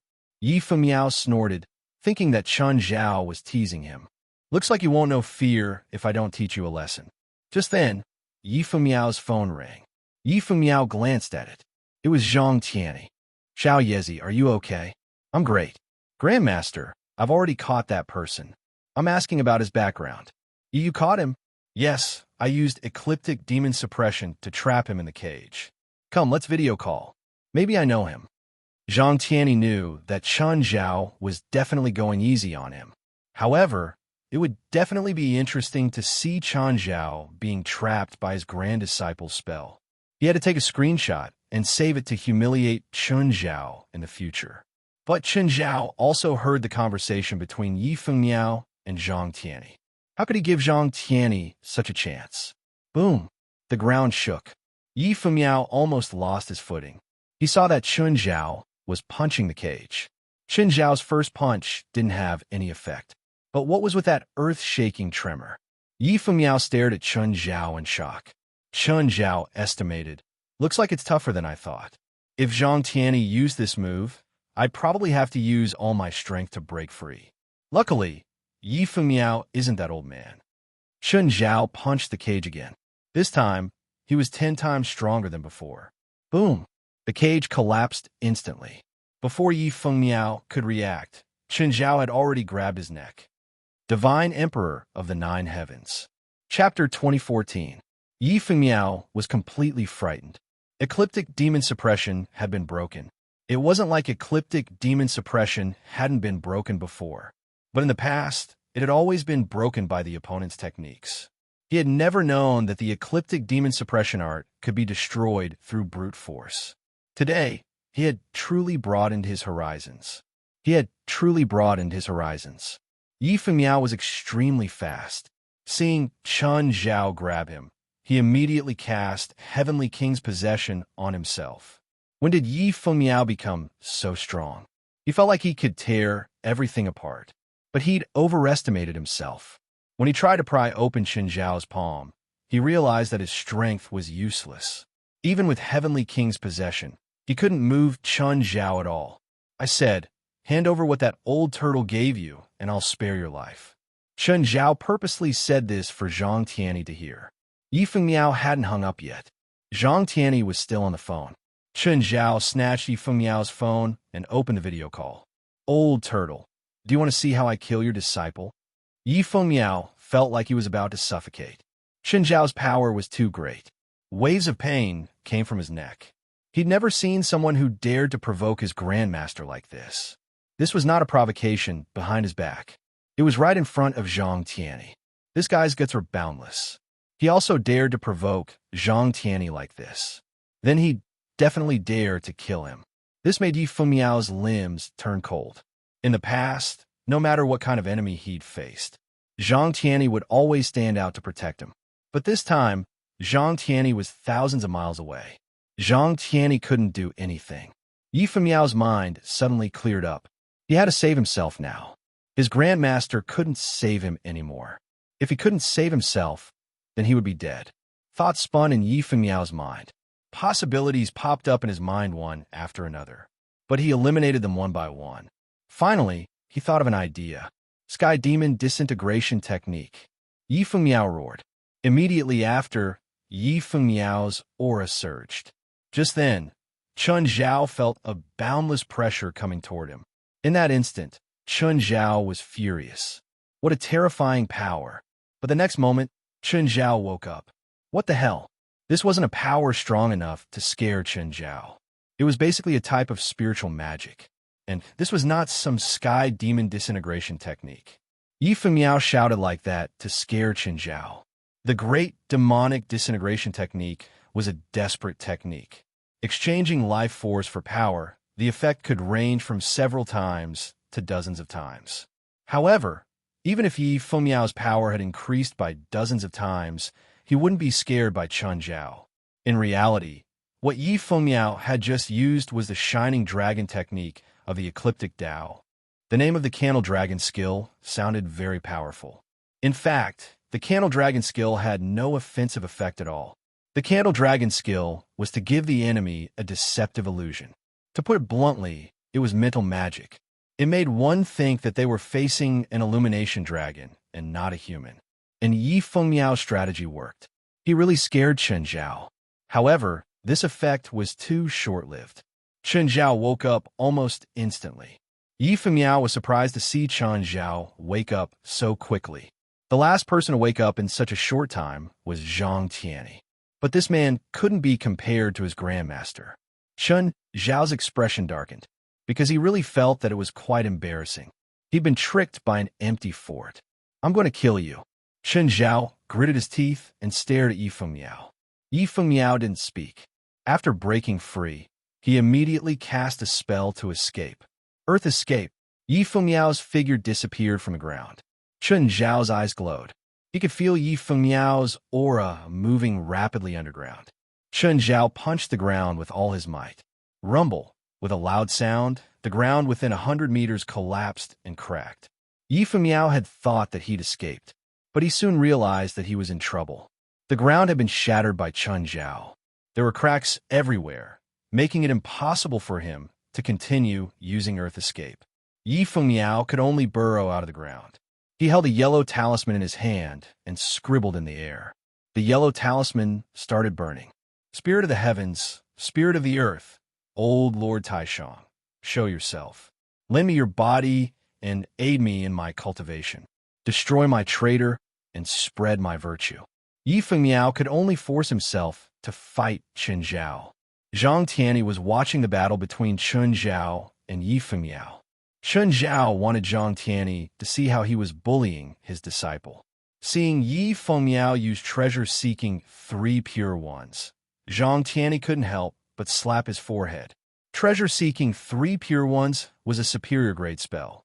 In Taoism, the 3 pure ones referred to the 3 supreme gods. In the eyes of cultivators, the 3 pure ones referred to 3 types of qi. In ancient times, it was written as qi. The 3 qi were Tai Qing, Yu Qing, and Shang Qing. It was referring to the innate qi, chaotic qi, and nature qi. As for the many Taoist spells, they seem to be related to the gods, but in fact, they've borrowed the power of nature. For example, Yi Fengmiao's treasure seeking 3 pure ones. Basically, it was using connate qi from Tai Qing. Humans had connate qi, so did the world. If it had been an ordinary opponent, this spell would have been just right. But now, his opponent was Chen Zhao. This was not an enemy that a normal spell like treasure seeking 3 pure ones could turn around. In Zhang Tianyi's opinion, Yi Fengmiao needed a more radical spell. He might not be able to defeat Chen Zhao, but he had a higher chance of protecting himself. Yi Fengmiao borrowed the connate qi from Tai Qing and spat it at Chen Zhao. True Samadhi Fire. Chen Zhao was really shocked when he heard the name True Samadhi Fire. He didn't dare to take Yi Fengmiao's fire head-on. However, Chen Zhao had an absolute advantage in speed. He circled to Yi Fengmiao's back in the blink of an eye and kicked his butt. Piss off. Yi Fengmiao fell to the ground in a sorry state. The kick was neither light nor heavy, but he couldn't even straighten his back. You bastard, Yi Fengmiao cursed. I'm a bastard? You've never seen me more of a bastard. With a flash, Chen Zhao appeared before Yi Fengmiao again and gave him a big slap. Yi Fengmiao covered his face and took 2 steps back. Hand it over, or I'll let you die in a foreign land. Chapter 2015. Chen Zhao suddenly felt that dying in a foreign land wasn't cruel enough. Do you know what American prisons are like? Chen Zhao didn't even need to say anything. Yi Fengmiao had already started imagining things. Yi Fengmiao's treasure-seeking 3 was very ineffective. It was just as Zhang Tianyi had predicted. The treasure-seeking 3 pure ones were not suitable to deal with an enemy like Chen Zhao. Seeking treasures from the 3 pure ones was to borrow Xiantian Qi, Chaotic Qi, and Nature Qi. And the biggest use of borrowing these 3 was to make his own spells sharper and release some spells that he couldn't release in the past. However, Chen Zhao didn't want to compete with Yi Fengmiao in spells. If it was just spells, Yi Fengmiao was much better than Chen Zhao. But they weren't competing in spells now. They were competing in combat power. Chen Zhao's combat power was much better than Yi Fengmiao's. Yi Fengmiao couldn't even hit Chen Zhao. No, more accurately, Yi Fengmiao couldn't even release a complete spell. Chen Zhao didn't give him any time or chance. It was like a fighter and a gunman. The gunman had to take out his gun first and then load it. But the fighter wouldn't give him the chance. Of course, Chen Zhao didn't plan on killing him. So, he knew when to stop. This was on the premise that Yi Fengmiao wouldn't die. Other than that, there were no other restrictions. Yi Fengmiao was also stubborn. He'd been beaten into a pig's head by Chen Zhao, but he still wouldn't take it out and wouldn't lower his head to Chen Zhao. It looked like he was already half dead. Chen Zhao didn't stop. He continued beating Yi Fengmiao. Just then, Zhang Tianyi yelled in the video, "Enough, stop." Yi, give him the thing. Grandmaster, I can't. The thing is important, but not as important as you, Zhang Tianyi said seriously. Chen Zhao pouted. This old guy was using his favor to improve his relationship with his disciple. What a jerk. He was the one who told Chen Zhao to beat up his disciple. Yet, he still pretended to care about his junior. What a detestable face. Seeing Zhang Tianyi's pitiful expression, Chen Zhao really wanted to beat him up. Yi Fengmiao still didn't want to admit defeat. It wasn't about the thing anymore. His stubbornness and his pride did not allow him to admit defeat. Yi Fengmiao felt a lump in his chest. Yi Fengmiao's breathing quickened. The aura on his body also became stronger and stronger. Zhang Tianyi raised his eyebrows. Breakthrough? He broke through just like that? Zhang Tianyi really didn't expect this. He had originally thought that after this setback, Yi Fengmiao would need to return to the mountain to settle down before he could make a breakthrough. He didn't expect Yi Fengmiao to break through so quickly. Yi Fengmiao also felt that he was different. His magic power was increasing at an alarming rate. I won't admit defeat. I will never admit defeat. Yi Fengmiao suddenly roared hysterically. His eyes were bloodshot, and the aura on his body was multiplying. I did not lose. Yi Fengmiao wiped the blood from the corner of his mouth and took out a yellow talisman. Again? It's almost time for my meal. I don't have time to waste with you. Can't you just hand it over? Chen Zhao was getting impatient. Chen Zhao charged forward, grabbed Yi Fengmiao's wrist, and lifted her up. One of Yi Fengmiao's hands was in the air, but he was unprecedentedly confident. His other hand didn't stop casting spells. He even let Chen Zhao grab his arm on purpose. His left hand was already waiting for Chen Zhao with a huge gift. The sky seemed to darken, especially early today. The sun hadn't completely set just now. But now, the sky suddenly darkened. Ecliptic Miezong. Yi Fengmiao's palm suddenly slapped Chen Zhao's face. A giant covered in talismans appeared behind Yi Fengmiao. The giant was called Miezong, a god in the ecliptic system. From Earth, the trajectory of the sun in the sky, the path that the sun took was called the ecliptic. After the sun set, Miezong would drag it to the end of the sea. One day, when the sun no longer rose, it would be the day Miezong completely destroyed the sun. Thus, the giant Miezong was also a symbol of destruction. Miezong's palm slapped toward Chen Zhao. The moment Chen Zhao was hit, a huge impact occurred. Miezong's attacks were also filled with destructive power. Every time he attacked, there would be a violent explosion. Yi Fengmiao didn't think that Chen Zhao could beat him now. He had successfully summoned the giant Zongye. This spell was the most powerful spell in the ecliptic path. In fact, Yi Fengmiao believed that there was no spell more powerful than the ecliptic annihilation spell. Chen Zhao was thrown into the air by the attack. Boom, boom, boom. Giant Zongye attacked Chen Zhao 3 more times in the air. Chen Zhao fell to the ground. Yi Fengmiao was delighted to see Chen Zhao in such a sorry state, because now, the situation had been completely reversed. Right now, he was the one in charge of life and death. Chen Zhao stood up slowly. Yi Fengmiao was not in a hurry to attack. Instead, he looked down at Chen Zhao. Is there anything else you want to say now? Chen Zhao tore off his tattered jacket. I'm sick of it. This game isn't fun. Chen Zhao looked at the phone he'd snatched from Yi Fengmiao and crushed it. Zhang Tianyi, who was on Mount Longhu, felt his heart skip a beat. He cursed inwardly. Don't go overboard. Zhang Tianyi quickly called Chen Zhao. Chen Zhao glanced at his phone and turned it off. Let's hop one last time. Give me the item and I'll leave. Beat me first, Yi Fengmiao said proudly.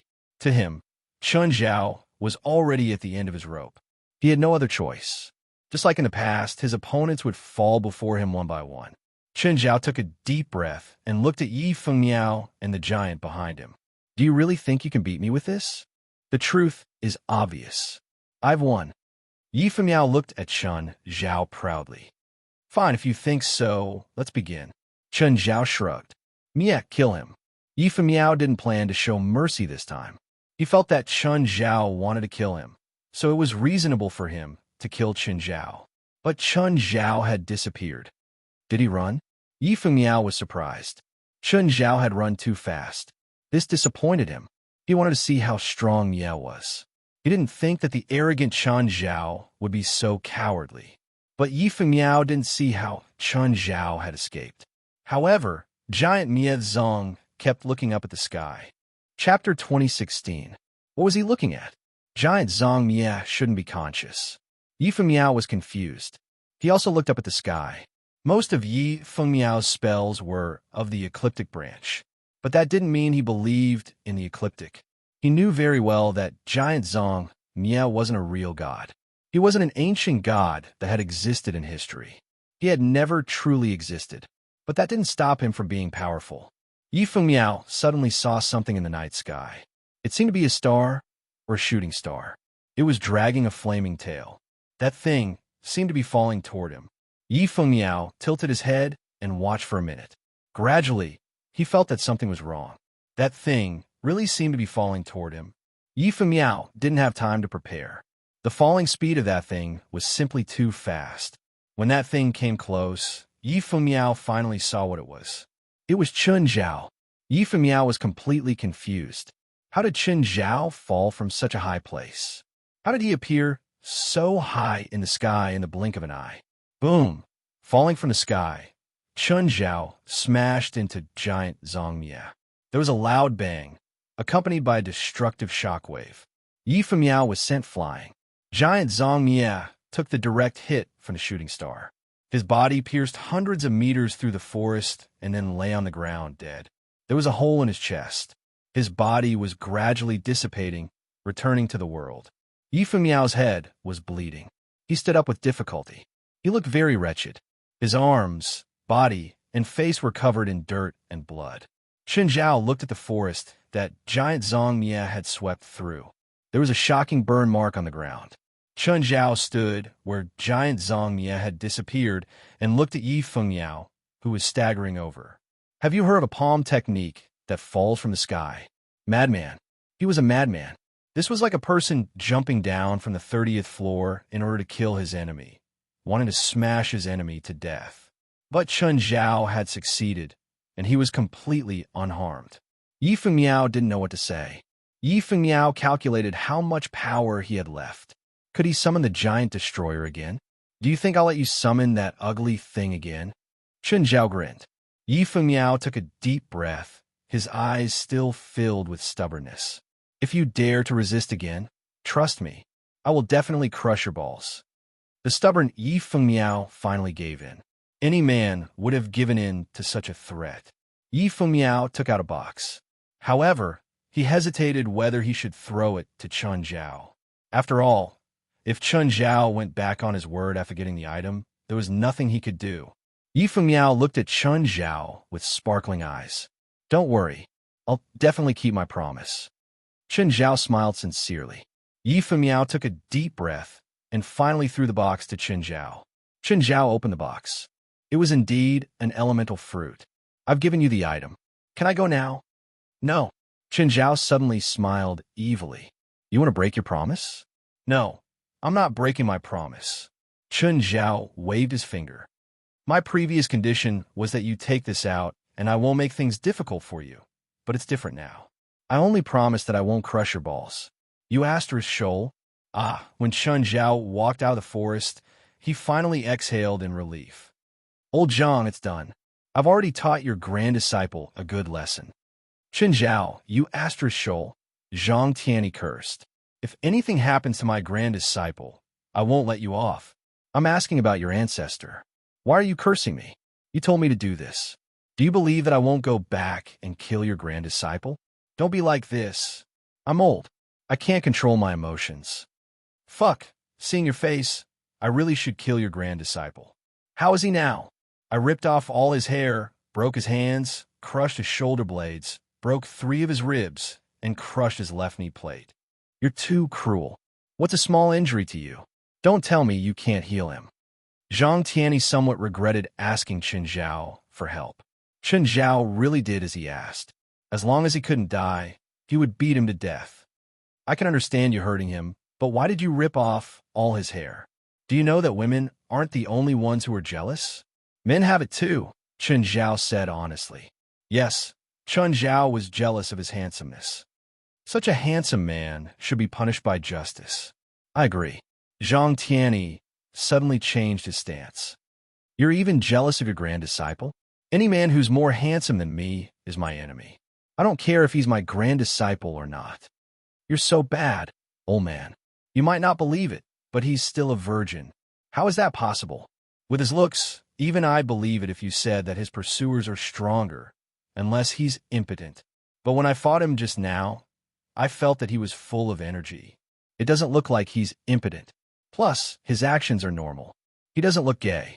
When he entered the sect, I told him that he can't get close to women before mastering his martial art. Otherwise, he'll die suddenly. Really? Of course not. I've never heard of any martial art that requires virgins to practice. Don't they say that you have to maintain your virginity? That's in wuxia novels. You actually believe that? I suddenly feel so happy, Chen Zhao said, taking pleasure in Zhang Tianyi's misfortune. You haven't seen this brat. The female outer sect disciples of Mount Longhu are throwing flirtatious glances at him all day long, but he's been suppressing it all day long. At night, he's secretly having sex.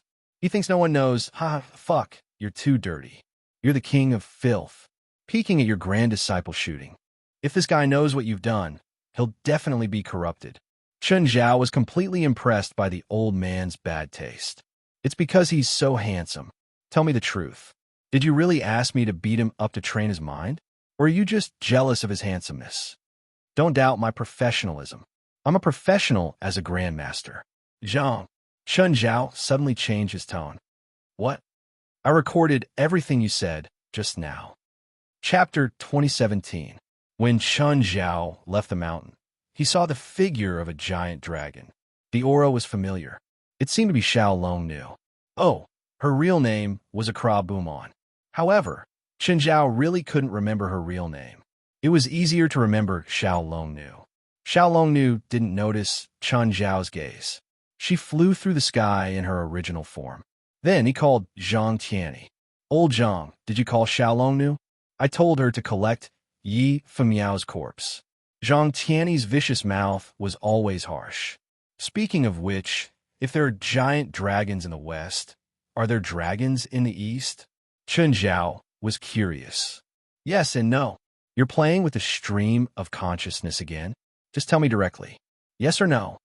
Just as you think, there are no dragons like the giant dragon clan. I really don't like talking to you. If you don't like talking to me, then why are you calling me? If I don't call you, then I'll call your disciple. Fine, fine. How can you be like this? How can you bully a junior? What right do you have to criticize me? Who gave you the confidence? Do you want me to tell you or not? Fine, tell me. The dragons in China are divine beasts. They're formed from the qi in the rivers and the essence of the world. Then those flood dragons, scale dragons, and carps jumping over the dragon gate aren't real dragons. Flood dragons can really turn into dragons, but they have to become the river god of a river first. For example, the flood dragon you killed last time. After becoming a river god, it kept merging with the water qi and shed its acquired body, finally turning into a divine dragon. As for other scale dragons, there really aren't any. The possibility of carps jumping over the dragon gate is even smaller. How can they turn into dragons after jumping? They don't even taste good. What if the carp becomes a spirit and becomes a river god? How can there be so many ifs? There will always be a few mutants in this world, and there will always be exceptions. However, exceptions are exceptions. If one group succeeds, it doesn't mean that the entire group will definitely succeed. For example, you're so awesome right now, but you said that all humans are like you. Is that possible? Zhang Tianyi said disapprovingly. There are also familiar mythological beasts such as Phoenix and Kylan. They are all born from the essence of heaven and earth. For example, Phoenix is born from the light of the sun shining on the earth. So Phoenix is also called the royal bird. Kylan is born from the essence of the mountain spirit. So Kylan is the king of all beasts. So you're saying that the legends about those mythological beasts are basically fake. Most of them are fake. Of course, some myths were modified to be more in line with the understanding and knowledge of mortals. After hundreds or thousands of years of evolution, they finally became the myths that we know now. Then what about those ancient beasts in the legends? For example, the dragon giving birth to 9 sons is also fake. So these mythological beasts can't be killed, right? They're not completely unkillable. Wait, Chen Zhao, don't be rash. Mythological beasts may not be the strongest, but they represent the supreme will. When you see them, you should kowtow to them first. Don't always think about fighting and killing. Have you ever kowtowed to a mythological beast? Yes. When I was at the peak of my luck, I saw the master of the Great Swamp, the mythological beast by Zhe. Zhang Tianyi was not embarrassed at all when talking about his shameless past. He even sounded proud of himself. Did you get anything in return? Of course, but the condition is that you have to make him feel good. Things are different now. Back then, I could flatter him all sorts of things. Now that I'm arrogant, I can't lower myself. You can't, but I can. Introduce that mythological beast by Zhe to me. What's the point of introducing you? I can't even find him. Didn't you say that he's the master of the Great Swamp? Go to the Great Swamp and find him. The Great Swamp is a legendary place. Do you think it's your backyard? People without great luck won't be able to find it. By the way, what happens if I kill a mythological beast? That's a great cause and effect. For example, the divine beast by Zhe. He's formed from the wind and clouds, and he also symbolizes auspiciousness and longevity. At the same time, he also has the ability to bless his descendants. But if you kill him, you'll end your line of descendants. This isn't a curse, but it's cause and effect. Chen Zhao shivered. Does the benefit you get have something to do with what he symbolizes? I've been blessed with the health and safety of my descendants, Zhang Tianyi said seriously. Chen Zhao was intrigued. This was good stuff. Then what do dragons, phoenixes, and qilin symbolize? I don't know, but they have an auspicious side and a dark side. So, don't kill a mythological beast presumptuously. What you gain might not be as good as what you lose. Will the Western dragons be fine? I've killed quite a few dragons. It's fine. As long as you think you can even wipe them out. You old thing, stop egging me on, Chen Zhao cursed. But the next moment, he changed his tone. Is it possible to create mythological beasts artificially? It's possible when you reach a certain level, but it'll be meaningless by then, Zhang Tianyi said. For example, you're so rich now. If you think about asking for this, and that, you've already surpassed the level of what you used to dream about. I feel like I'm pretty awesome now. Can I do it now? No, I'm still far from it. Then forget it. Chen Zhao wasn't too surprised by Zhang Tianyi's answer. When he got home, he already missed dinner. Of course, he still kept his portion. After dinner, Chen Zhao called Princess over. Princess, look at this. Princess's IQ was about the same as a 10-year-old. But with her knowledge, she was still confused about elemental fruits. Princess reached out with her paw to take the fruit. To it, since Chen Zhao had placed the elemental fruit in front of it, it must be for it to eat. Chen Zhao didn't stop her. He watched as Princess stuffed the fruit into her mouth. The fruit was the size of a fist, but before Princess, who was the size of a small truck, it was nothing. Princess, do you feel anything? Princess sat on the ground and rubbed her stomach. Then she looked at Chen Zhao in confusion. Had she not digested it yet? Chen Zhao was confused. Princess didn't change at all. Chen Zhao waited for a while and asked, still nothing. Chapter 2018. Was it fake? Or did something happen, but Princess didn't feel it? Chen Zhao started to think about it again. But on second thought, when Princess obtained the power to tear the earth, she knew how to use it directly. It was like instinct. If there was some change this time, she should notice and understand it directly. Whatever, if there was no change, then there was no change. Chen Zhao was still a little disappointed. Of course, he wasn't disappointed in Princess. Fei Lai, I'm going to cultivate. I'll be back later, Chen Zhao said to Fei Lai, who was playing with the children in the living room. Don't shoot down the government plane again. Last time, Chen Zhao had shot down an Air Force plane.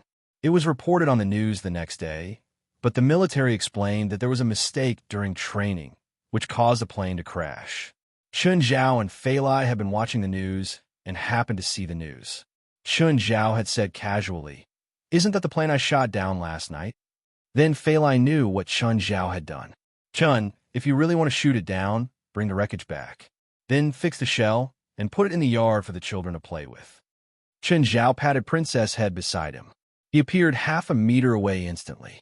But at that moment, Princess actually appeared beside him. Chun Zhao was stunned.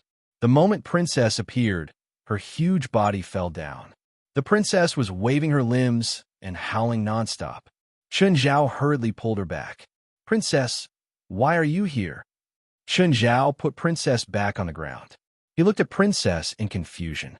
With his speed, even if Princess could really fly, she couldn't catch up to him, right? Unless. Chun Zhao looked at the princess again. Unless she could teleport. Chun Zhao took out a ball and tossed it in his hand. Princess, catch. With that, he tossed the ball over the cliff. Princess wasn't a dog, but her personality was similar to one. She also liked to play with her family. The princess moved again and instantly disappeared from where she was standing. The next moment, she appeared in the air, opening her mouth to catch the ball. However, it had miscalculated, and the ball still flew out of its bite range. Roar! Princess fell from the sky, roaring. Chun Zhao caught Princess again. Although teleportation had brought miraculous things to the princess, it had also put her in danger. It still couldn't control this ability well. Once it teleported into the air and didn't use it continuously, it would directly fall from the sky and bring about great damage. Princess, can you jump continuously? Princess tilted her head and looked at Chun Zhao, as if he found it hard to understand. Chun Zhao scratched his head. How should he explain this? Chun Zhao thought for a moment. His body flashed, and he appeared dozens of meters away as fast as he could. Come, Princess. Princess also flashed and appeared beside Chun Zhao. But this time, he didn't go to pick up the princess. Instead, he flashed again and appeared dozens of meters away. Looking at the falling princess, he called out, Come, Princess, come here. In her panic, the princess flashed again and appeared beside Chun Zhao. Good job. Continue. Chun Zhao still didn't pick up Princess. He kept moving forward. The princess began to get used to the process and rhythm. About 10 minutes later, the princess had already teleported 200 times. She was starting to get tired. Chun Zhao could clearly feel her exhaustion. It seemed that she couldn't teleport infinitely. Princess returned to the ground and started to recover quickly. Chun Zhao realized that she could absorb large amounts of spiritual qi from the ground. Soon, she recovered her energy. After familiarizing herself with her ability, she started to enjoy it. She was very excited. Although the ability couldn't be used for long-distance travel, it was enough for Princess. At least, she really liked this new ability. Just then, Zhang Tianyi called again. Chun Zhao felt that Zhang Tianyi was just bored and called to argue with him. First, he said that Chun Zhao was too ruthless and that his disciple couldn't get out of bed for a year. Chun Zhao didn't believe it. He was a doctor. He knew how to make people lie in bed without losing half their bodies.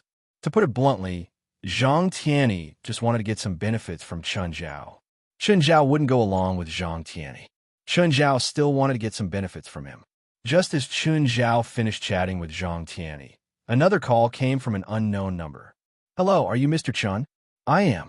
Who is this? Why can't I get through to you? It's busy. Sorry, I was talking to a friend. May I know who you are?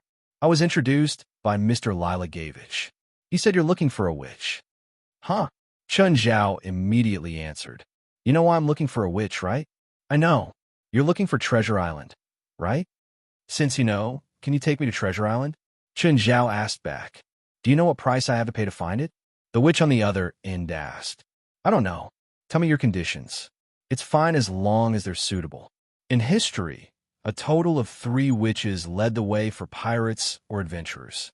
They found the legendary Treasure Island, and they all lost their lives. After a moment of silence, Chun Zhao said, So, do you reject or accept? I need a piece of demonic gold, an extremely powerful evil spirit, a gray eye, and $10 million. I don't have a problem with the $10 million you want, but your first 3 conditions put me in a difficult position. Is there demon gold in this world? Also, the extremely powerful evil spirit that you mentioned, what kind of powerful is it? And the gray eye, what's that? Actually, Chun Zhao had demonic gold. To Chun Zhao, demonic gold was the most useless thing. At the very least, Chun Zhao could go to hell and get as much as he wanted. The second condition was an extremely powerful evil spirit. This was a very general explanation. What did extremely powerful mean? Was it extremely powerful in the eyes of this witch or in his eyes? Moreover, what Chun Zhao didn't understand the most was the gray eye. He'd never heard of it before. Demonic gold exists in this world. As for how you get it, that's your problem. The extremely powerful evil spirit I mentioned has to be at least a disaster level. Chapter 2019. What's the disaster level? Chun Zhao often heard people call it a disaster level. However, there wasn't an exact number for it. It was just a concept. Chun Zhao had even killed a guy who called himself a disaster level. In reality, although the guy was bad, he was far from a disaster level. He was only slightly stronger than militants, and his targets were mostly ordinary people. People like that definitely couldn't reach the true disaster level. Plus, he had to be an evil spirit. Where could Chun Zhao find a disaster-level evil spirit? Pamela was a banshee now, so she should be one. But Chun Zhao couldn't hand Pamela over, right? There are 3 in China: Mount Tai Ghost King, Mount Meng Ghost King, and Tiandu Ghost King. There are 2 in Europe: Princess Spirit and Nether Wanderer. Africa has a cursed spirit. It's the only known disaster-level evil spirit in the world, the witch said. The witch said, you just have to destroy any one of these and then use the soul container to collect their soul fragments. The witch paused and said, there's also the ashen eye. Among ordinary humans, there's a kind of eye that can see ghosts. It is called the yin-yang eye. On the contrary, there is the ashen eye. Some souls that wander the world can see things called shadow monsters. This kind of soul has the ashen eye. Your requests are getting more and more ridiculous, Chun Zhao said gloomily. The first and fourth requests were a piece of cake for him. If Chun Zhao needed demon gold, he could use it to build a castle. Chun Zhao's money was almost enough for him to build a house. However, the second and third requests were really making things difficult for him. Madam, I can pay you more and remove those difficult conditions. How about that? Mr. Chun, you have to understand that the price I have to pay to help you find the treasure island is my life. Compared to my life, I don't think my request is too much. After saying that, the witch hung up the phone. Buddhist duo, are you looking for help again? I'm done, but I don't have much hope. Buddha duo looked at his sister who had just entered the room. Azinduo, how's the investigation going? The 3 ghost kings of Huaxia are impossible. Not only do the 3 ghost kings possess terrifying power, but they also have an army of evil spirits. Their territory is the land of the dead. The living have to take great risks to even enter their territory, let alone kill them. Moreover, they have certain connections with the Huaxia government and the Huaxia supernatural world. If we attack them, it will be no different from suicide. Jacinder's face was extremely gloomy. Obviously, this was not an outcome that they could accept. What about the soul of the European princess and the wanderer of the netherworld? Is it possible? The princess's spirit has always been regarded as the holy spirit of the royal family. To harm the princess's spirit, one must first face the British government and the royal family. The difficulty is not much lower than the 3 ghost kings of Huaxia. Azinduo shook her head. As for the wanderer of the nether, it is said that no one has ever been able to find him. He will only appear when he wishes to appear in front of others. Then, when he appeared, were there any signs or a pattern? There are no patterns or signs at all. He seems to appear at random. What about the one in Africa? Is it possible? The situation in Africa is very complicated right now. Various unnatural forces and the Nature Guardian Alliance are fighting, but the spirit of Juan has never appeared. There are even some rumors in the cult that it leads. It's hard to tell whether it's true or not. Azinduo looked at her sister. There are many Buddhists. Even if we can find any one of them, even if we have divine gear, it will be very difficult. I think we should find outsiders. I'm also looking, but the few people I contacted after I explained my request, almost all of them call me a lunatic. Although the one I contacted just now didn't call me a lunatic, he also responded with a very shocked attitude. Africa? Chen Zhao pondered. Chen Zhao remembered that when West reported to him 2 days ago, he had said that they were going to deal with the spirit of Juan. Just then, Fei Lai said, "Chun, I'm going to sleep. Aren't you going to cultivate today? You go first. I'll make a call first." Chen Zhao called West. "West, did anything happen today? We found the spirit of Juan's nest. We've been preparing for the past 2 days. Tomorrow, we plan to sneak into the nest and end this war." "Oh, do you need my help?" "No, we can do it." "Okay, be careful." Chen Zhao's mind raced. The spirit of Juan? The spirit of Juan that West wanted to deal with matched the witch's description. However, Chen Zhao didn't ask too much in case West became suspicious. If he didn't ask, he wouldn't know where the nest was. It seemed that he should find some time to go to Africa. When Chen Zhao returned to his room, Fei Lai had already changed into her new clothes. Chen Zhao felt all the blood in his body expand. He went up and rubbed Fei Lai. "Don't change. You have to take it off anyway." Chen Zhao and Fei Lai always liked to play with different styles. It helped stabilize and maintain their relationship. In Fei Lai's cloakroom, there was a compartment for all kinds of sexy clothes. Chen Zhao liked this kind of game and never got tired of it. Sometimes they could play for an entire night. Chen Zhao's hand groped around naughtily. "What are you acting today?" "I'm the judge. You're my prisoner." "Chen Zhao, I want to play your game too. I think you humans call this role-playing." Belial's voice always appeared at inappropriate times. However, everyone got used to it. Chen Zhao was no exception. Now, Chen Zhao was used to playing with Fei Lai while communicating with Belial in his mind. Of course, most of their interactions were bare-chested. "My queen, I want to ask you something." Chen Zhao was exercising with all his might. "What do you want to ask? Do you know about the gray eye?" "Yes." "Tell me. Satisfy me first. I don't like to talk about other things when I'm doing business." Chen Zhao was speechless. "Are you confusing business with other people's business?" Chapter 2020. You can tell me now, right? Chen Zhao had spent a lot of effort to feed Belial. Gray eyes is actually a type of demon bloodline, but people with this bloodline are usually hidden. Only after death and the soul leaves the body will the power of the bloodline appear. Demon?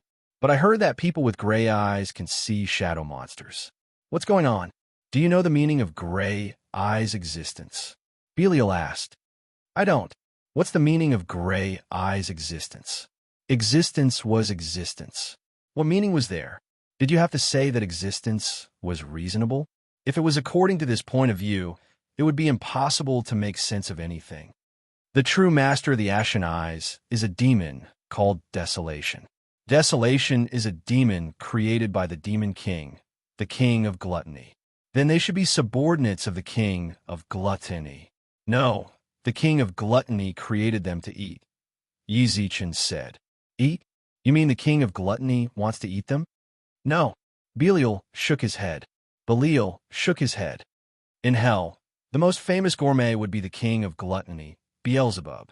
He's eaten everything, including a secondary demon king. Chen Zhao's face twitched. He glanced at Belial. Do you call that a gourmet? Don't get caught up in my description, Belial said coolly. But that's just Beelzebub's personality. To him, there's nothing he can't eat. But one day, one of his subordinates told him that there's something he hasn't eaten before.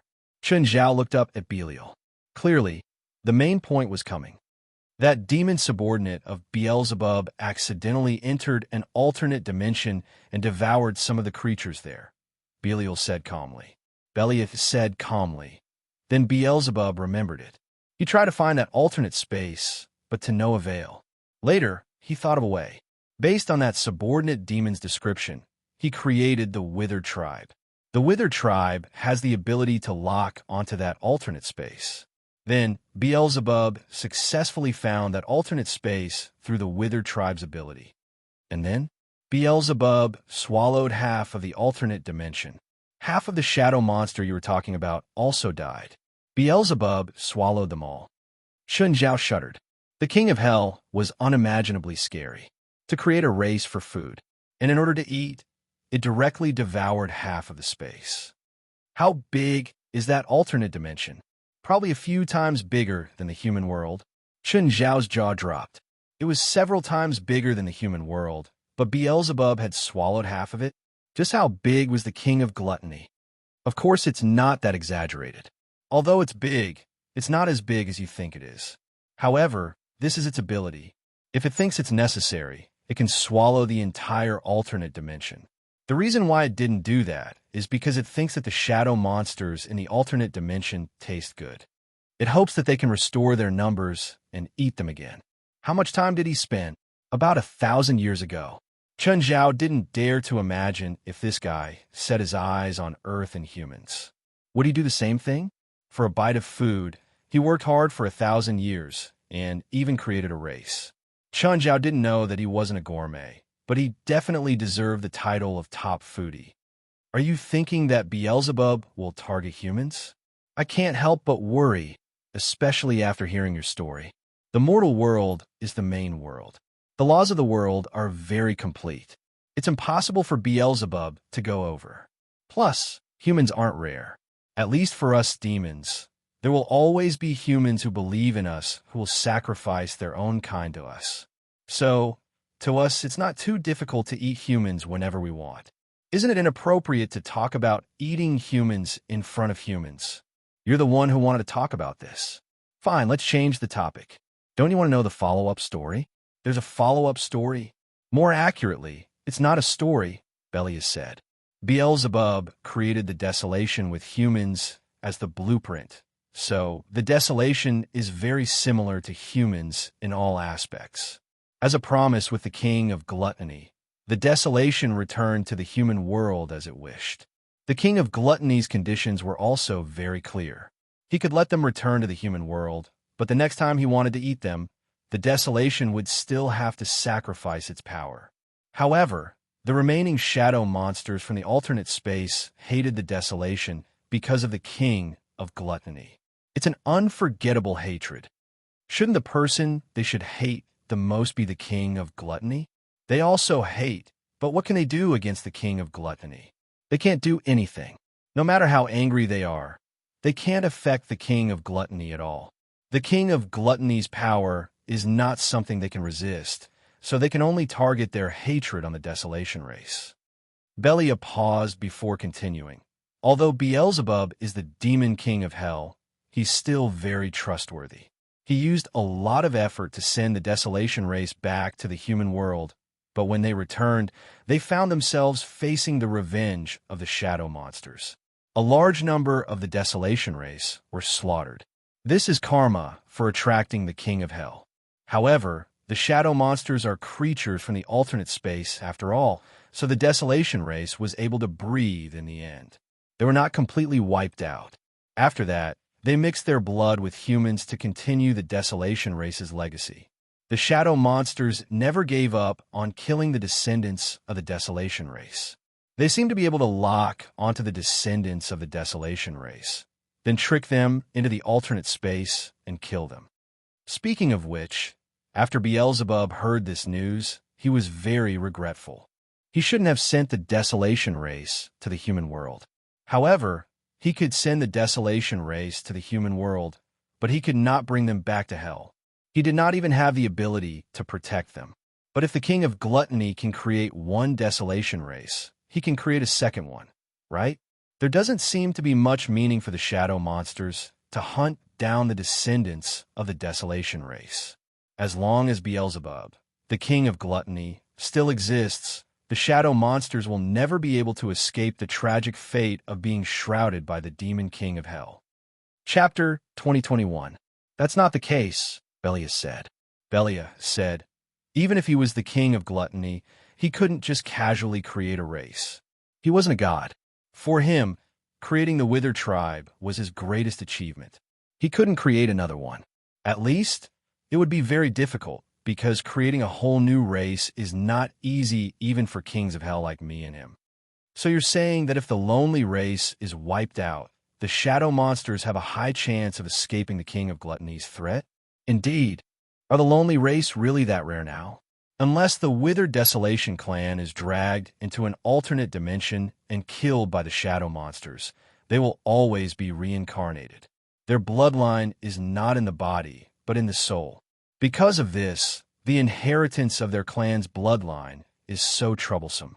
If they really reproduce through sexual intercourse like ordinary humans, even the shadow monsters cannot kill them all.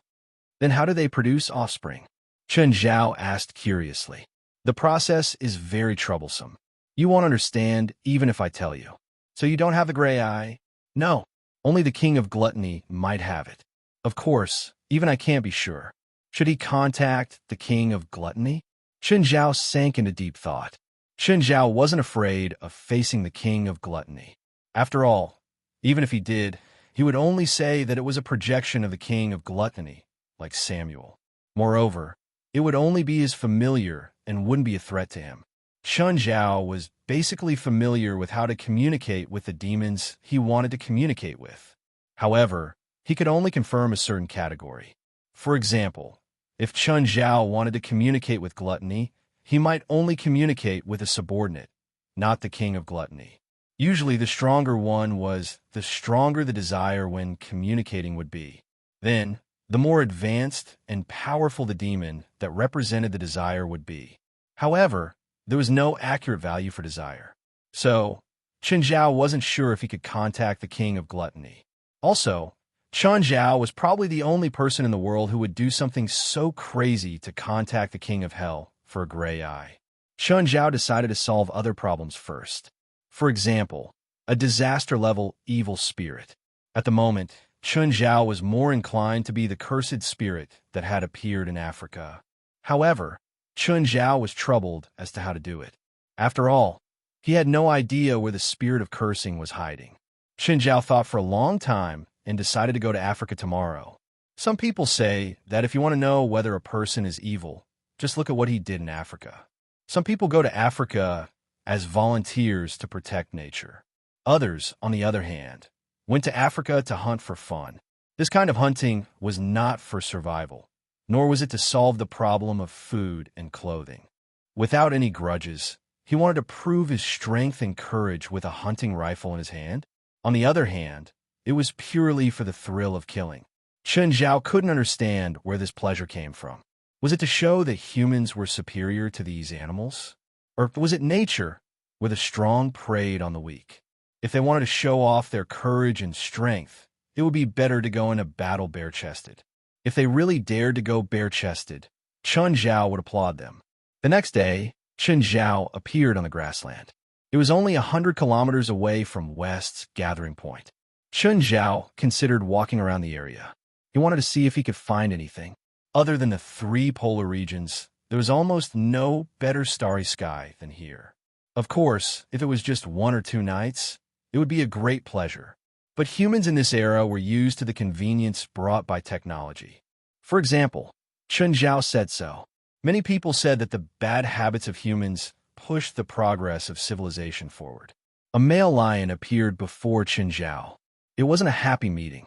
Usually, even lions, the top predators on the African grassland, wouldn't leave their prides easily, because the night was equally dangerous for them. If they encountered a pack of hyenas, they would be in trouble too. Hyenas were wild beasts that even lions dared to provoke. Moreover, the lions only hunted female lions. Most of the time, lions were only responsible for mating. Even though they were apex predators, they were rarely in charge of hunting. It seemed like a good position. Actually, lions did physical work too. For one, they had to be busy for their low fertility. Dozens of times a day was normal. There was once a researcher who recorded that the machine was used 200 times a day. Even Chen Zhao was shocked by this. But a lion's position wasn't completely stable.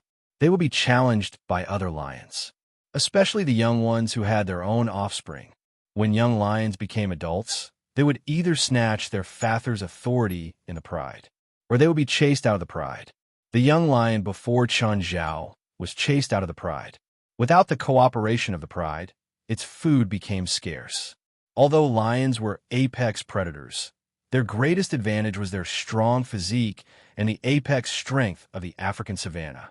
Speed was not their advantage, but the animals that lived on the grassland and were on the lion's menu either ran faster or outnumbered them. This caused the lone lion to be in an awkward situation.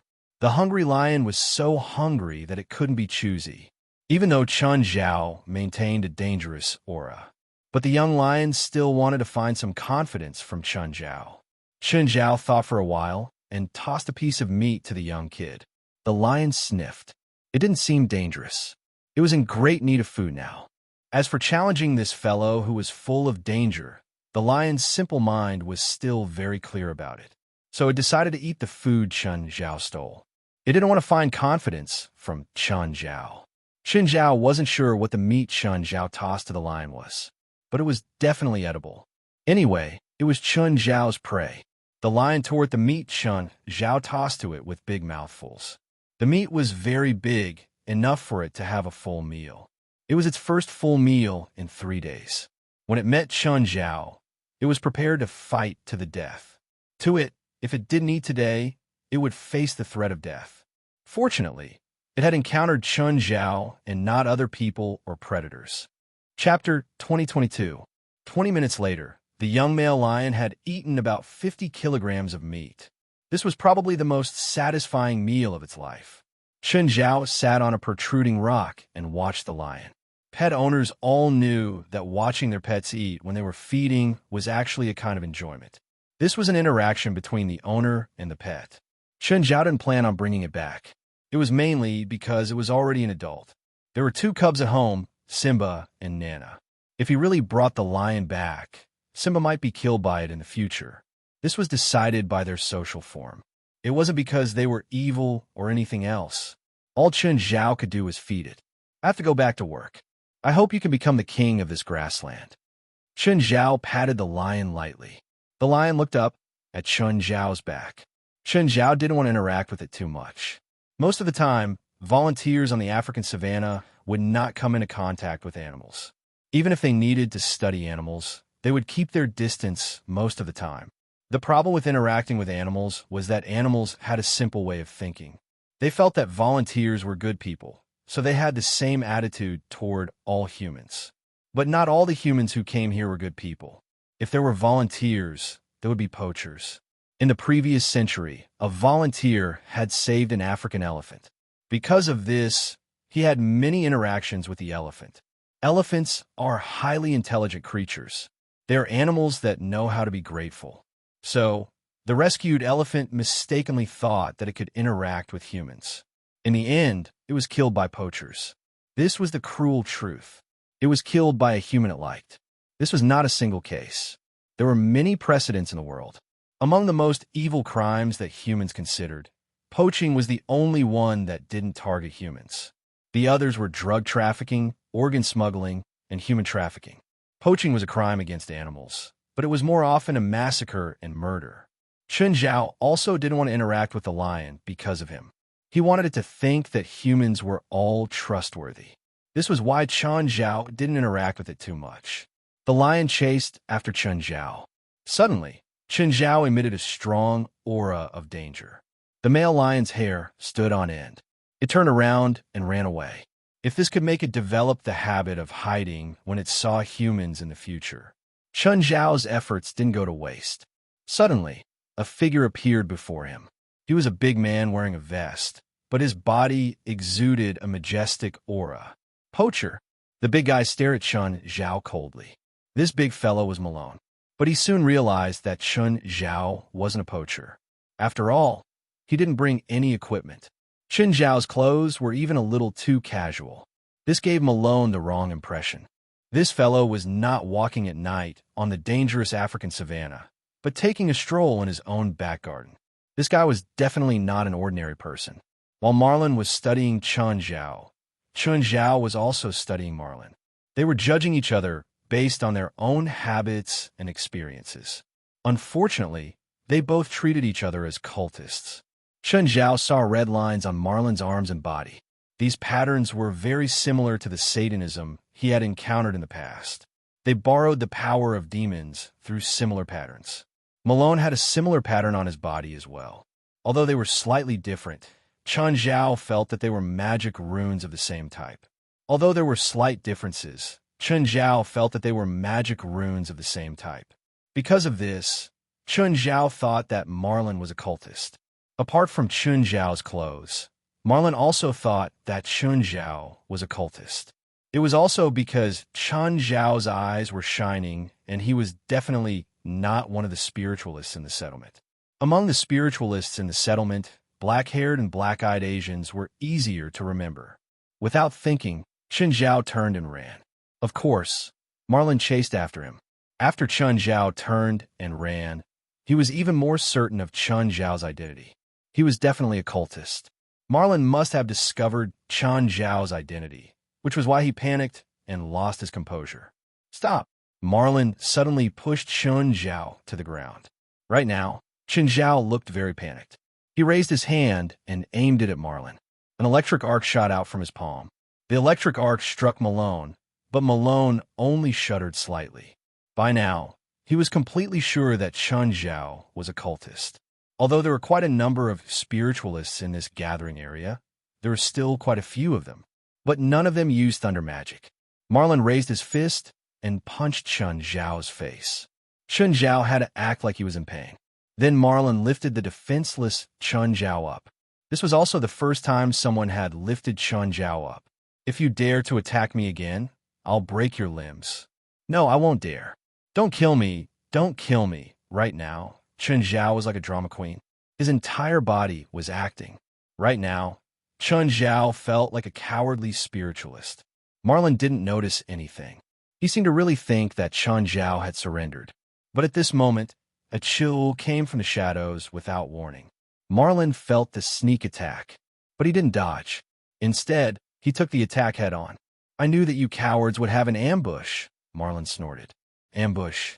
Chun Zhao was confused. Who was this third party that had suddenly appeared? Was it the group of managers that West had mentioned before? The sneak attack on Marlin was a black arrow. The black arrow hit Marlin's chest. It went in slightly.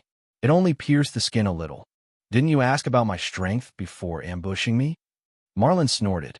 Chun Zhao wanted to stand up, but Marlin stomped him back to the ground. This was the most embarrassing moment Chun Zhao had ever been in his career. Don't move, or else I'll stomp your head into pieces.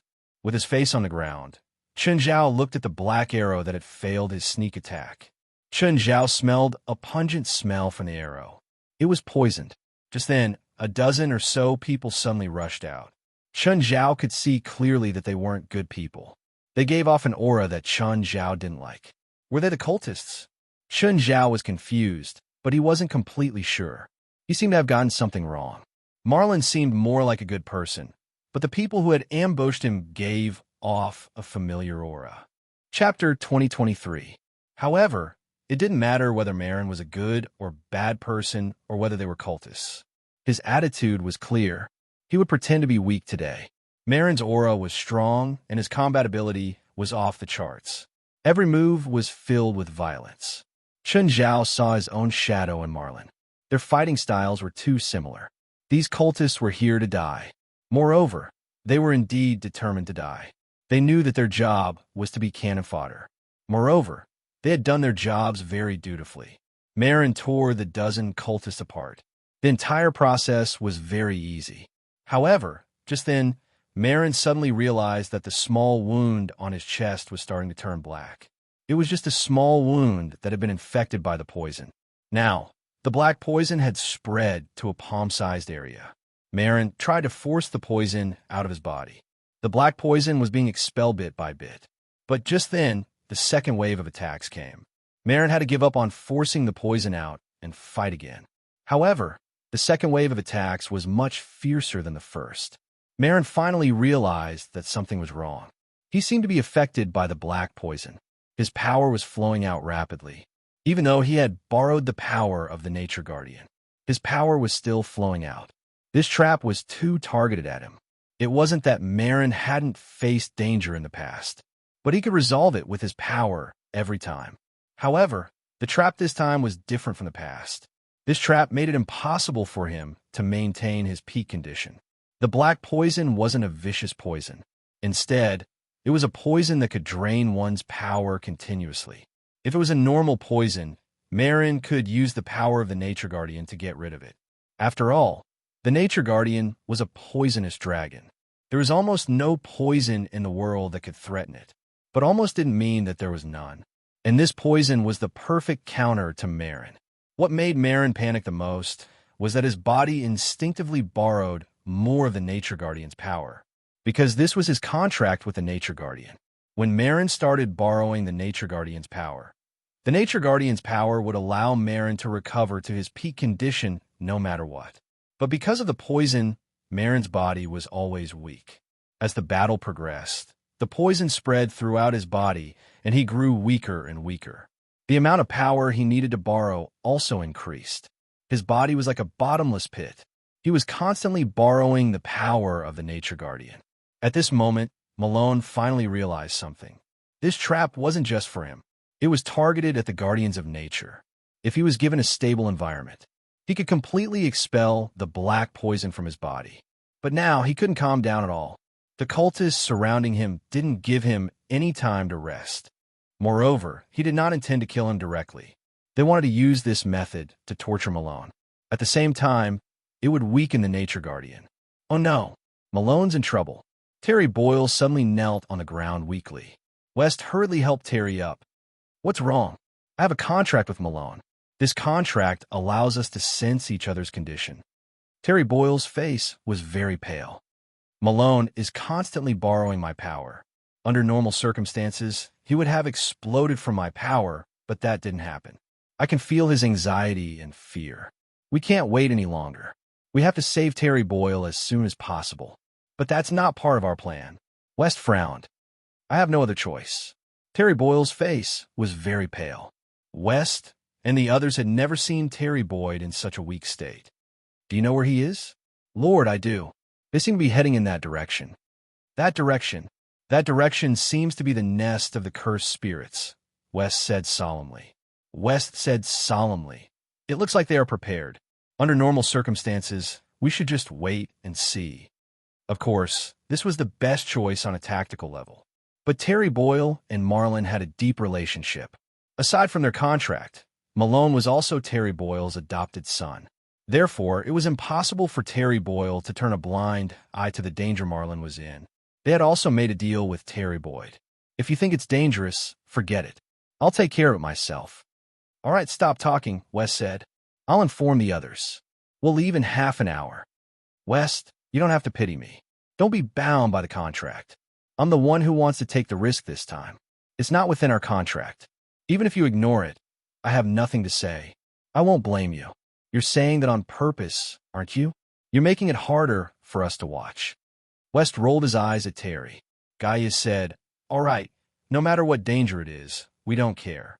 Plus, we're looking forward to the challenge and danger. If we really encounter something we can't handle, we'll call our president, West said.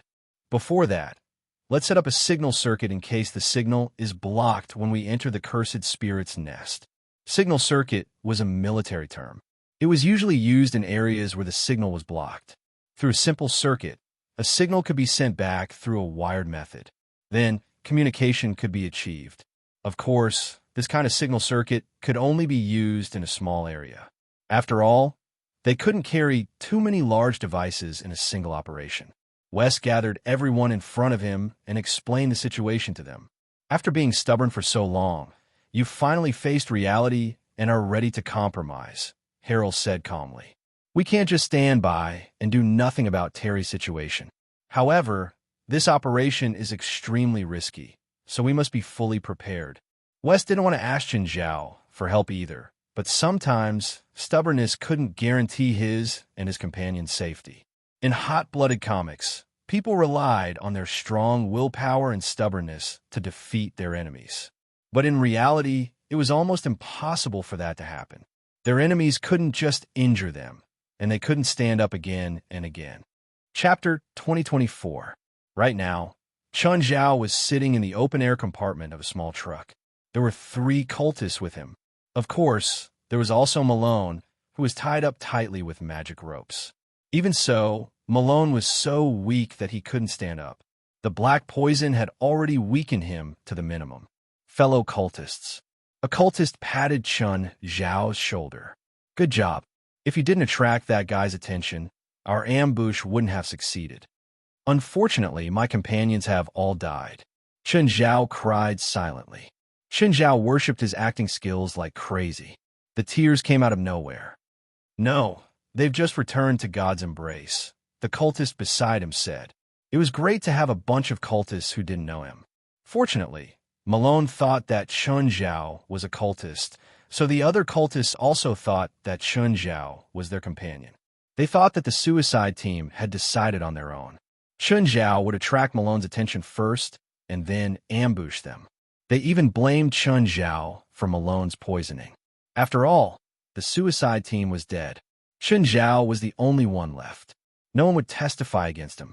Plus, Chen Zhao did deserve a lot of credit for their success this time. At least, that was what Chen Zhao thought too. Even so, the trap this time still cost the lives of at least 30 cultists. Even though Ma Long was poisoned, he still managed to kill more than 30 people. Even now, Chen Zhao still didn't know which god they believed in. Of course, this wasn't important.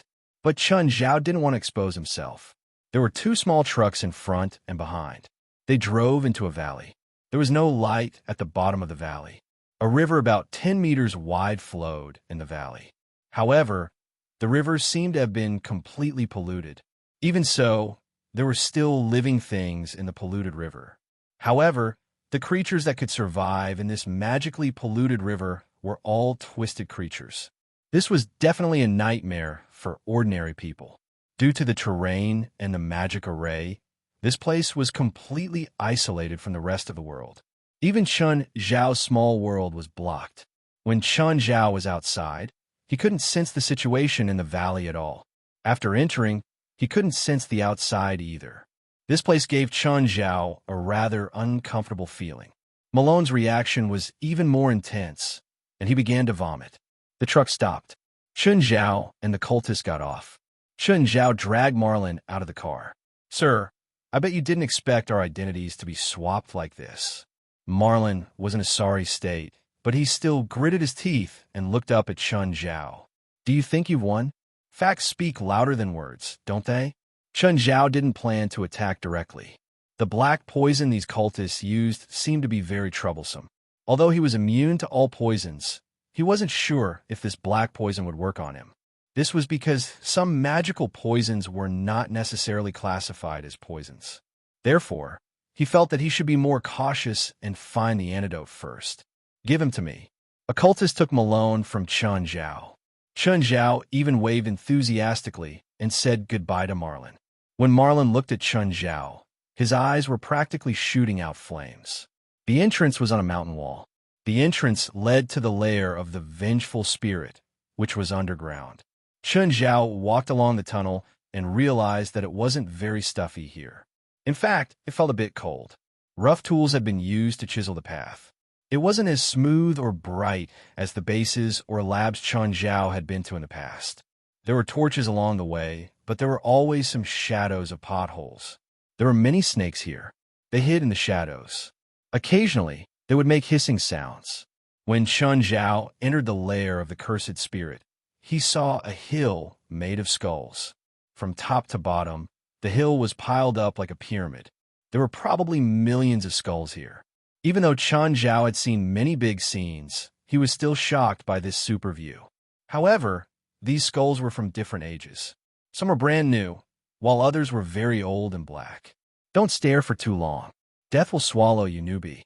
Chen Zhao seemed to be really entranced. He didn't even know when someone had come to him. It was a white-haired old man. He wasn't black, but his skin was very dark as if he'd been exposed to the sun. Chen Zhao could feel a surging vitality in him, but it was very strange. He probably had some kind of ability that allowed him to absorb vitality from others. However, this vitality didn't belong to him. He had to use his own magic to suppress the life that he'd stolen. Chen Zhao had seen quite a few of these evil spells. The old man's methods weren't very clever, but they were very despicable.